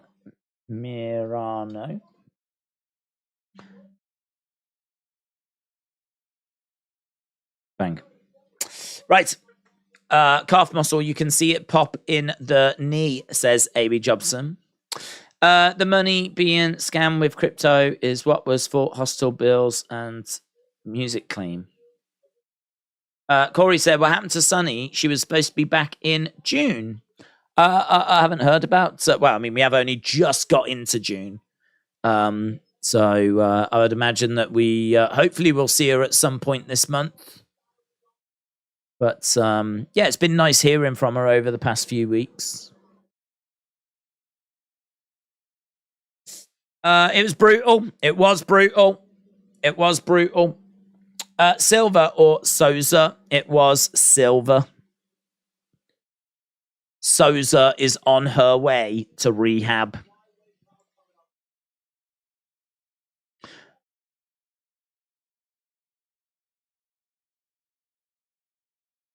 Okay, so coming up next, we've got Altamirano, who is an aggressive striker with dangerous knees and strikes. 2-1 in the UFC.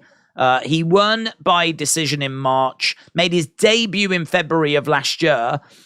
He's been active more recently and he's very confident. He's got a good ground game, but it might not be good enough to fend off Elliott. Elliott is 5-6 in his second UFC stint. He only fought once last year. He's 7-10 in the UFC overall. And he did manage to fight and get a victory last March. He's a veteran grappler. He's got a relentless pace, throws constant volume. He's an exciting fighter. He does rely sometimes on his durability. He is a bit of a risk taker, but he looks for submissions and he can make fights awkward. I think Elliott by decision would be seemingly the most likely way this goes. Elliott -175. Altamirano is +145. Tim Elliott is ranked number 11th in the flyweight division. 70% of people on Tapology have got Tim Elliott. 30% have got Altamirano. This is our third fight on the main cards. After this, we've got 3 more fights to go. And how long are we into the main card? We're an hour on the main cards. Obviously, that last fight ending in the first rounds. So, yeah, we are now moving on to our third fight. Let me know in the chat which way you've got going on this one. Are you with Elliot or are you with Altamirano? Which way are you leaning? I am rooting for Kai to win, said Biplob, but I think ALBAZI is going to win the main event via submission in round 3. What are your thoughts? I'm leaning Kai Kara-France. I think it's a great fight. Genuinely think it's a great fight. I think that Kai Kara-France for me is just that one step below the champion level. You know, he's not Figueiredo, he's not Brandon Moreno, but he's still right in the conversation. This is a big step up for ALBAZI. Big step up. He's 4-0 in the UFC. You know, he's 16-1 overall. And honestly, he could go on to be a big player in this division. And that's why this fight really matters, because if he can get past Kara-France, then that's going to really put him like right up there. That's going to really put him in the conversation anyway, because Kai Kara-France is ranked 3rd.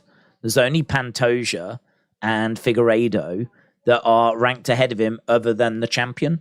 So if he can beat him, I mean, he's, you know, this is like a gatekeeper for the real top end of the card. So a win here for ALBAZI, life-changing. Kai Kara-France, though, is, you know, he is such a test. He is such a test. So I just think that he's got the edge for me, Kai Kara-France. For me, this is Kai Kara-France's to lose. This is Kai Kara-France's to lose. Could ALBAZI do it? Yes. Definitely. He definitely could do it. But I'm going to lean with Kai Kara-France. Who have you got winning out of Kai Kara or Bazzi? As we said, I'm leaning towards Kai Kara. Okay, now we've got the video package for Tim Elliott and Altamirano. Elliot should take him, says Mark. Elliot is coached by E.T., said Dortnight. Let's go. Tim said, Elliot looks small at the weigh-ins, so I'm going off that. Altamirano is sneaky goods. I bet on Elliot, but I'm in France. I can see the results. You bet on Elliot, but you're in France. You can see the results. Why? Because you are ahead of us in the time. So for you, these fights have already happened. That's very useful, to be honest. That is very useful. So you've gone with Elliott. Okay, well, just worth bearing in mind. It is undeniable that France is ahead of the USA and, I believe, the UK as well. I think it might be an hour ahead. I'm not sure. Probably very close. But I believe you are ahead. And if you're saying that you've gone with Elliot because you already know the results, I think that's something other people should pay attention to. Ledge Killer said, my mother and father are doing good in hospital. Excellent. Vicky said, I agree. It's Kara's to lose. Biplob said, I know. He is dangerous standing, but ALBAZI is crafty. He's got submission skills, and they are a concern. Legend Killer is joining us for Fight Night. Welcome, welcome, welcome. Derek Lewis's last fight was in July. Really hope he hangs it up. Yeah, we got to be close to him hanging it up, in all fairness. Black Beast just not the same anymore. It's not the same. He had a little run, man. He had a nice little period of putting a few wins together, but it's been a while. I think he's had a horrible run recently. Yeah, he has. So he went on a run where he beat Ivanov and Latifi and Olenek and Blades. He actually put a run of like 4 wins together. And then he fought Garn in 2021. And I think that was for the interim title. And he lost. But then he bounced back with a win against Dorcas, right? So it's like, okay, he could still be in the conversation. And then, bang, he lost to Taitu Ivasa. Bang, he lost to Sergey Pavlovich. Bang, he lost to Spivak. He does have a fight lined up against De Lima at UFC 291. So he does have a fight lined up for July, but yeah, 3 in a row. I mean, listen, if he loses that one, could he hang it up? If he loses against De Lima in July, that would be 4 losses in a row. Could that be the end of him? Because I don't think he's ever lost 3 in a row. He hasn't. This is the first time he's lost 3 in a row. So 4 in a row, it would definitely feel like the end for him. I mean, he is 38, which in all fairness, in the heavyweight division, I mean, look at Arlovski. You know, you can still go. For a good few more years, but once you're done, you know you're done, and he might be done.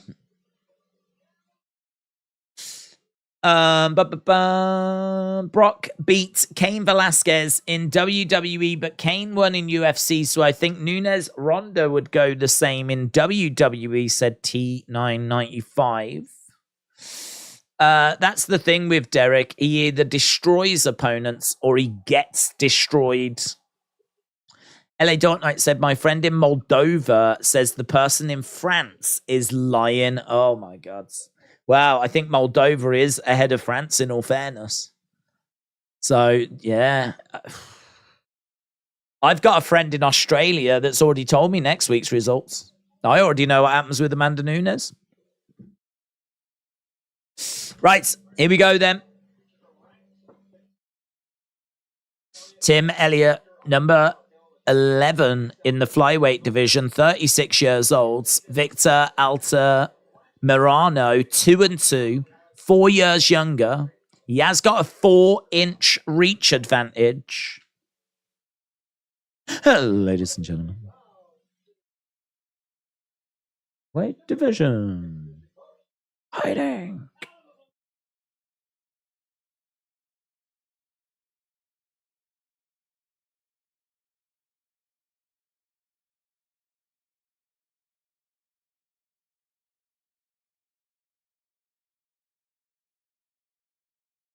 Okay, here we go.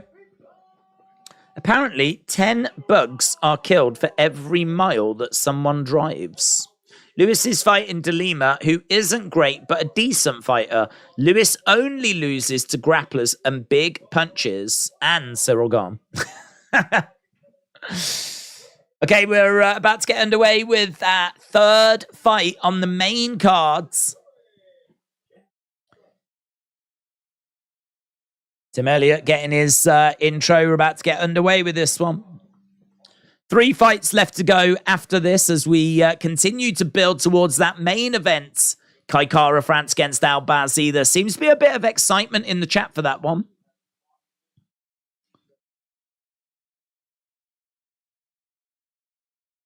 Yeah, the mullet on display. Love to see it.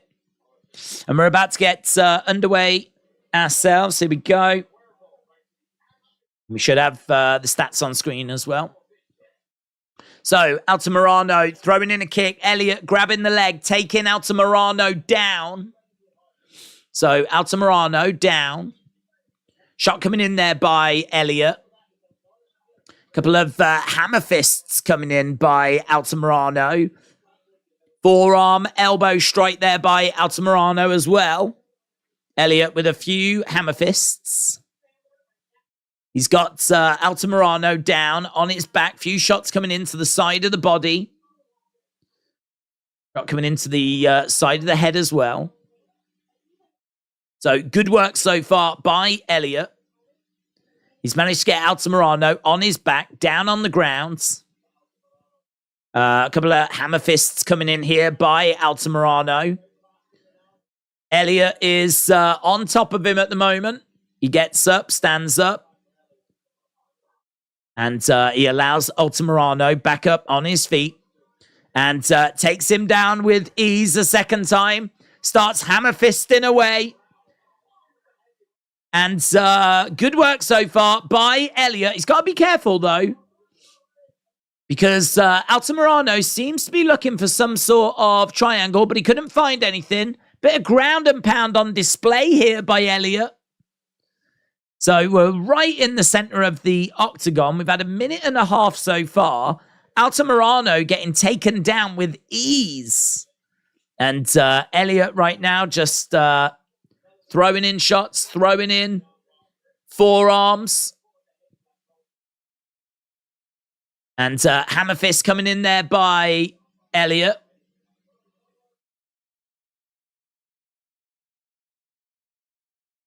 So Altamirano on his back. We've got Elliot on top. There's a few shots coming in there by Elliot. Shot coming into the side of the heads.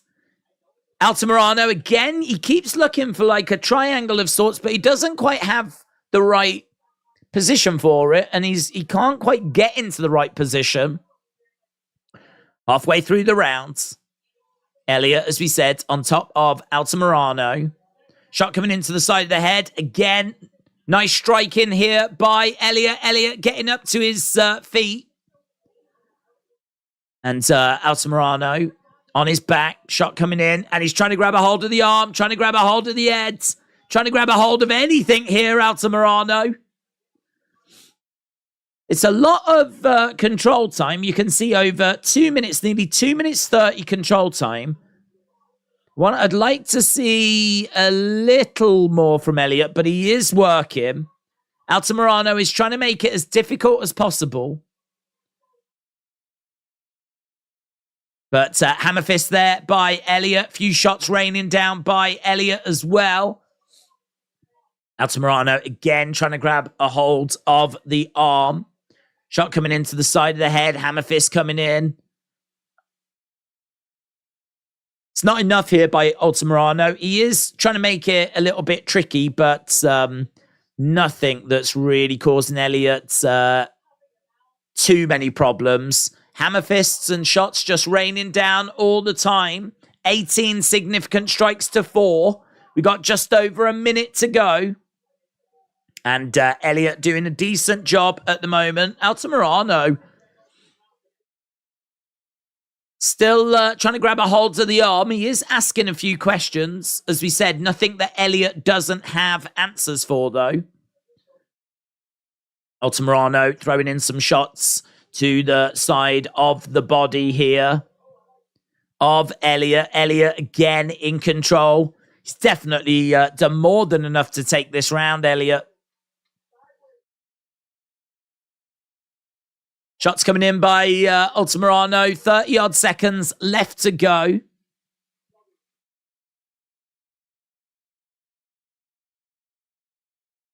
And again, Elliot in control, 27 seconds or so. Third most control time in UFC flyweight history. 1 hour, 1 minute, and 8 seconds and counting for Tim Elliott.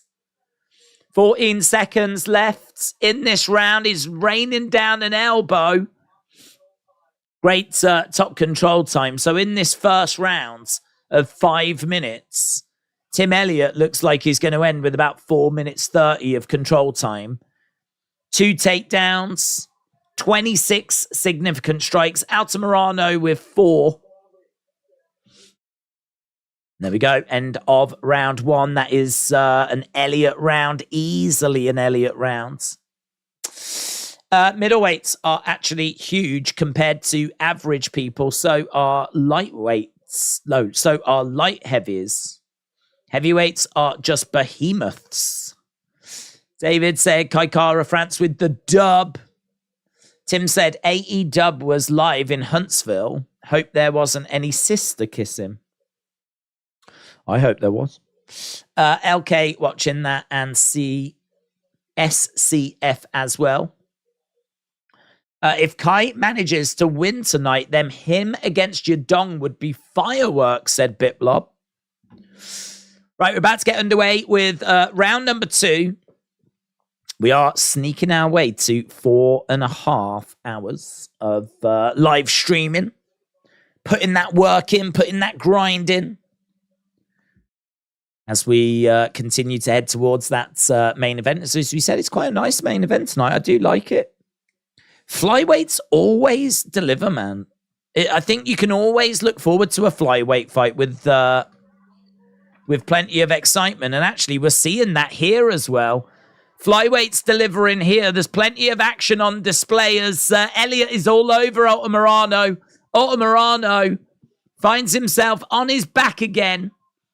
Elliot all over him at the moment. Robbie Glover said, Tim, Elliot looking so dominant in that first round. And right now, Altamirano is down. Elliot is on top of him. I mean, this we just saw Altamirano struggle to get up in the first round. I can't see him getting up in this second round. So he's managed to get on top of him again very easily, very quickly. And I think we're probably just going to see more of the same of round 1 now. He has not been able to get up, and there's no reason to think that he'll be able to do it here either. He's right up against the side of the cage. This feels pretty good for Elliot right now. He took the first round, and he should be able to take this one as well. Guillotine applied by Elliot, but Altamirano is able to use that to get back to his feet. Oh, I think that was a mistake by Elliot there. Right now, Elliot down on his back. Elliot on his back with Altamirano all over Elliot at the moment. These two scrambling around, but Altamirano not allowing Elliot to get back to his feet. This fight just got interesting. Shot coming into the side of the body. It's Elliot that's on his back. Altamirano is on top. Shots coming into the side of the head there by Elliot. What can Altamirano do here? He's not doing a great deal. It's Elliot that's working more from the bottom. We got a guillotine attempt here by Altamirano, but it's Elliot that's got back up to his feet. Kick comes in. Both guys on their feet now. Elliot charging forward. Altamirano looking for a takedown. Elliot grabs the head. They both get back up to their feet. And we've got Elliot edging forwards. Altamirano backing up a little bit. Oh, that's a lovely overhand left by Elliot. Elliot with a big overhand left kick coming in there by Altamirano. And Elliot just manages to barge into Altamirano, bundle him to the ground. And right now, he is on top of him. Shots coming in there by Altamirano. Second most controlled time now in UFC flyweight history for Tim Elliott. 1 hour, 3 minutes, and 12 seconds. So Elliot is back on top of Altamirano. It's kind of he's on the side of him at the moment. Just over a minute to go. Bitlob said flyweights are awesome. It's still surprising that Dana wanted to close that flyweight division. AB Jobson, shout out to you. Appreciate the support as Altamirano again finds himself on his back. 40 significant strikes to 10. Nearly 7 minutes control time for Elliot compared to 1 for Altamirano.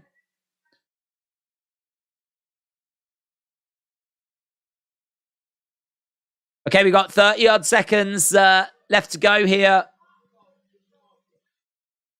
30-odd seconds left to go. Elliott's quite comfortable. He's on top. Altamirano on his back. Altamirano is the one that's looking for something here. Elliot is throwing in some shots to the side of the head. He couldn't find whatever he was looking for. Elliot now throwing shots to the midsection. And 5 seconds left to go. This is going to go, boom, to the third round.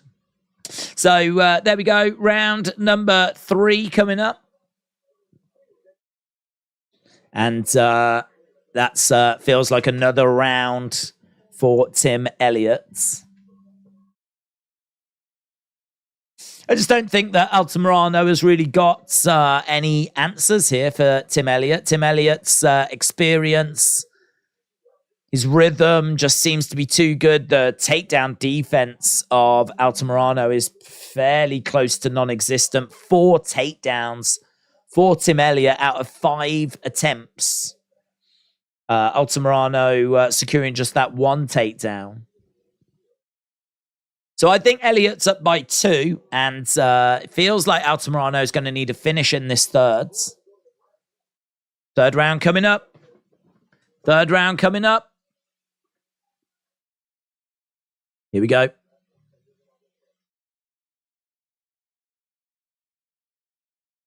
Okay, so Nunes Aldana, that's coming up next week. UFC 289.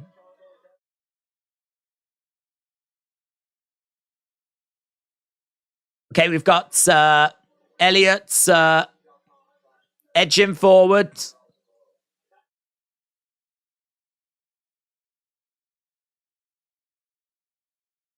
Okay, Elliott just seems to be quite happy that he's took the first 2 rounds here. He's just, he is literally just jogging backwards at the moment. He's throwing out a couple of jabs. He's trying to charge in with a couple of strikes. He's engaging with Altamirano, but I think Elliott knows that he should be up by 2. So as long as he doesn't get knocked out or finished, he should take this this fight. So he's just sticking on the outside. He's not really engaging too much. We've had a minute gone so far. Altamirano switching stances. There's a spin kick that just misses. Takedown by Elliott. Elliott gets a takedown on Altamirano. Elliott's trying to get over to the side of the cage with Altamirano, and they do. That's 83% takedown success for Elliott. 5 of 6. We've got 3 minutes 30 left to go. Altamirano then on his back. Elliott's on top of him. And next fight coming up after this, Jim Miller, the seasoned veteran, taking on, obviously, a very, very late replacement in Jess Butler. And then we've got our co-main event, Alex Caceres taking on Daniel Pineda. And then we've got our main event, Kai Kara France against Amir Albazi. So right now we've got Elliott in control. He's been in control of this fight. Peter said 20-18 Elliott. AB Jobson says 10-8.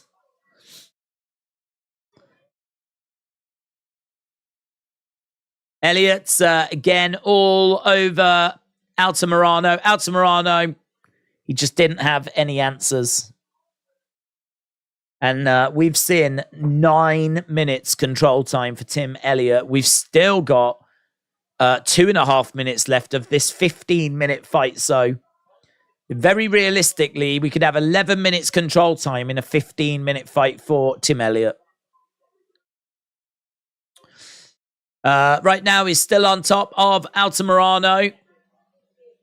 Elliott phone home. Sure he will, in celebration. 2 minutes left to go. 2 minutes left to go. It's 43 significant strikes to 13. Takedowns, as we said, 5 to 1. Here's Altamirano in a seated position. Knee strike coming in by Elliot. Knee strike coming back by Altamirano. Both fighters in the center of the octagon. Elliot charging forward. Both fighters back on the feet. It's a bit dangerous, this. Thought Elliot might just see this fight out on the ground. Don't know that this is great fight IQ. Feel like he could have kept him down for another minute or so. But Altamirano gets up on the feet and he grabs a hold of the head of Elliot. But again, Elliot manages to get Altamirano down. We got just over a minute to go. This should be it for Elliot now. This should be it. Does that Broad have a chance against Amanda? Yeah, well, we saw Nunes lose her title, didn't we?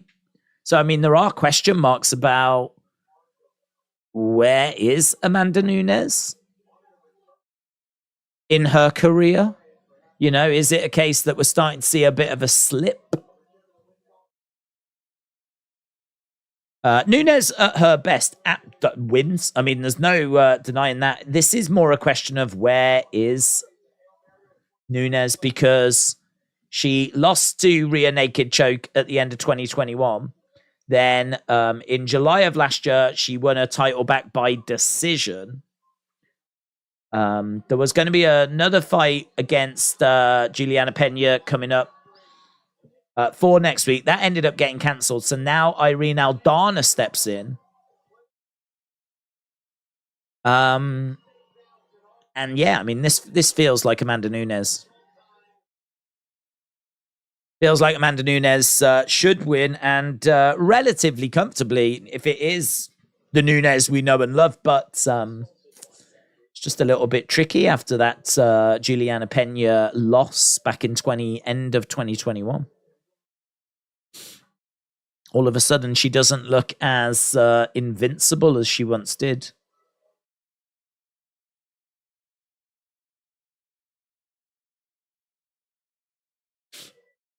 Okay, we are going to the judges then, and no surprises.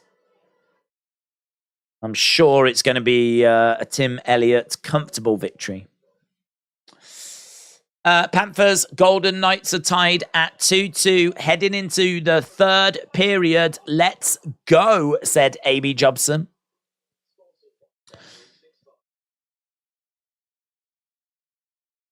Okay.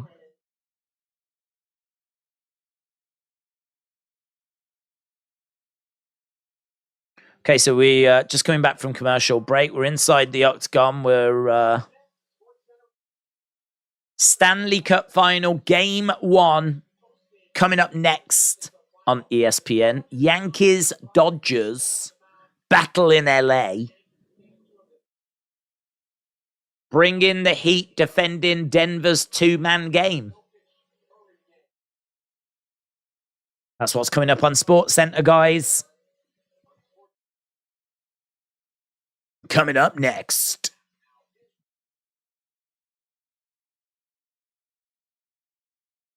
Okay, here we go then. Decision on this one.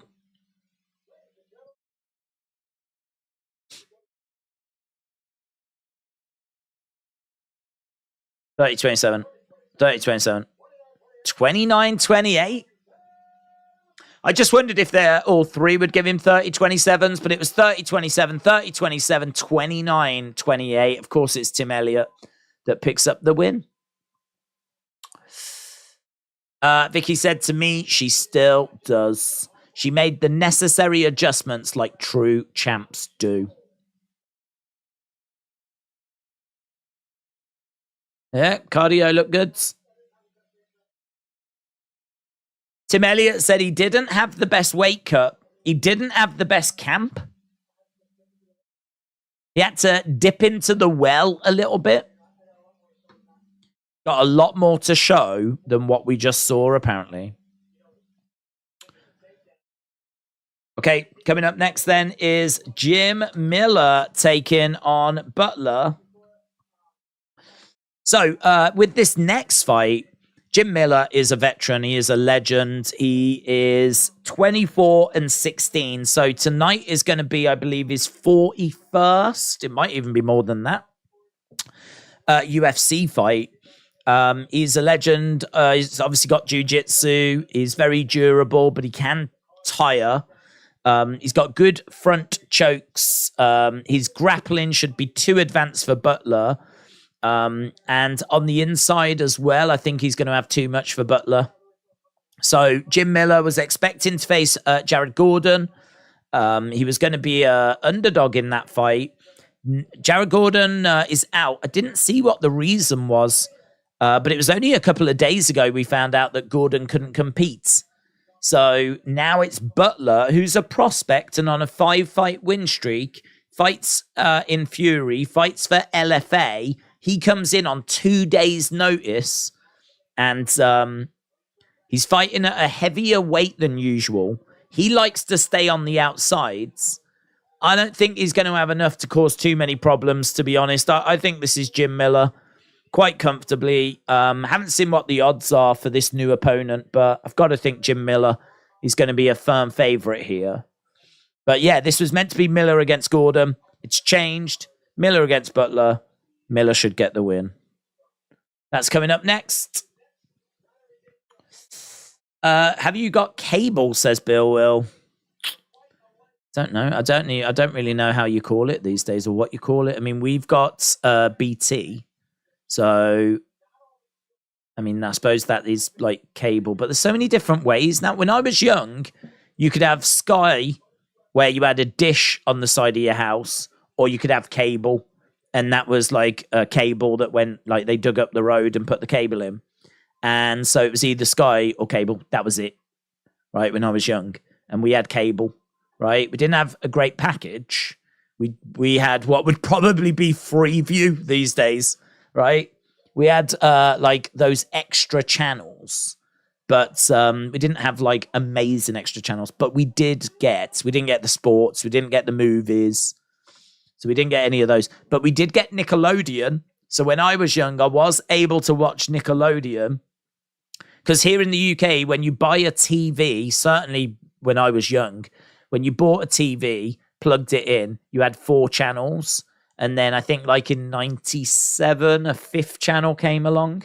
So every TV you bought, you could take it home, plug in an aerial, and you would have at least 4 or 5 channels. And that would be BBC One, BBC Two, ITV, Channel 4. And then, as we said, in 97, Channel 5 came along. Channel 5's still to this day the least watched of those 5. BBC obviously is the big one. BBC One, BBC Two's not that big though. It's not loads of great stuff on BBC Two. Channel 4's good. Channel 4's really good. But anyway, yeah. If you wanted any extra, then when I was young, you would get either the dish or you would get cable, and we got cable. But that just gave you things like UK Golds, Nickelodeon, a couple of music channels, couple more news channels, QVC, just, you know, things along those lines. Now, I mean, there's just, oh my God. I mean, you've got Freeview, and you've got like different TV packages. You've got so many different companies that are doing so many different things. I mean, it's, I don't know what's what now. But now we've got like BT, so we've got broadbands, and we've got the extra channels. So yeah, we got like BT Sport and stuff like that. I don't even know if I've got Nickelodeon these days. I have no idea. I mean, I don't think I've ever actually looked. But Nickelodeon isn't what it was. Back in the day, Nickelodeon was goated. You had things like Keenan and Kel, Sister. I watched a bit of Rugrats, but mainly because my brother. And Doug, Rocco's Modern Life. There's another one that I'm forgetting. Ren and Stimpy. So, I mean, there was some amazing stuff on Nickelodeon back in the day. And then it just seems to have just become the SpongeBob channel now. Pretty much every time I've seen it, it's been SpongeBob, and that's it. I don't know. I think TV, it's not what it was. TV used to be so magical, special.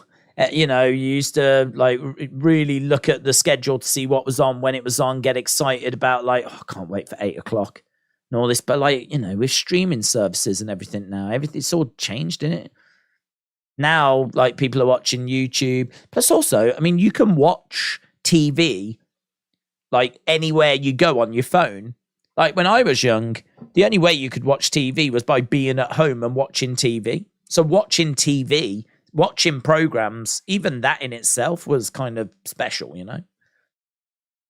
Whereas now you can just like, you know, as you're lying in bed, as you're on a beach, just grab your phone, grab your tablet, and you can watch, you know, anything. YouTube and streaming platforms and everything as well. I mean, it's just crazy these days. Kids, honestly, they don't know how lucky they are. They don't know how lucky they are. Right, we've got the video package done for this next fight. As we said, it is going to be Miller against Butler. Sister was on Netflix. Sister. And Clarissa Explains It All. That was good. Oh, and Hey Arnold. That was good. And Are Real Monsters. That was good.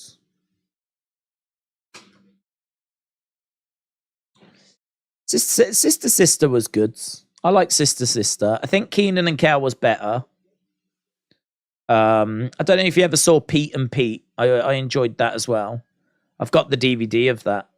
That's 2 kids that are growing up in America. And you know, it's weird because like when I'm young and I'm growing up in the UK, those kind of shows are my window to the world. You know, you watch Pete and Pete when you're young, and that gives you a glimpse of what it must be like growing up in America. So that's, you know, you get you know, you do think about those things when you're watching those kinds of shows. You do think like, oh man, is that what it's like growing up in America? Must be so cool. You know, and you're just like watching, I don't know, you're watching Saved by the Bell and how the schools are a bit different. You're watching Pete and Pete, you're looking at the houses and the neighborhoods and how they're a bit different, you know, and you see them go to shopping malls. I mean, we've got shopping malls, of course. But like everything always just seems bigger, newer in America. Certainly bigger. And so, like, yeah, you know, you'd watch things like Pete and Pete. You'd watch things like Clarissa Explains It All. You'd watch shows like that, Keenan and Kel. And that would be like when you were young. That would be like your window to the world. Beavis and Butthead. Oh, do you know what, actually? I always enjoyed Beavis and Butthead when I was young. And I actually had a Beavis and Butthead t-shirt. But I never, ever, I've said this before on streams, I never understood the videos, the music videos, because I didn't have a great knowledge of music when I was a kid. And so I had no idea, like, if this was current, if it was old, if it was real.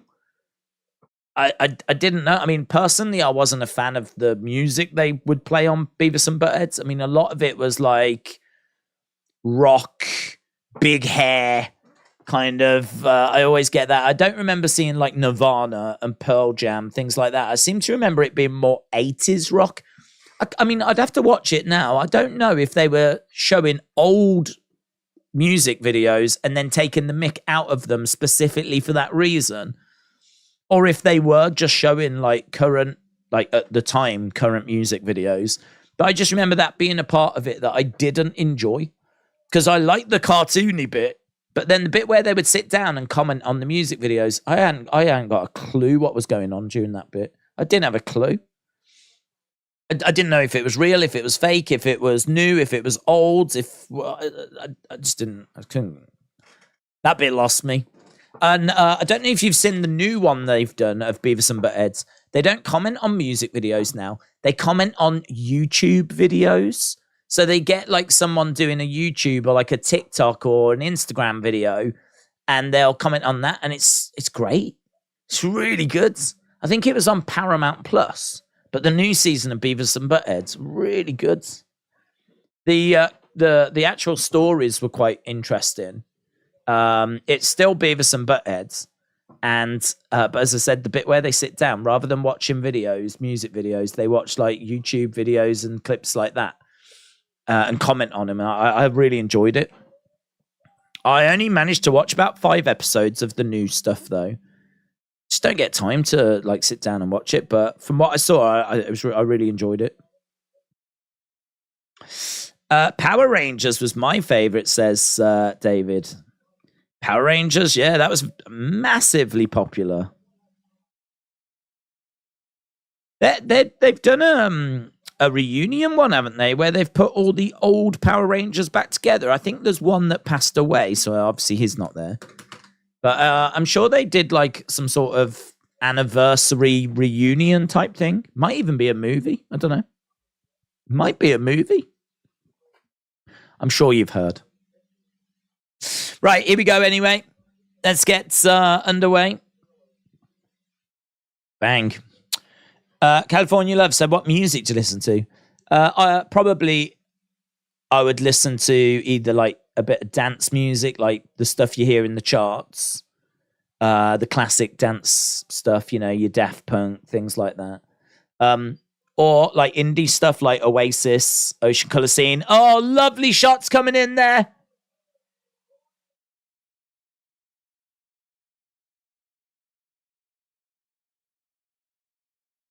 So, a knockout already.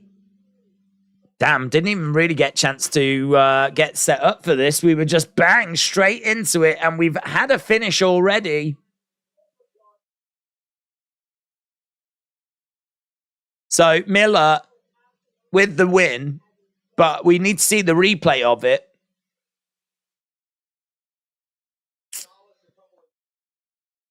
I mean, that just seems like a hell of a mismatch, doesn't it?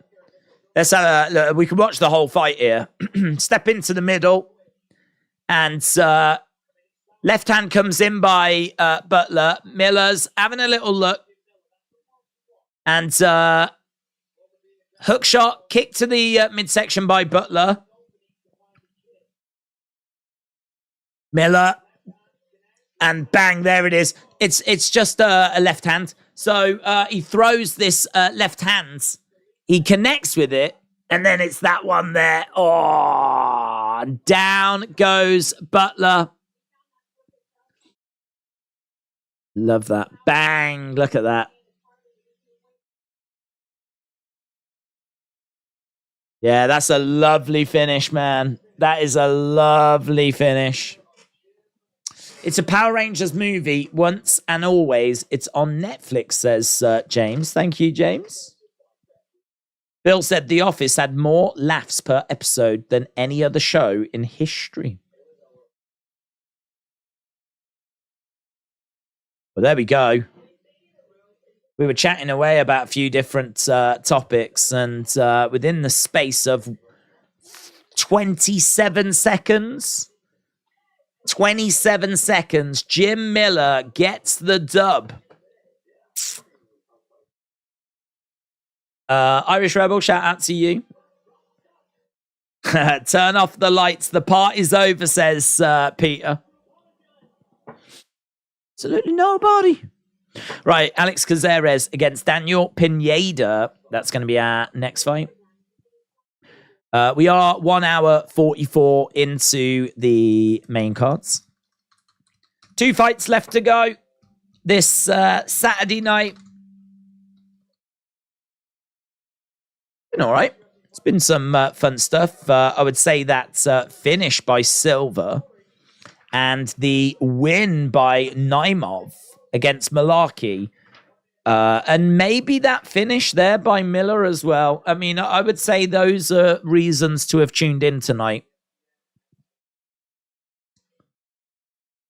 There's Butler is on a stall being spoken to by Doctor. Jim Miller getting it done early. Uncle Miller. Tim said 6-5. I've got every other fight right, so I'm going to get this next one wrong. Well, this next one, I might have it wrong as well. I think there's a chance Caceres gets this done, but I did lean Pineda because this next one was the one I'm like, do you know, it's close, and I could quite fancy going for an underdog. I've picked quite a few favorites here. I mean, I picked Silva, Elliott, Miller, and it's gone that way. And this one I've gone with Pineda, but this is the one that I will quite happily admit could absolutely go the other way because Alex Caceres is favorite. -175. 88% of people have gone with Caceres. But the thing with Pineda is that he is kill or be killed. He's got multiple finishes. He's going to bring the fire, and he absolutely could catch Caceres, and he could pick up the win. So I was looking at this and I was thinking, like, his aggressive style, multiple finishes, he will go for the win. He will look for the finish. He is kill or be killed. That has resulted in 5 wins, 5 losses. You just don't know. I mean, with Pineda, I feel like it simply comes down to is he gonna land? It comes down to the fact of is he going to be able to impose himself on his opponents. Sometimes he can't do that, and sometimes he goes on to lose. Sometimes he can do that, and sometimes he goes on to win. So it's a tricky one, this one. Because there is 15 wins, 11 defeats. Won his last fight, round 1 in December by finish. He's got multiple losses by submission. He's got spinning attacks. He doesn't fight too well off the back foot. He is ranked number 15th in the featherweight division. Pineda is a fast starter, but he can fade. He is entertaining. He is versatile. He is aggressive. He's got good jiu-jitsu. He is a veteran as well because he's got 28 wins and 14 defeats. So he's had over 40 fights.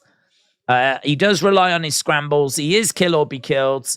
He is going to have a power advantage here as well. So there's definitely things in his favor. I think the smart money is on Caceres. But if you are a gambler, if you are someone that wants that little risk, you are a risk taker, then Pineda might be your pick. Let me know in the chat which way you are going for our co-main event this evening. Co-main event coming up next. Caceres against Pineda. Not sure who I like, but I might lean Vittori, said Vicky. Alex Caceres, round 2, TKO. That's where Tim's gone. Bahamas said, watch Forever Red. It's a show with about 15 or so Red Rangers, including Tommy and Jason. Well, I'm not a Power Ranger person, to be honest. It was just a bit after my time. My brother was into it, but I was a bit late on that. I was a bit late on Pokemon. I feel like Pokemon and Power Rangers were just that bit after me. I'd say like Rugrats was a bit after me as well. I was a bit Clarissa Explains It All, you know. I was a bit Clarissa Explains It All. I was a bit Teenage Mutant Ninja Turtles. That was kind of my that was my time. That sounds interesting though. A program about different red Power Rangers. Quite specific. Has there been a fight or boxing you thought a lot of people tune in for, but overall weren't interested? If so, which one? Don't know, to be honest.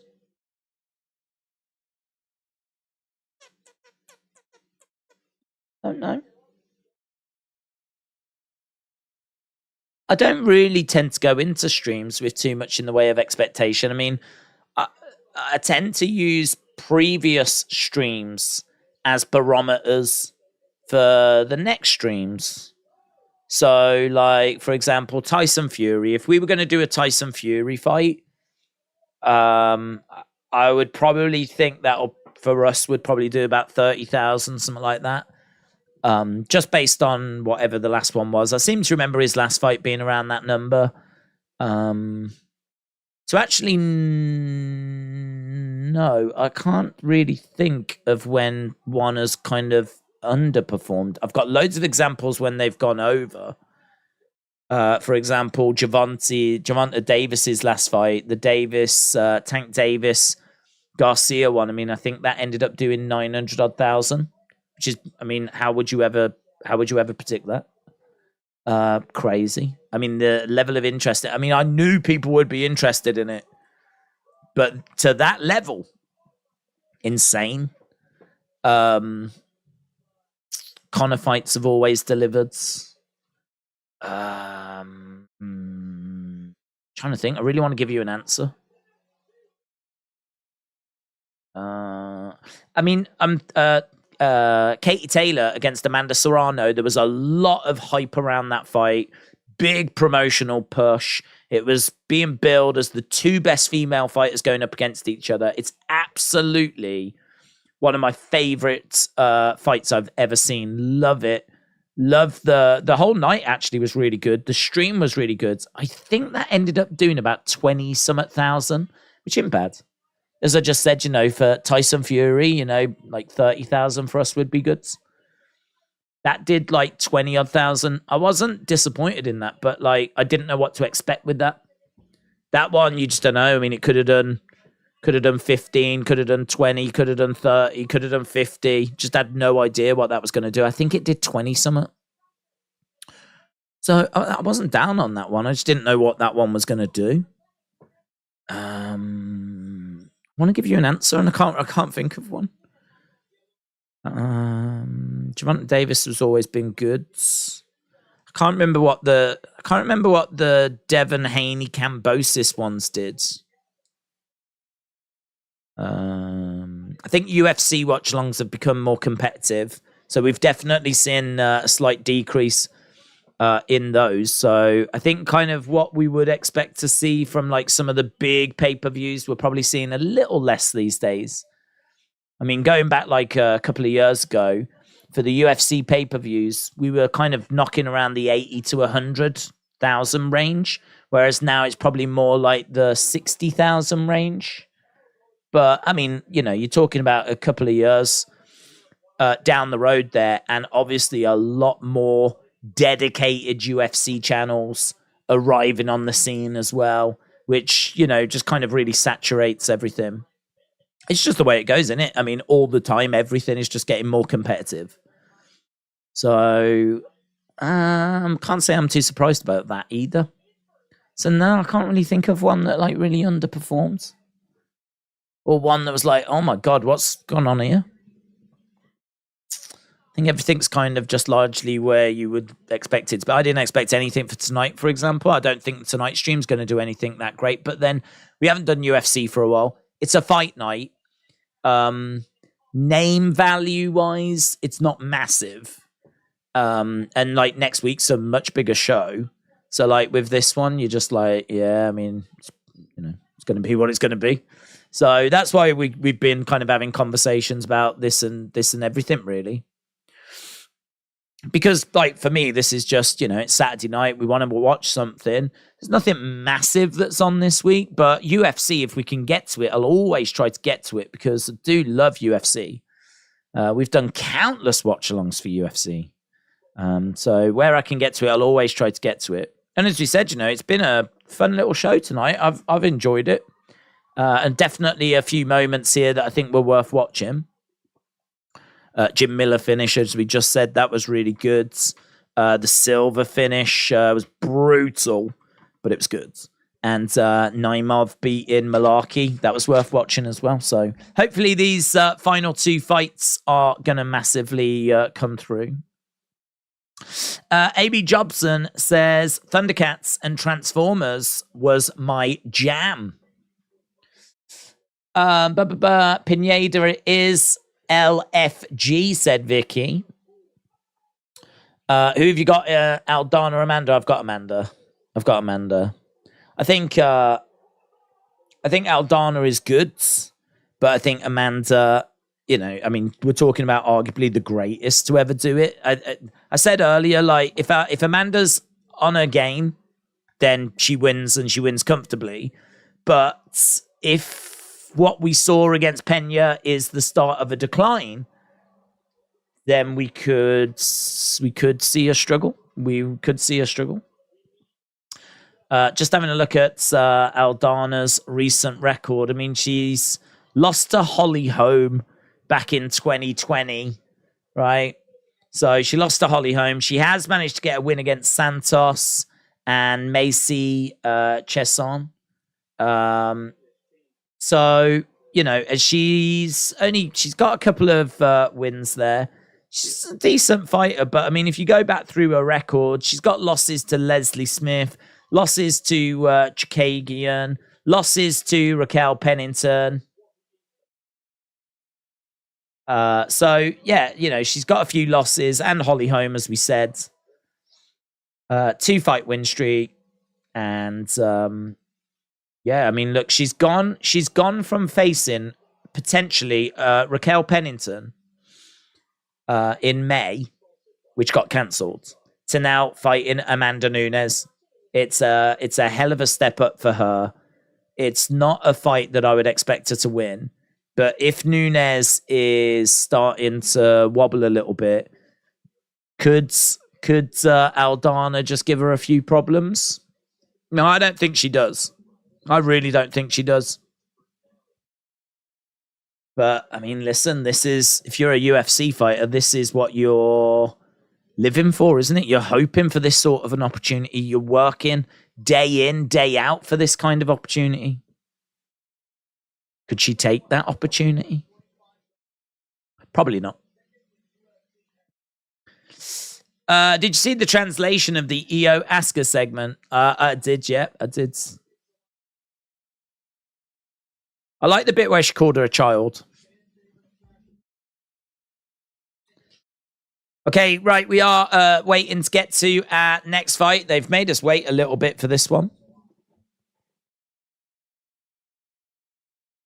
So, yeah, as we said, it is Alex Caceres against Pineda coming up next. We haven't had a look, actually, at the poll that we put up earlier. We did put a poll up earlier, and this poll has attracted over 350 votes. Most finishes with 100% finish rate. Daniel Pineda with 28.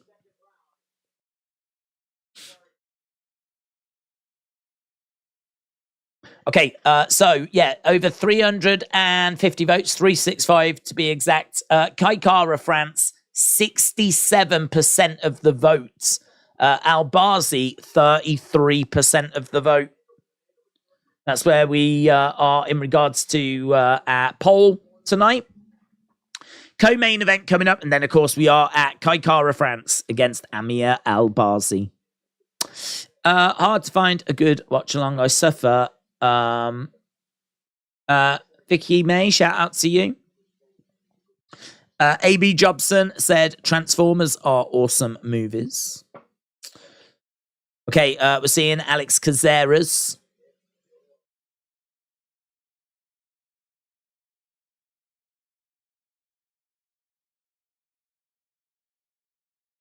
Let's do it. So, featherweight division, Alex Caceres, as we said, ranked number 15. 6-1 in his last 7 bouts.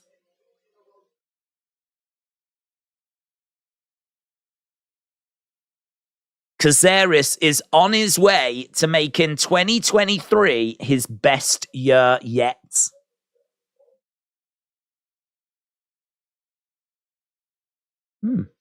Let me know in the chat which way you are going on this one. Biplob, shout out to you, my friend. I appreciate the kind words. Bill, shout out to you.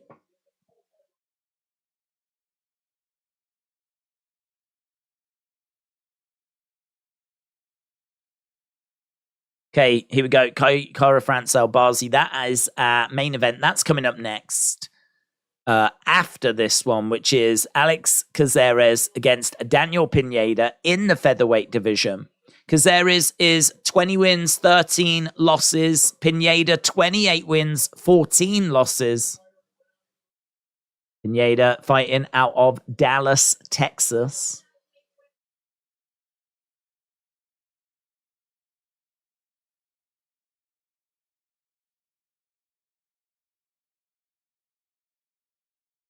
No one should have a 100% finish rate with 28 wins, says Laura Sanko. When you look at his record, it looks like there's a load of typos. It's a good line.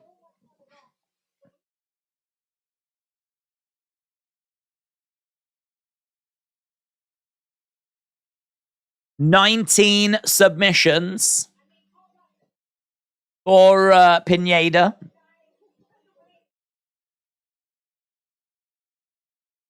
So Laura Sanka says she loves watching Pineda fight. Should be good, man. I'm looking forward to this. Both of these next fights should be really good.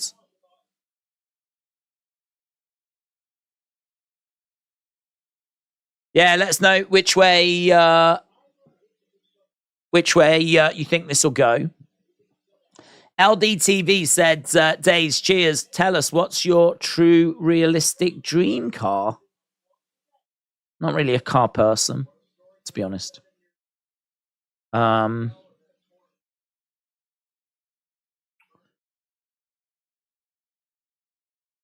know. That's difficult. I think, I'll tell you the one that comes to mind. The Toyota Yaris. There was a rally version that came out. I don't watch rally, but I don't know what it is. Like, I just like rally cars. I think it's because like they look like road cars, but they're obviously it's a motorsport as well. Because clearly you're not going to go out and buy a Formula One car. So I don't know. I kind of like. I'm not really a speed demon either or anything like that. But I think I always like my car to like look cool, be pretty cool. I think like rally cars are pretty cool. So there was a Toyota Yaris that was a rally version, and that one definitely caught my eye. But I mean, that is like 30 grand, something like that. Secondhand, I don't know what you'd be able to get it for, to be honest. But I mean, I don't know. That's not realistic for me. But it's not a supercar. It's not like 200,000 or anything. I feel like it's kind of within touching distance if you really save and take out finance and do all that kind of stuff. But yeah, I'm still not in a position where that would be realistic for me. But yeah, that's one that I think would be quite tempting. I don't know. There's something interesting about, like, as I said, motorsports that you can watch on TV involving like cars that you can buy, that you can drive on the road. That I like that. I don't know why. It's weird. Because let's be honest, if you could go out and buy Formula One cars to drive on the road, there'd be plenty of footballers and billionaires that would be out there doing it. So, like a rally car, that's just kind of cool. But I'm not a car person, so that's really as much as I can offer, I'm afraid. Here's Bruce Buffer. The Daysmobile, let's go. What about Eddie's lowrider? Who knows how much that would cost? I have no idea how much that would cost. Plus, I can't really imagine riding that around the streets of the UK. The other great thing about rally cars is they're quite small, which you do need in the UK sometimes, because some of the old roads and everything are a little tight in places, parking spaces as well. We don't really have a luxury of space. Things can get a little tight at times. So again, that's where like the little smaller cars kind of become more appealing. It's in America, We ain't all driving around in Hummers. Right, here we go. About to get underway. The Wrestling Days tour bus. Let's go.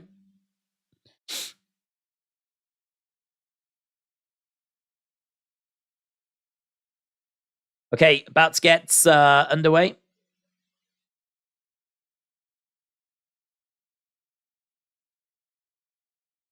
Daniel Pineda wanting to get back-to-back victories.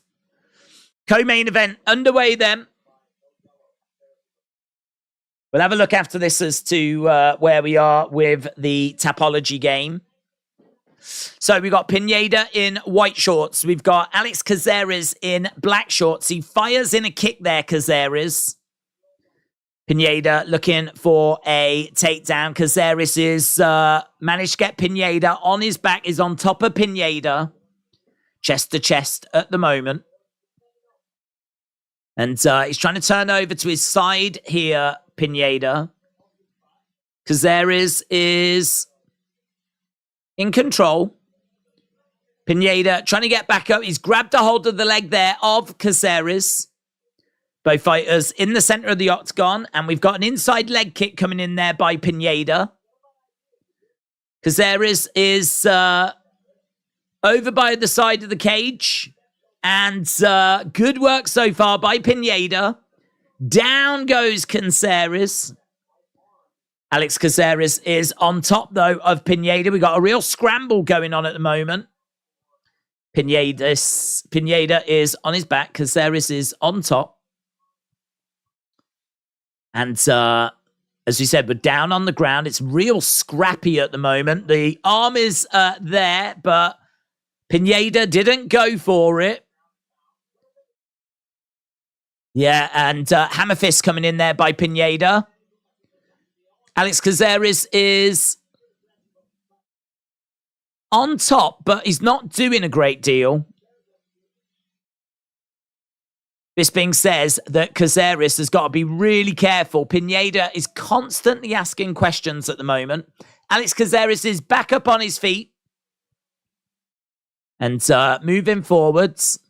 Inside leg kick coming in there by Pineda. Alex Caceres. Pineda grabbing a hold of the leg of Alex Caceres. Alex Caceres gets driven back against the side of the cage. We've got some shots coming in there by Alex Caceres. Yeah, it's real scrappy at the moment. 6 significant strikes to 3 for Alex Caceres. Down goes Pineda again. So Pineda down on the ground. Alex Caceres on top. Pineda, though, is constantly working. Such a shame that we're in the apex because it's so quiet. Shots raining down by Caceres. Pineda is looking, trying to grab a hold of an arm. There's not loads of activity going on here at the moment, though. Got a shot coming down there by Alex Caceres. And again. Now a guillotine as Pineda tries to get back up. Oh, he's got the arm! He's got the arm! Oh! Caceres, though, I think he's done well to survive that. He's trying to step through as well. Trying to free the arm. He gets it. Wow, that was good, man. That was really good.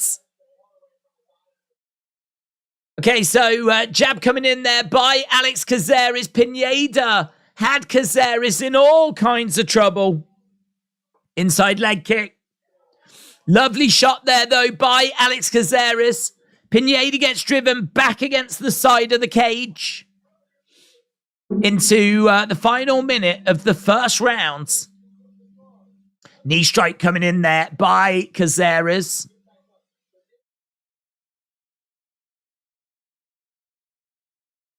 Pineda up against the side of the cage and 19 significant strikes to 4. It feels like Alex Caceres is going to take this round. Knee strike coming in. My dream cart to ride in is Stephen King's Christine, said Irish Rebel. Oh, lovely shot by Alex Caceres. Pineda felt that. Pineda falls down. I think Pineda was stunned, man. He looked rocked by that. He looked really rocked. I think he's coming back around, though, but I think there was a little spell there where he definitely felt that shot. He definitely felt that shot, Pineda. So there we go. End of the first round. That is an Alex Caceres round, but there's definitely some danger in there. That armbar. Woo. Let's go. Round number 2 coming up. Bit of everything in that round. John said, I thought that this card would have been better with a live crowds. Alex Caceres can go, says AB Jobson. Has the main event started? Not yet, but starts after this. Starts after this. AB Jobson said, has anyone seen the UK series Skins? Saw a bit of it. It was a great soundtrack. It was a show that was kind of its time. I think you could still do it now, but I don't know. I mean, the music's very different these days, isn't it? Back then, I mean, it's weird, isn't it? I mean, you just don't... I don't hear as much like guitar bands anymore. Indie music anymore. It's just been completely taken over by... Oh, lovely shots by Pineda. Hip-hop kind of music. And obviously pop. Pineda explodes out, is all over Caceres. So Pineda comes out hot. He's managed to grab Alex Caceres and he's got him up against the side of the cage. Shots coming in here by Caceres. Pineda has got him pinned up against the cage. Elbow coming in there by Caceres, but Pineda is keeping him pinned. Knee strike coming in there by Pineda. Pineda is keeping Alex Caceres up against the cage. He's not allowing him to do anything. He's got him off balance. Throws in a big couple of right hands. This being said, that was a vicious shot, but Caceres has reversed the position. They break away from the side of the cage, though. Alex Caceres throwing some shots into Pineda. Pineda looking for a spinning attack. Spinning back fists. I think the game plan has gone out the window here. It feels like Pineda definitely feeling the effects. The way this seems, it seems like Pineda knows that the end could be coming for him, and he is just going hell for leather to try and do whatever he can do, because he seems very sloppy. Caceres definitely looks more composed. On his back, Pineda over on the side.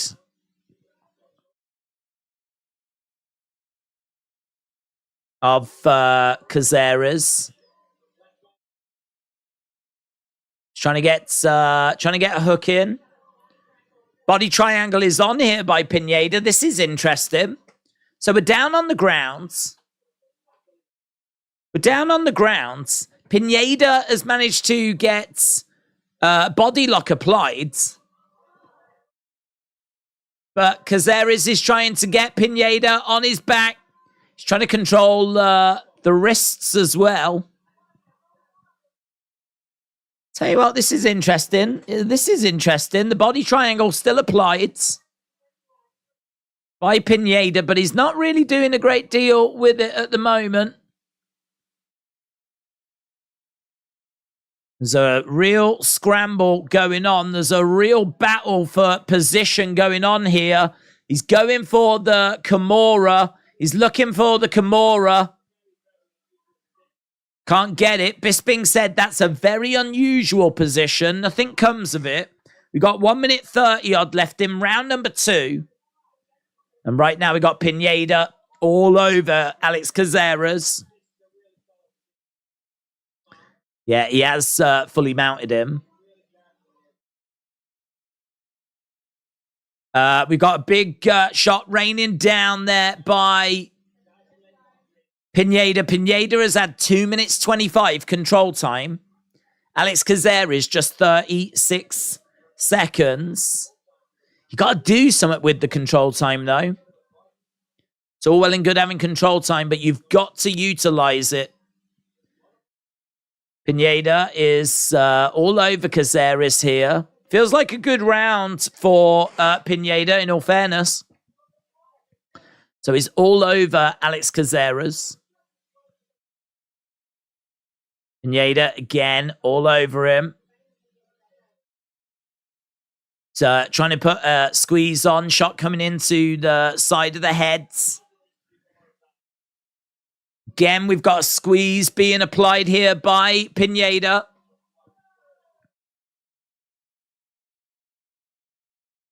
So Pineda all over Caceres. He's managed to control him. We've got 10 seconds left to go. Carry was good. Oh, we've got people talking about horror films. There we go. End of round number 2. Round number 3. The final round of our co-main event coming up next. I have Cujo, Silver Bullet, Pet Cemetery, and Storm of the Century, said Irish Rebel. Okay, we've got Alex Caceres. Just getting a bit of advice at the moment.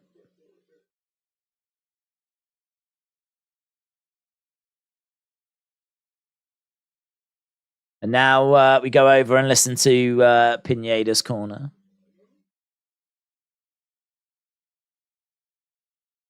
Set it up. I think he just said something like go for the shot, but just set it up. But we joined him a bit too late to understand what he was specifically talking about. Okay, here we go then. Round number 3. I think there's an argument this is 1-1. Theo Logical has got it 1-1. Here we go. So we've got Pineda and Alex Caceres in the center of the octagon. Kick coming in there by Pineda. Right now, Alex Caceres is minus 185. Kick coming into the body. And Pineda definitely felt that. Alex Caceres has taken a lot of encouragement. That shot, he definitely felt it. Pineda doesn't seem to be in a great place here. Kick coming back, though, by Pineda. That was an opening for Alex Caceres. Heavy kick, and Pineda really sold it. Another kick coming in there by Alex Caceres. Low kick coming in by Pineda. Oh, Pineda goes down. Pineda seems really done, man. His body language is of a defeated man. A kick came into the body. Kick coming in there by Pineda. Alex Caceres throws in a dig to the body. Yeah, I mean, it doesn't feel like this is going to be long for Pineda, but Pineda ducks underneath the shot, grabs a hold of Alex Caceres. This is interesting. They break apart. Alex Caceres definitely winning this round at the moment, though. Caceres throws out a jab. Pineda continues to move forwards. Oh, man, the jabs are landing every time for Alex Caceres. Inside leg kick coming in. He seems really off balance. He seems really unsteady. This being said, it's clearly one apiece. Oh, there's a heavy shot to the body. Pineda takes a deep breath. I think the referee just asked him if he was all right, and he said he was. Some of these shots by Alex Caceres have caused Pineda all kinds of trouble. Pineda moving forwards. Alex Caceres backing up a little. Oh, heavy kick to the body again. These can't be fun, man. Alex Caceres firing in some heavy body kicks. Pineda, swing and a miss. He is still swinging. Moving forwards. Alex Caceres throwing in some shots. Knee strike coming in by Alex Caceres. Man, Pineda just doesn't like it at all. We are seeing he is done, and he is so done. Referee is just staring at Pineda. Starting to get a few shots of the referees. I think the ref wants to see Pineda doing something here. Yeah, he has just been a walking punching bag, Pineda. Smile on his face there as he gets tagged. 35 significant strikes to 6. Alex Caceres has come out and just absolutely upped the tempo, the volume. Shot coming in by Pineda. Pineda is done. The arms look heavy. The legs look heavy. The body looks shot. He absolutely, every fiber of his body does not look like it wants to be in there. And, right, he's gone round the back. This is Caceres' to lose right now. Down goes Caceres. Down goes Pineda. No, second round knocky for me, said Tim. No, but I think you might be getting the winner. 50-odd seconds to go. We're down on the ground. Alex Caceres is looking for a finish, looking for a rear naked choke, throwing in shots to the side of the heads of Pineda. Oof, and again, these shots coming in. Pineda able to get back to his feet, though. Caceres backing up against the side of the cage. Clock is ticking down. 20-odd seconds left to go. Peter said 29-26, Alex. Mr. Quake said, my boy Alex still got it. Pineda said he would finish this early, said Tim. Oh, Alex Caceres rocked! Alex Caceres rocked! Oh, Pineda managing to rock Alex Caceres, but it won't be enough. It won't be enough.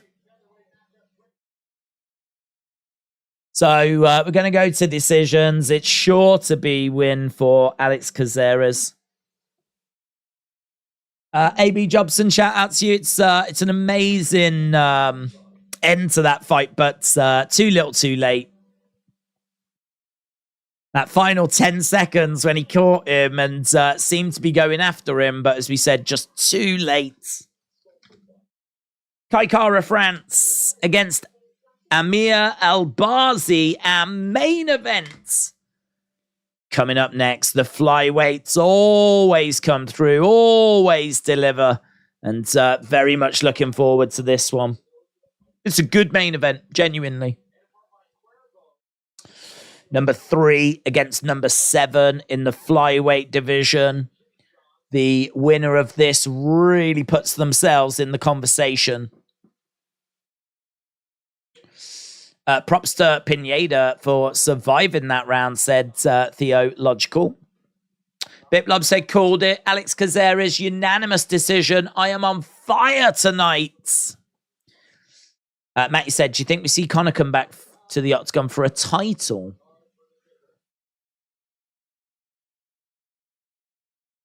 $29-28. Alex Caceres, all 3 judges, 29-28. Do I see Conor coming back for a title fight? I'm going to say no, but the problem is that Conor is such a draw that the UFC might try to give him a bit of a warm-up fight and then chuck him in there against someone like Leon Edwards. So it could be that he kind of gets there without really earning his way there. You can make the argument it's Conor. He's done enough in his career to earn any title fight, but I can't see him. I don't think he beats Chandler. And I don't know, man. It's hard. I mean, I feel like if he's got to go through a few genuine challenges to get to a title, I can't see it. It's way too inactive. Way too inactive.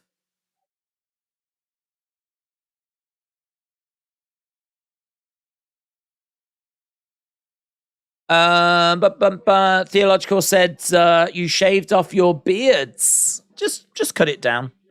Just trimmed it down. Stephen, shout out to you, buds. Alex Caceres says, let me climb those rankings, please.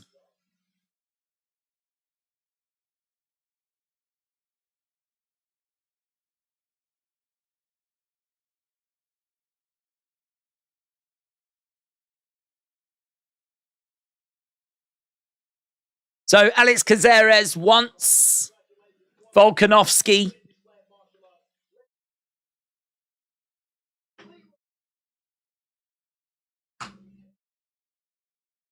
There is no reason to do anything other than shoot for the top.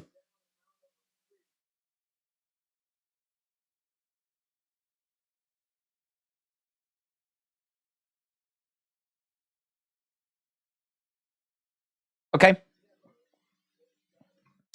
Right, main event coming up then. Main event coming up. Keep your votes coming in because obviously we've got the poll. And right now we've got nearly 450 votes. 66% of you have gone with Kai Kara France. 34% of you have gone with ALBAZI. And so it seems like the community are feeling pretty confident Kai Kara France is going to get it done. I've got Kai Kara France winning. I do think this is a tough fight. I do think Amir ALBAZI is a great challenge. I do just question if this is a bit quick.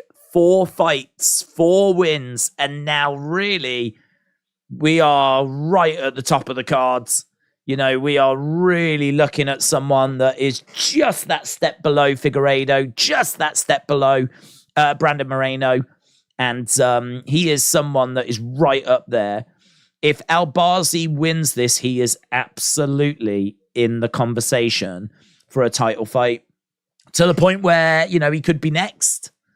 So we've got Kai Kara France, striker, tough, relentless, great takedown defense, 7-3 in the UFC, lost his last fight to Moreno last year in July, good wrestling defense, always in exciting fights.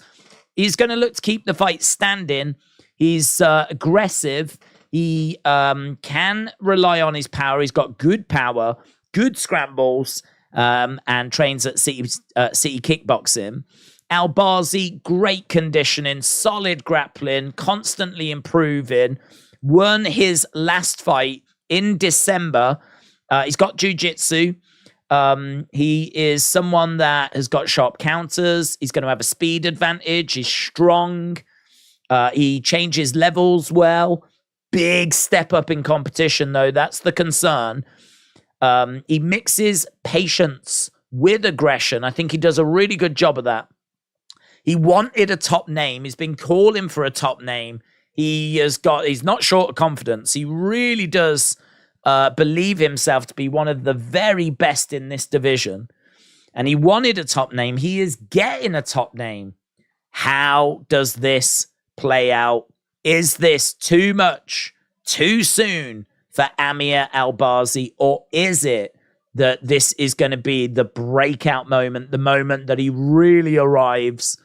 And as we said, then he's going to be just on the verge of fighting for the title. So I've got Kai Kara France winning. I can tell you that 56% of people on Tapology have got Kai Kara France winning, and 44% have got Amir ALBAZI. If we do just have a quick little look, see where we are in regards to our Tapology game. Just refresh it. There we go. So Number 10, we've got Pinche Way. We've also got Cal Hogan in joint 10th. Then we've got Austin 316 and William Hensey together, snuggled up in 8th position. Then we've got Louis Willis and Hoofhearted and Fowler in joint 5th. Then we've got Underdog in 4th. We got Dort Knights in 3rd. Then we've got Ray K in 2nd. Then we've got Melodrama Llama all the way up there in 1st place. So how is this going to play out? How is this going to play out? Who is going to take a Tapology game this week? Can it be Dort Knight? Not much in it. Look, Dort Knight just 50 points behind, which isn't that much in this game. If Dort Knight gets this bang on, Melodrama gets it wrong, Dort Knight could take this. So, ring walks. Let's have a look.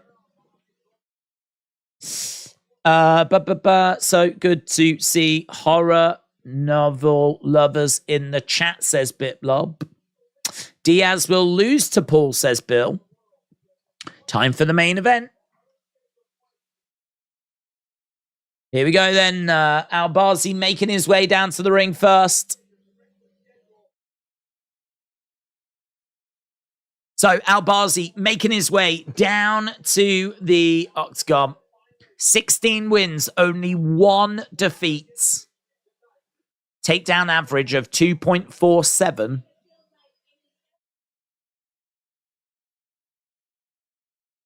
He is confident. He is really confident.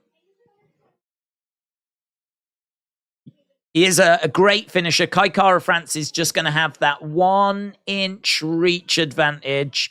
If you look at significant strikes landed per minute, 4.7 for Kai Kara-France, 3.5 for ALBAZI. Signature strike accuracy, much better accuracy for ALBAZI.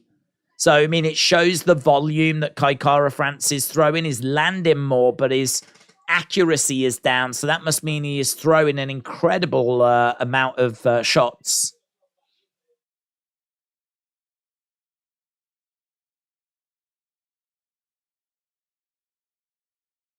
Okay, well, there we go. He's stepping inside.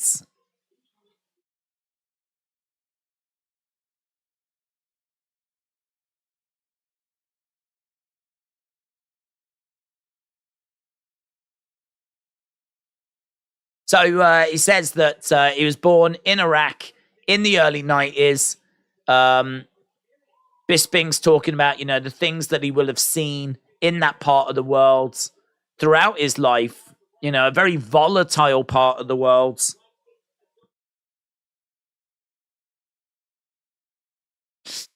Ledge Killer, shout out to you. Appreciate the support. Matty said, did you see Connor on True Geordie? It was a bit harsh. True Geordie won that one. Yeah, I don't really understand why Connor was even engaging with True Geordie, to be honest. I don't know quite how it came around. I mean, don't know. Wouldn't really think he'd pay like True Geordie much attention, but seemed to get under his skin. And I mean, that's obviously a bit of a godsend for True Geordie to have Conor McGregor going off on him, because it allows you to make that response video, doesn't it? Which I would imagine probably got good views. Okay, here we go. We've got Kai Kara-France making his way out. Are you invited to the Sidemen charity game? No. The Sidemen don't know who I am, but I don't know who they are either, so we've got quite a good understanding. Final fight, number 13. These past 2.5 hours have flown by, says Tim. Tim, shout out to you. John said this fight could have been on the main cards of a pay-per-view. Okay, let's go. Yeah, it could, you're right.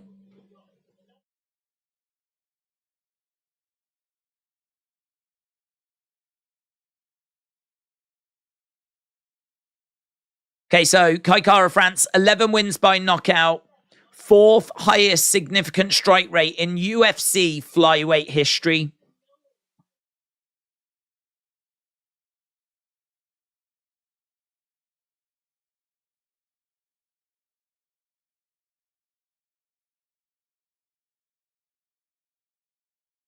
Boom. Is this the main event? It is. Paulie, yeah, shout out to you. Yep. Kai Kara-France to win by knockout is plus 400. ALBAZI to win by submission is plus 240. Fight will not go the distance, minus 135. So this fight is not expected to go all 5 rounds. Put in your thoughts. Who do you think's going to win? How are they going to win? When are they going to win? Drop it in the chat as we are heading over to the announcements. I can tell you that it's still minus 110 for Kai Kara-France, minus 110 for ALBAZI.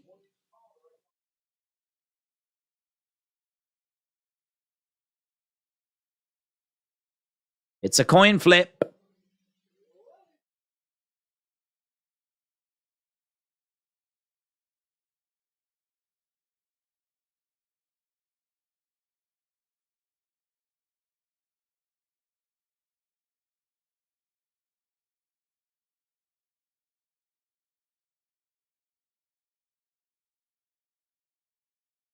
Herb Dean is the ref for this one. I was just listening to Bruce. Always good to hear Bruce do his thing, isn't it? Bruce Buffer. There's ALBAZI. He looks focused. He looks confident. Kai Kara-France, the exact same. He's got a bit of a mark on his nose, actually, Kai Kara-France. Oh!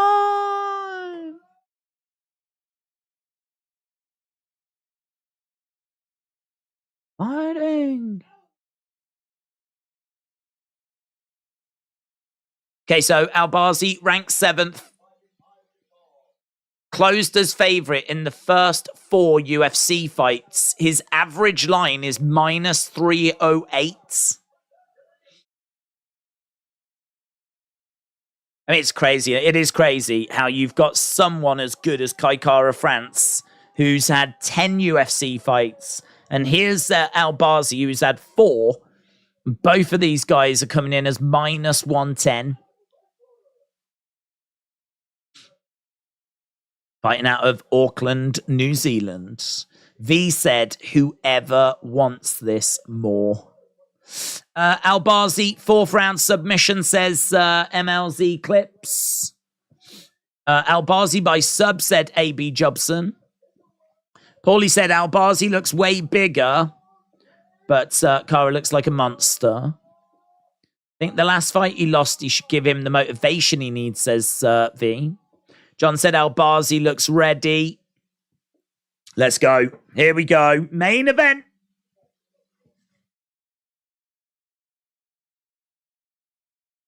Touch gloves. Let's do it. Let's go.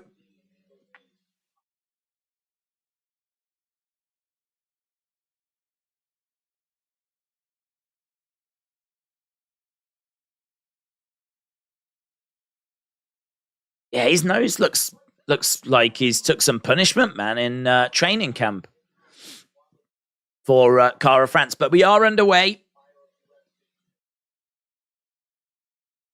Okay, so ALBAZI in white. Kai Kara-France in black. Kai Kara-France on the outside. ALBAZI standing his ground in the center.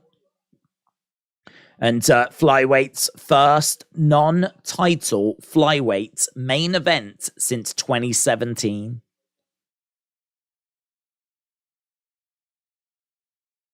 Kai Kara-France staying on the outside. I think both of these guys really respectful of the other.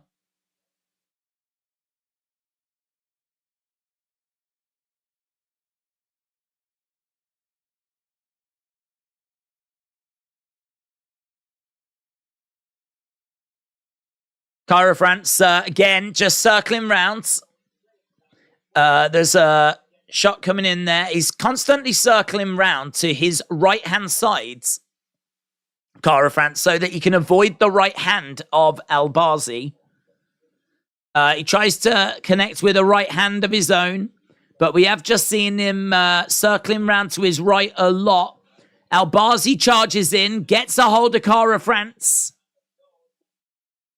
So he's got ALBAZI in control. He's got him up against the side of the cage. A couple of shots coming in there by ALBAZI. 1 minute and a half gone so far, just over. MLZ Clip said, I also think ALBAZI is going to get dropped. Okay, so ALBAZI is in control. He took the center ground. He managed to drive Cara France up against the side of the cage. You can see that we've not had much in the way of activity because so far both fighters have had one significant strike each.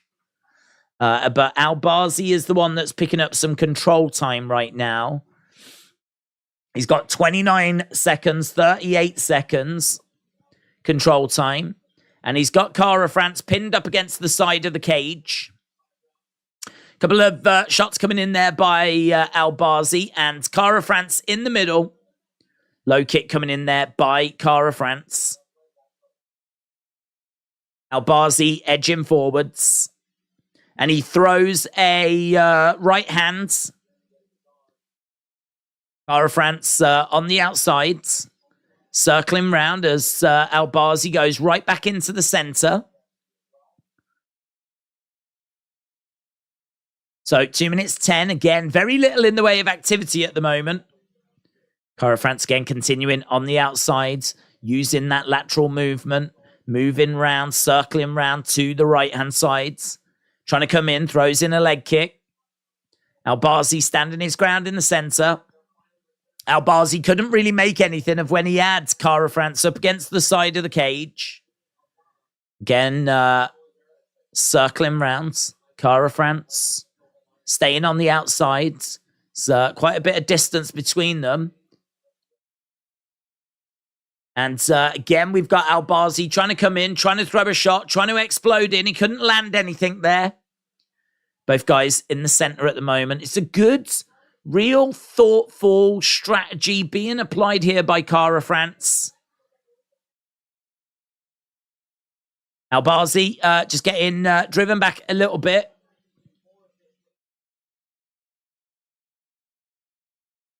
Yeah, ALBAZI on the back foot is not being too successful. 6-3. I think you might just give the nods. You might just give the nod to Cara France. ALBAZI didn't do much with that control time. 7-3 now for Cara France on significant strikes. A couple of shots coming in there by Cara France.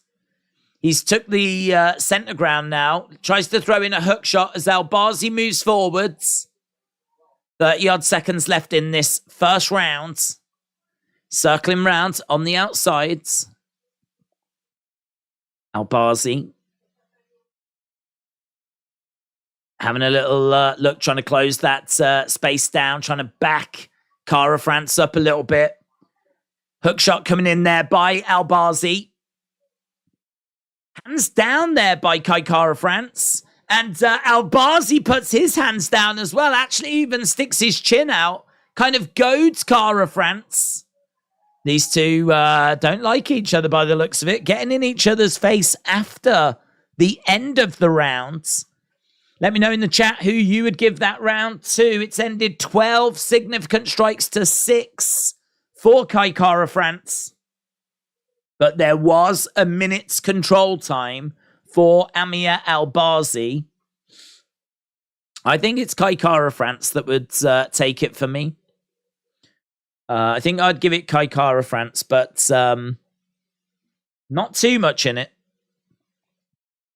57 shots thrown by Cara France. 57 significant strikes thrown. He's landed 13. ALBAZI threw 25, landed 6. Who won that round, said John. I'm leaning Kaikara France. Biplub said, very interesting first rounds. Here we go. Yeah, there has been, they're just saying there's been no trash talk or disrespect, but the intensity has been very evident and obvious between these two. So we've got Kaikara France on the outside, circling rounds. ALBAZI putting that pressure on.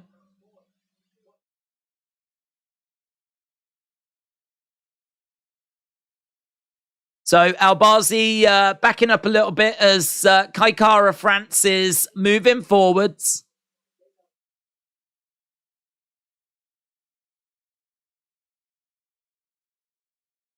ALBAZI in the center. Kaikara France on the outside. Again, quite a slow, cagey start to this round. Shot coming into the midsection there by ALBAZI. Hook shot just misses there by Kaikara France. ALBAZI moving forward as Kaikara France backs up. ALBAZI again moving around. Shot coming in there by Kaikara France. Trying to back up ALBAZI. ALBAZI edging forwards. This has stayed on the feet. There's only been one takedown attempt by ALBAZI. 3 minutes 30 left in round number 2. This can go 5 rounds if needed. And maybe it will. Maybe they're both preparing for that. We've not seen loads of activity. Has been quite a bit of output. Doubling up on the jabs there by Kaikara France. And outside leg kick. ALBAZI with an inside leg kick. Again, we've got Cara France circling round on the outsides.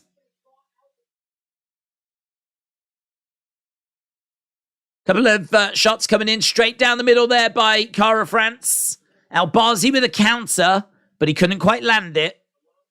Couple of jabs coming in. You can see a damage on the nose there of ALBAZI. ALBAZI tries to grab a hold of Kaikara France.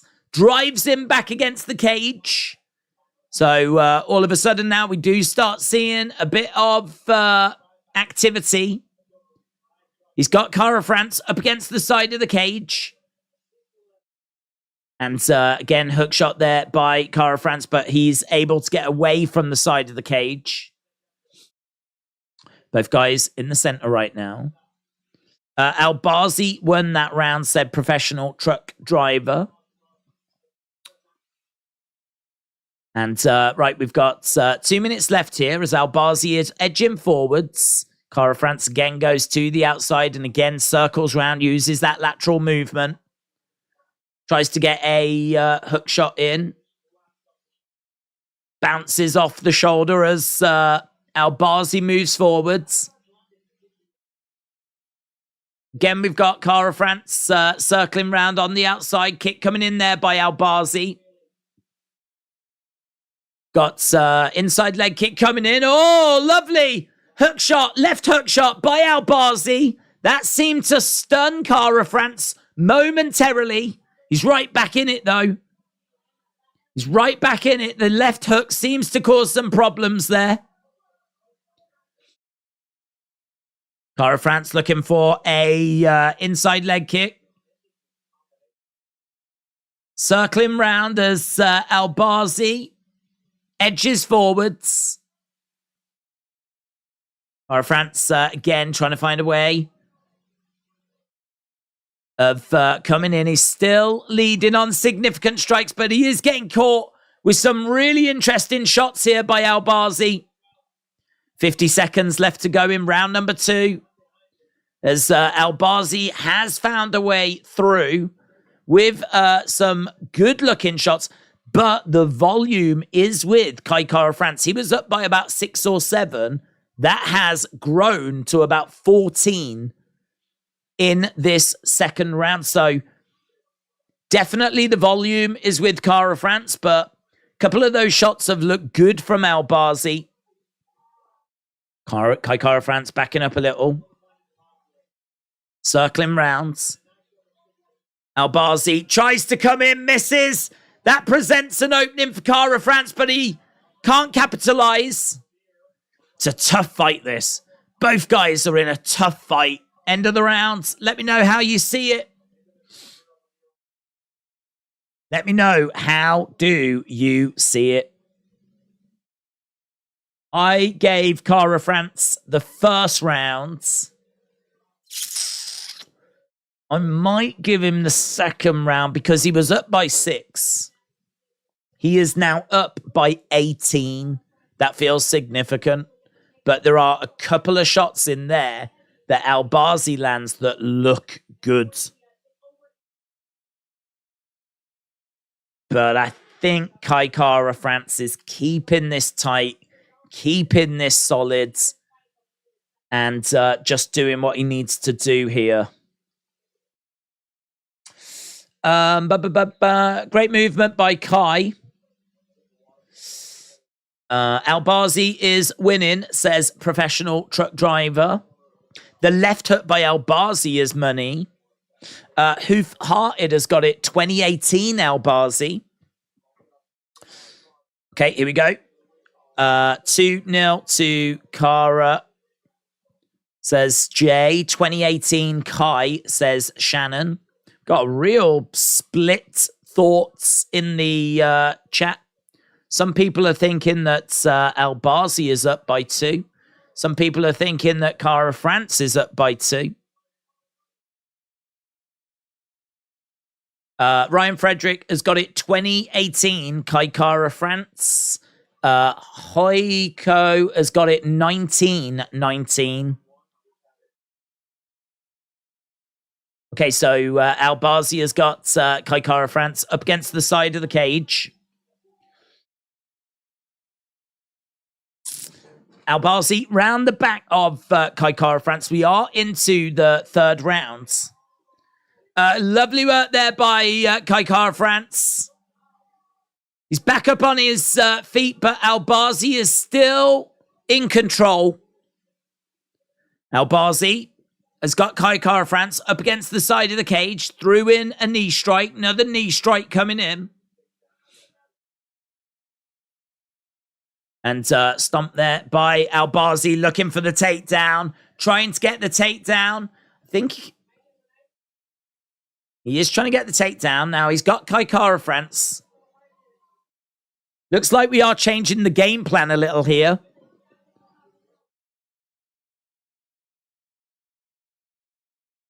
Takes down all 5 UFC opponent, Amir ALBAZI.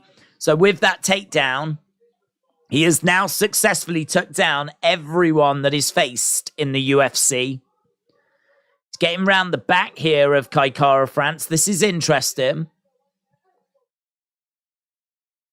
ALBAZI throwing in some shots. He's managed to get round the back of Kai Kara France. Shots coming into the side of the head. This is not where Kai Kara France wants to be. Can ALBAZI capitalize on this?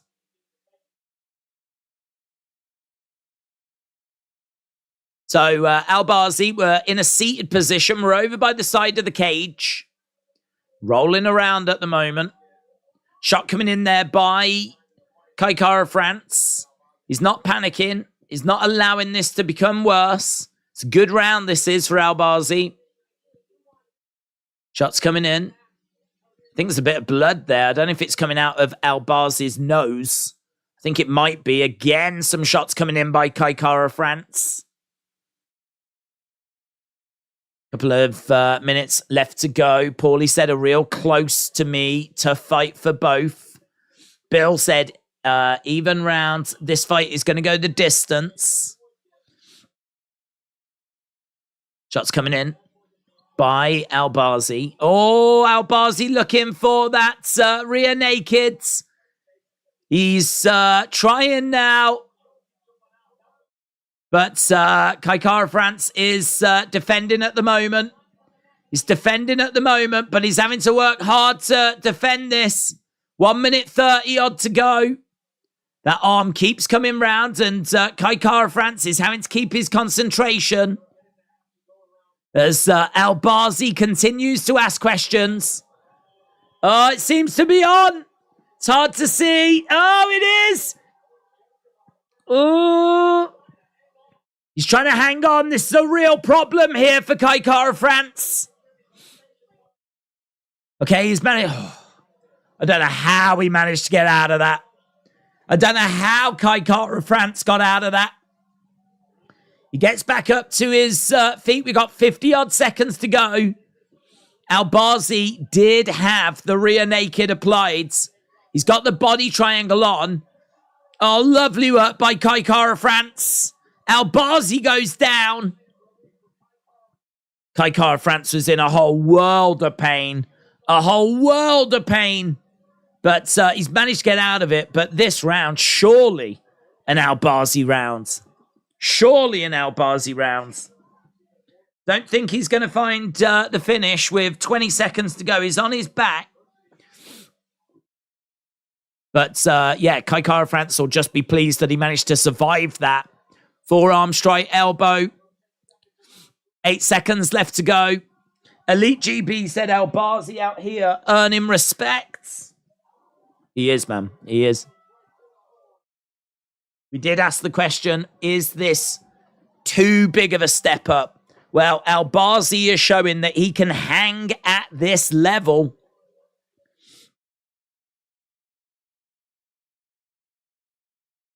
ALBAZI has got a cut, I believe, above his nose. Above his eye. And he'll know that he was close there. He'll know that he was close. Scrappy fight, said Tim. ALBAZI is asking questions, said Elite GB. He is indeed. ALBAZI is doing amazing, says Amar. He is. ALBAZI round, yes. Paulie's got it 2 on ALBAZI. Jay's got it 2 on Kara-France.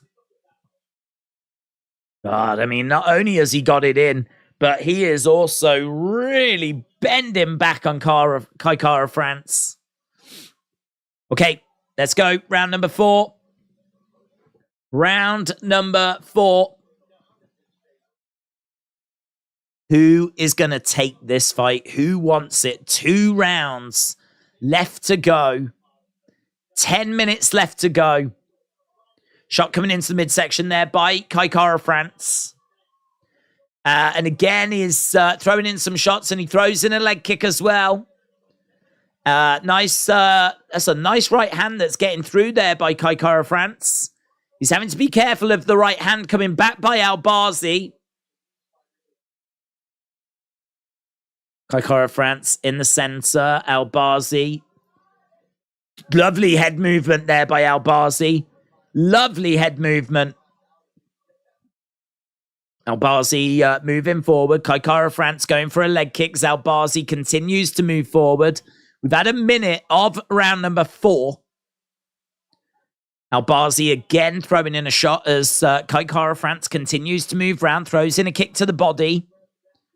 And tries to throw in a right hand, but he misses. ALBAZI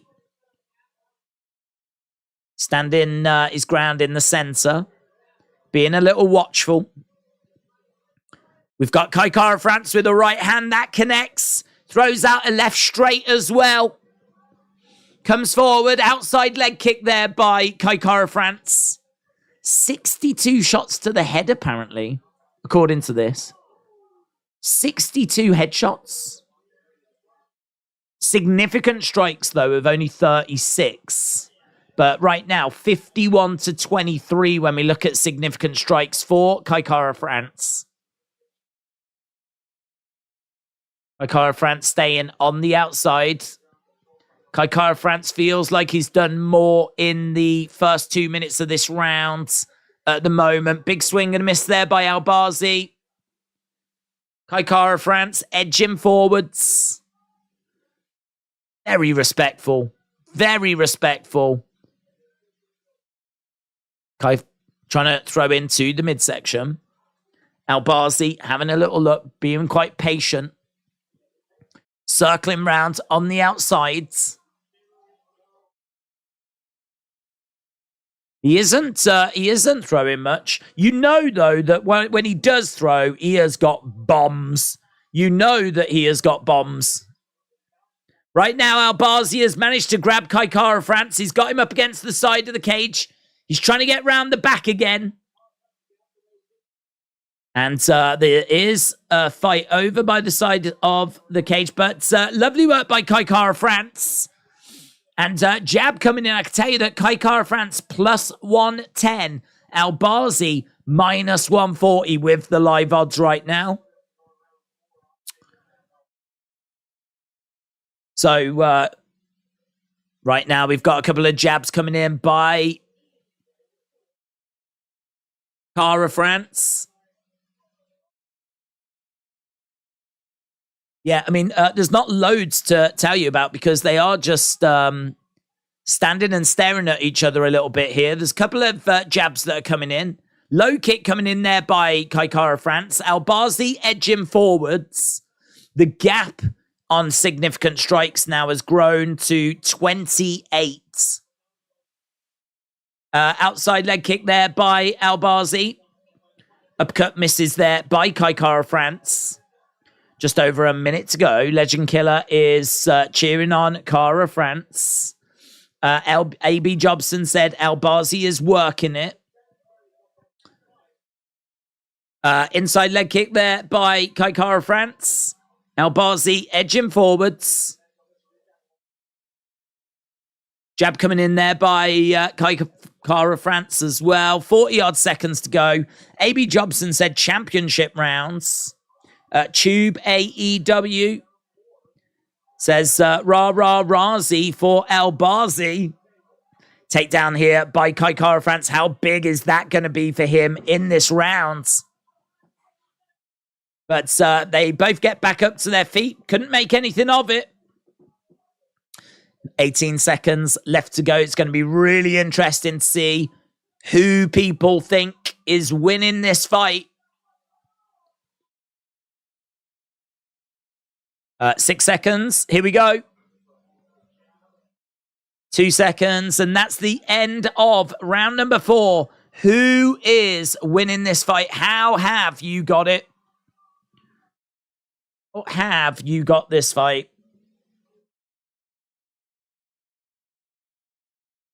I think Kai Kara-France landed more in that last round. I had him 2-1 up. I think 3-1 Kai Kara-France. I think ALBAZI is going to need a finish here. Otherwise, he could just miss out. But there is a close round in there as well, which I gave Kai Kara-France, but many people gave it to ALBAZI. It's one that I think is going to really split opinion here. Jay thinks it's 3-1 Kai Kara. Shannon's got 3-1. Bill said France up by 1. Jay said Kara takes 1, 2, and 4. 3-1 Kai Kara-France. Masab's got it 2-2. Leek's got it 3-1 Kai. Jay's got it 3-1 Kai. Amar's got it 2-2.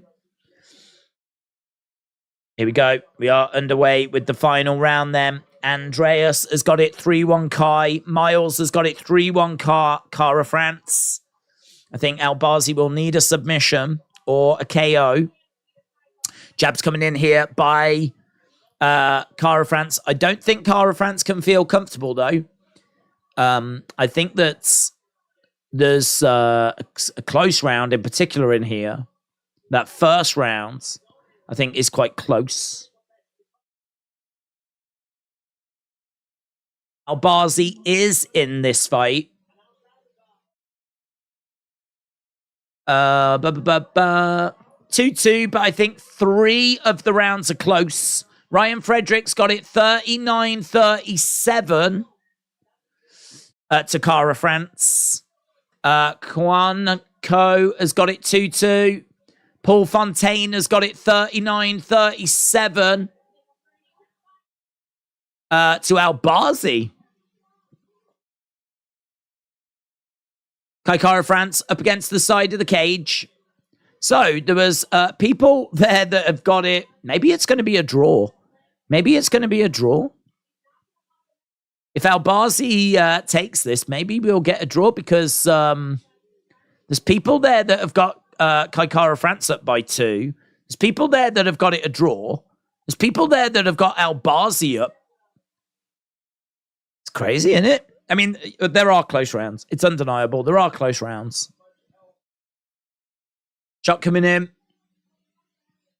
I think as a result of those close rounds, whichever way this goes, you can't really say it's a robbery. I mean, if ALBAZI wins this, I've got Kai Kara-France winning, but I won't say it's a robbery. Kara-France, needed to do more, and this is close. Some heavy shots coming in here by Kai Kara-France, though. He is stopping the takedowns. 8 takedown attempts here by ALBAZI. He's only managed 1. ALBAZI on the outside. Kai Kara throwing in a kick to the body. Couple of jabs coming in. ALBAZI edging forward. Inside leg kick there by ALBAZI. Hook shot just misses there by Kai Kara-France. 2 minutes 20. Ooh, couple of shots there by ALBAZI. As Kai Kara-France got too close into the pocket. 2 minutes left to go. This one does feel like it's going the distance. Hook shot coming in there by ALBAZI. Couple of jabs coming in by Kai Kara-France, but they fall short. It's close again, isn't it? It's close again. What are the odds now? They've not shown them. They've not shown the live odds. They were close before, but they did just have ALBAZI just slightly ahead. A couple of shots coming in there by Kai Kara-France. Doubles up with the jab. Those jabs fall short. ALBAZI responds with a few shots of his own. They fall short as well. Bisping thinks that Kai Kara-France is going to get it. I certainly don't feel that confident to say that, but Bisping said, I'm just going off the numbers. The numbers are 27 significant strikes ahead. Live odds, Kai Kara-France, minus 400s. ALBAZI, plus 300s. So, Kai Kara-France, heavy favorite on the live odds to get it if it goes the distance. I had him 3-1 coming into this round. And I thought that ALBAZI would need a finish. If we go the distance, I will have Kai Kara-France winning. But as we said, there's been plenty of people that have come on and said that they feel that it's closer than that and that it's a draw. Or that it's going to be actually ALBAZI that's leading. You never know with the judges. You never know. Right now, Kai Kara-France is unloading on ALBAZI. ALBAZI is calling him to bring it. And Kai Kara-France is doing exactly that. He is bringing it. And we get to the end of the fight. Put in your thoughts then. It did go the full 25 minutes. Who do you think has won? Which way do you think that it's gone? Tim said, I didn't see a decision coming there. Jakob thinks it's going to be 3-2 to Kai. V tells Bisping to hush. And we are just at commercial break at the moment. Professional truck driver says ALBAZI winning. Leak says Kai will win on a split decision. Change my mind. V said numbers mean nothing. This is MMA and he knows that. Jay says 4-1 Kara. Professional truck driver said ALBAZI's winning. If you don't know now, you know. Jay said, where are the ALBAZI fanboys now? Well, they are around. Hoof-Hearted says 48-47 ALBAZI. Santiago said 3-2 Amir. Amar said 2 close to call. It's easy. Kara wins 1, 2, 4, and 5, says Jay. Leak says Kai will win on split decision. Change my mind. Elite GB says 3-2 Kai Kara France. Jay says the ALBAZI dude won 1 round. Okay, well, we're going to find out.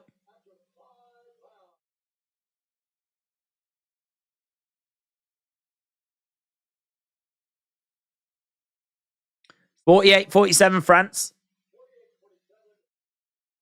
48-47 ALBAZI.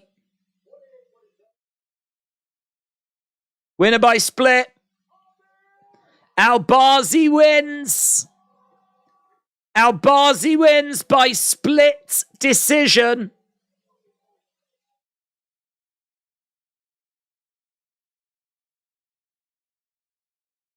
So, split decision, 48-47, 48-47. ALBAZI goes down, winner by split decision. It's close.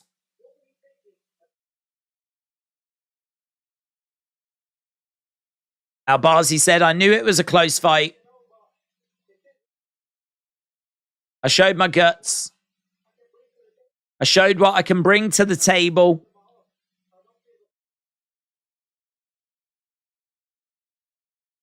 He said, I don't feel the punches. I was just having fun, maybe a bit too much fun.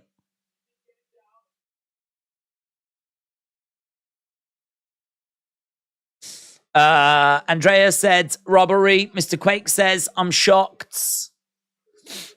Professional truck driver said, told you. John says, you know what? This is a robbery. I had Kai winning. I don't know that it can be a robbery. It was close. I agree it was close. I had Kai Kara France winning. But,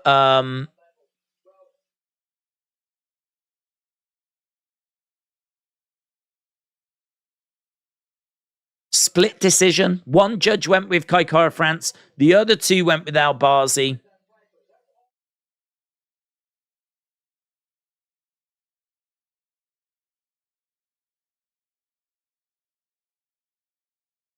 ALBAZI wants a title shot in Abu Dhabi. He says, I am next. Well, I bet Bisping feels a bit silly what with saying it's Kai Kara France.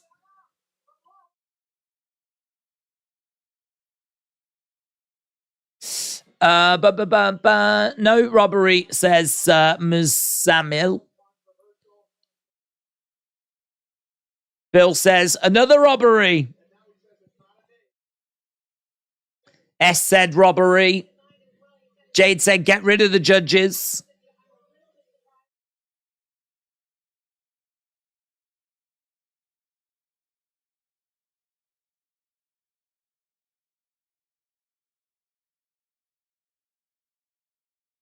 Laura Sanko said, in my mind, Kai Kara France was landing the harder shots. She thinks that Kai Kara France should have got it.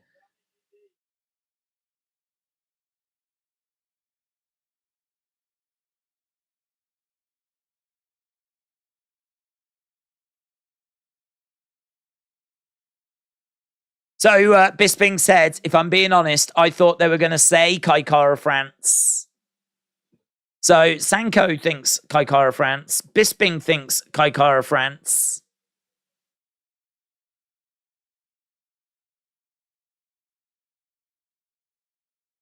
But it is close. I think we can all agree it was close. And it's a split decision. So one of the judges did go Kai Kara France. It's just the other 2 went ALBAZI. He is very exciting. I think one thing he showed is that he belongs at this level. he gave Kai Kara-France a hell of a fight there. And he showed that he really is at the top of his game. And this is not too big of an ask for him. Now, will he be able to go on to win the title? Well, hopefully we're going to find out because, as we said, the winner there was going to take a big step forwards. And ALBAZI is going to do exactly that. Donald said you can't leave it to the judges. That's true. Hayden said, respect, it's a close fight. ALBAZI deserves it. Kai Kara-France did well. He will be proud of himself. Map said, ugliest fight in championships. Unlucky fight in championship. Who won? It was won by ALBAZI. Ian said, commentators said that ALBAZI did more damage. Jakob said, a robbery. Kai defending most takedowns and had more action in the striking. How can you lose? UFO Carpentry said, what fight were the judges watching? Santiago said ALBAZI won, but it was very close. Well, there we go. Definitely not close. ALBAZI got 1 round. If you are being nice, said Mr. Average. Don't know. I mean, that first round, there wasn't much in it. Wasn't much in the first round. Because that first round, I remember we looked and I think there was about 6 significant strikes. And actually, some of the shots that ALBAZI had thrown had looked quite nice. So, like... that I think the first round is close. I think the third round is definitely ALBAZI. And then the third round, I don't know where he gets the third round, to be honest. Because I had Kai Kara-France winning. But I could understand it being through, I don't know. Yeah, I don't know. I don't know quite where he gets the third round. But he did. I'm not shocked anymore. This type of judging is commonplace, said Tom Tom. Miss Quake said, have fun. Cool. D Gun said it's a robbery. Kai should have been declared the winner. How do you win every statistical category and lose the fight, said Mr. Average. Well, I mean, the thing about judging is that damage is definitely the one that the judges look for. So the damage, but the damage is so subjective that it's hard to say. And plus, also, how does a certain amount of damage compare to X amount of significant strikes? If you beat someone by 10 significant strikes in a round, how does that compare to a cut? Like, we don't know, is the truth. What we do know is that they do put more emphasis into damage. So, yeah, I think it was close. I think I had Kara-France edging it. They gave it to ALBAZI edging it. I'm all right with it, but I can understand people thinking that was a robbery and thinking that Kai Kara-France won it. Because as I said, I had Kai Kara-France winning it, so I can certainly understand why others think that as well. But I do think it's close. And I think that old adage of, if you are going to leave it to the judges, then you are basically, it's out of your hands, isn't it? You are, you haven't won it. You haven't took responsibility. You haven't really done what you needed to do. And a fight that close has meant that it's gone the way it's gone. So, right, we are done. And appreciate the support as always. Well done to ALBAZI, and many congratulations to ALBAZI fans who I would imagine will be over the moon with that. As they should be, because now that sets him up for a big fight down the road. He wants the title shot next, and there's every chance he gets it. good night. It's a fun show. It's good to be doing UFC, of course. And I think we saw some really, really good action there tonight. So I hope you enjoyed it. Appreciate you joining us. Have a great weekend wherever you are, doing whatever you're doing. And hopefully I see you again next time. Bye for now.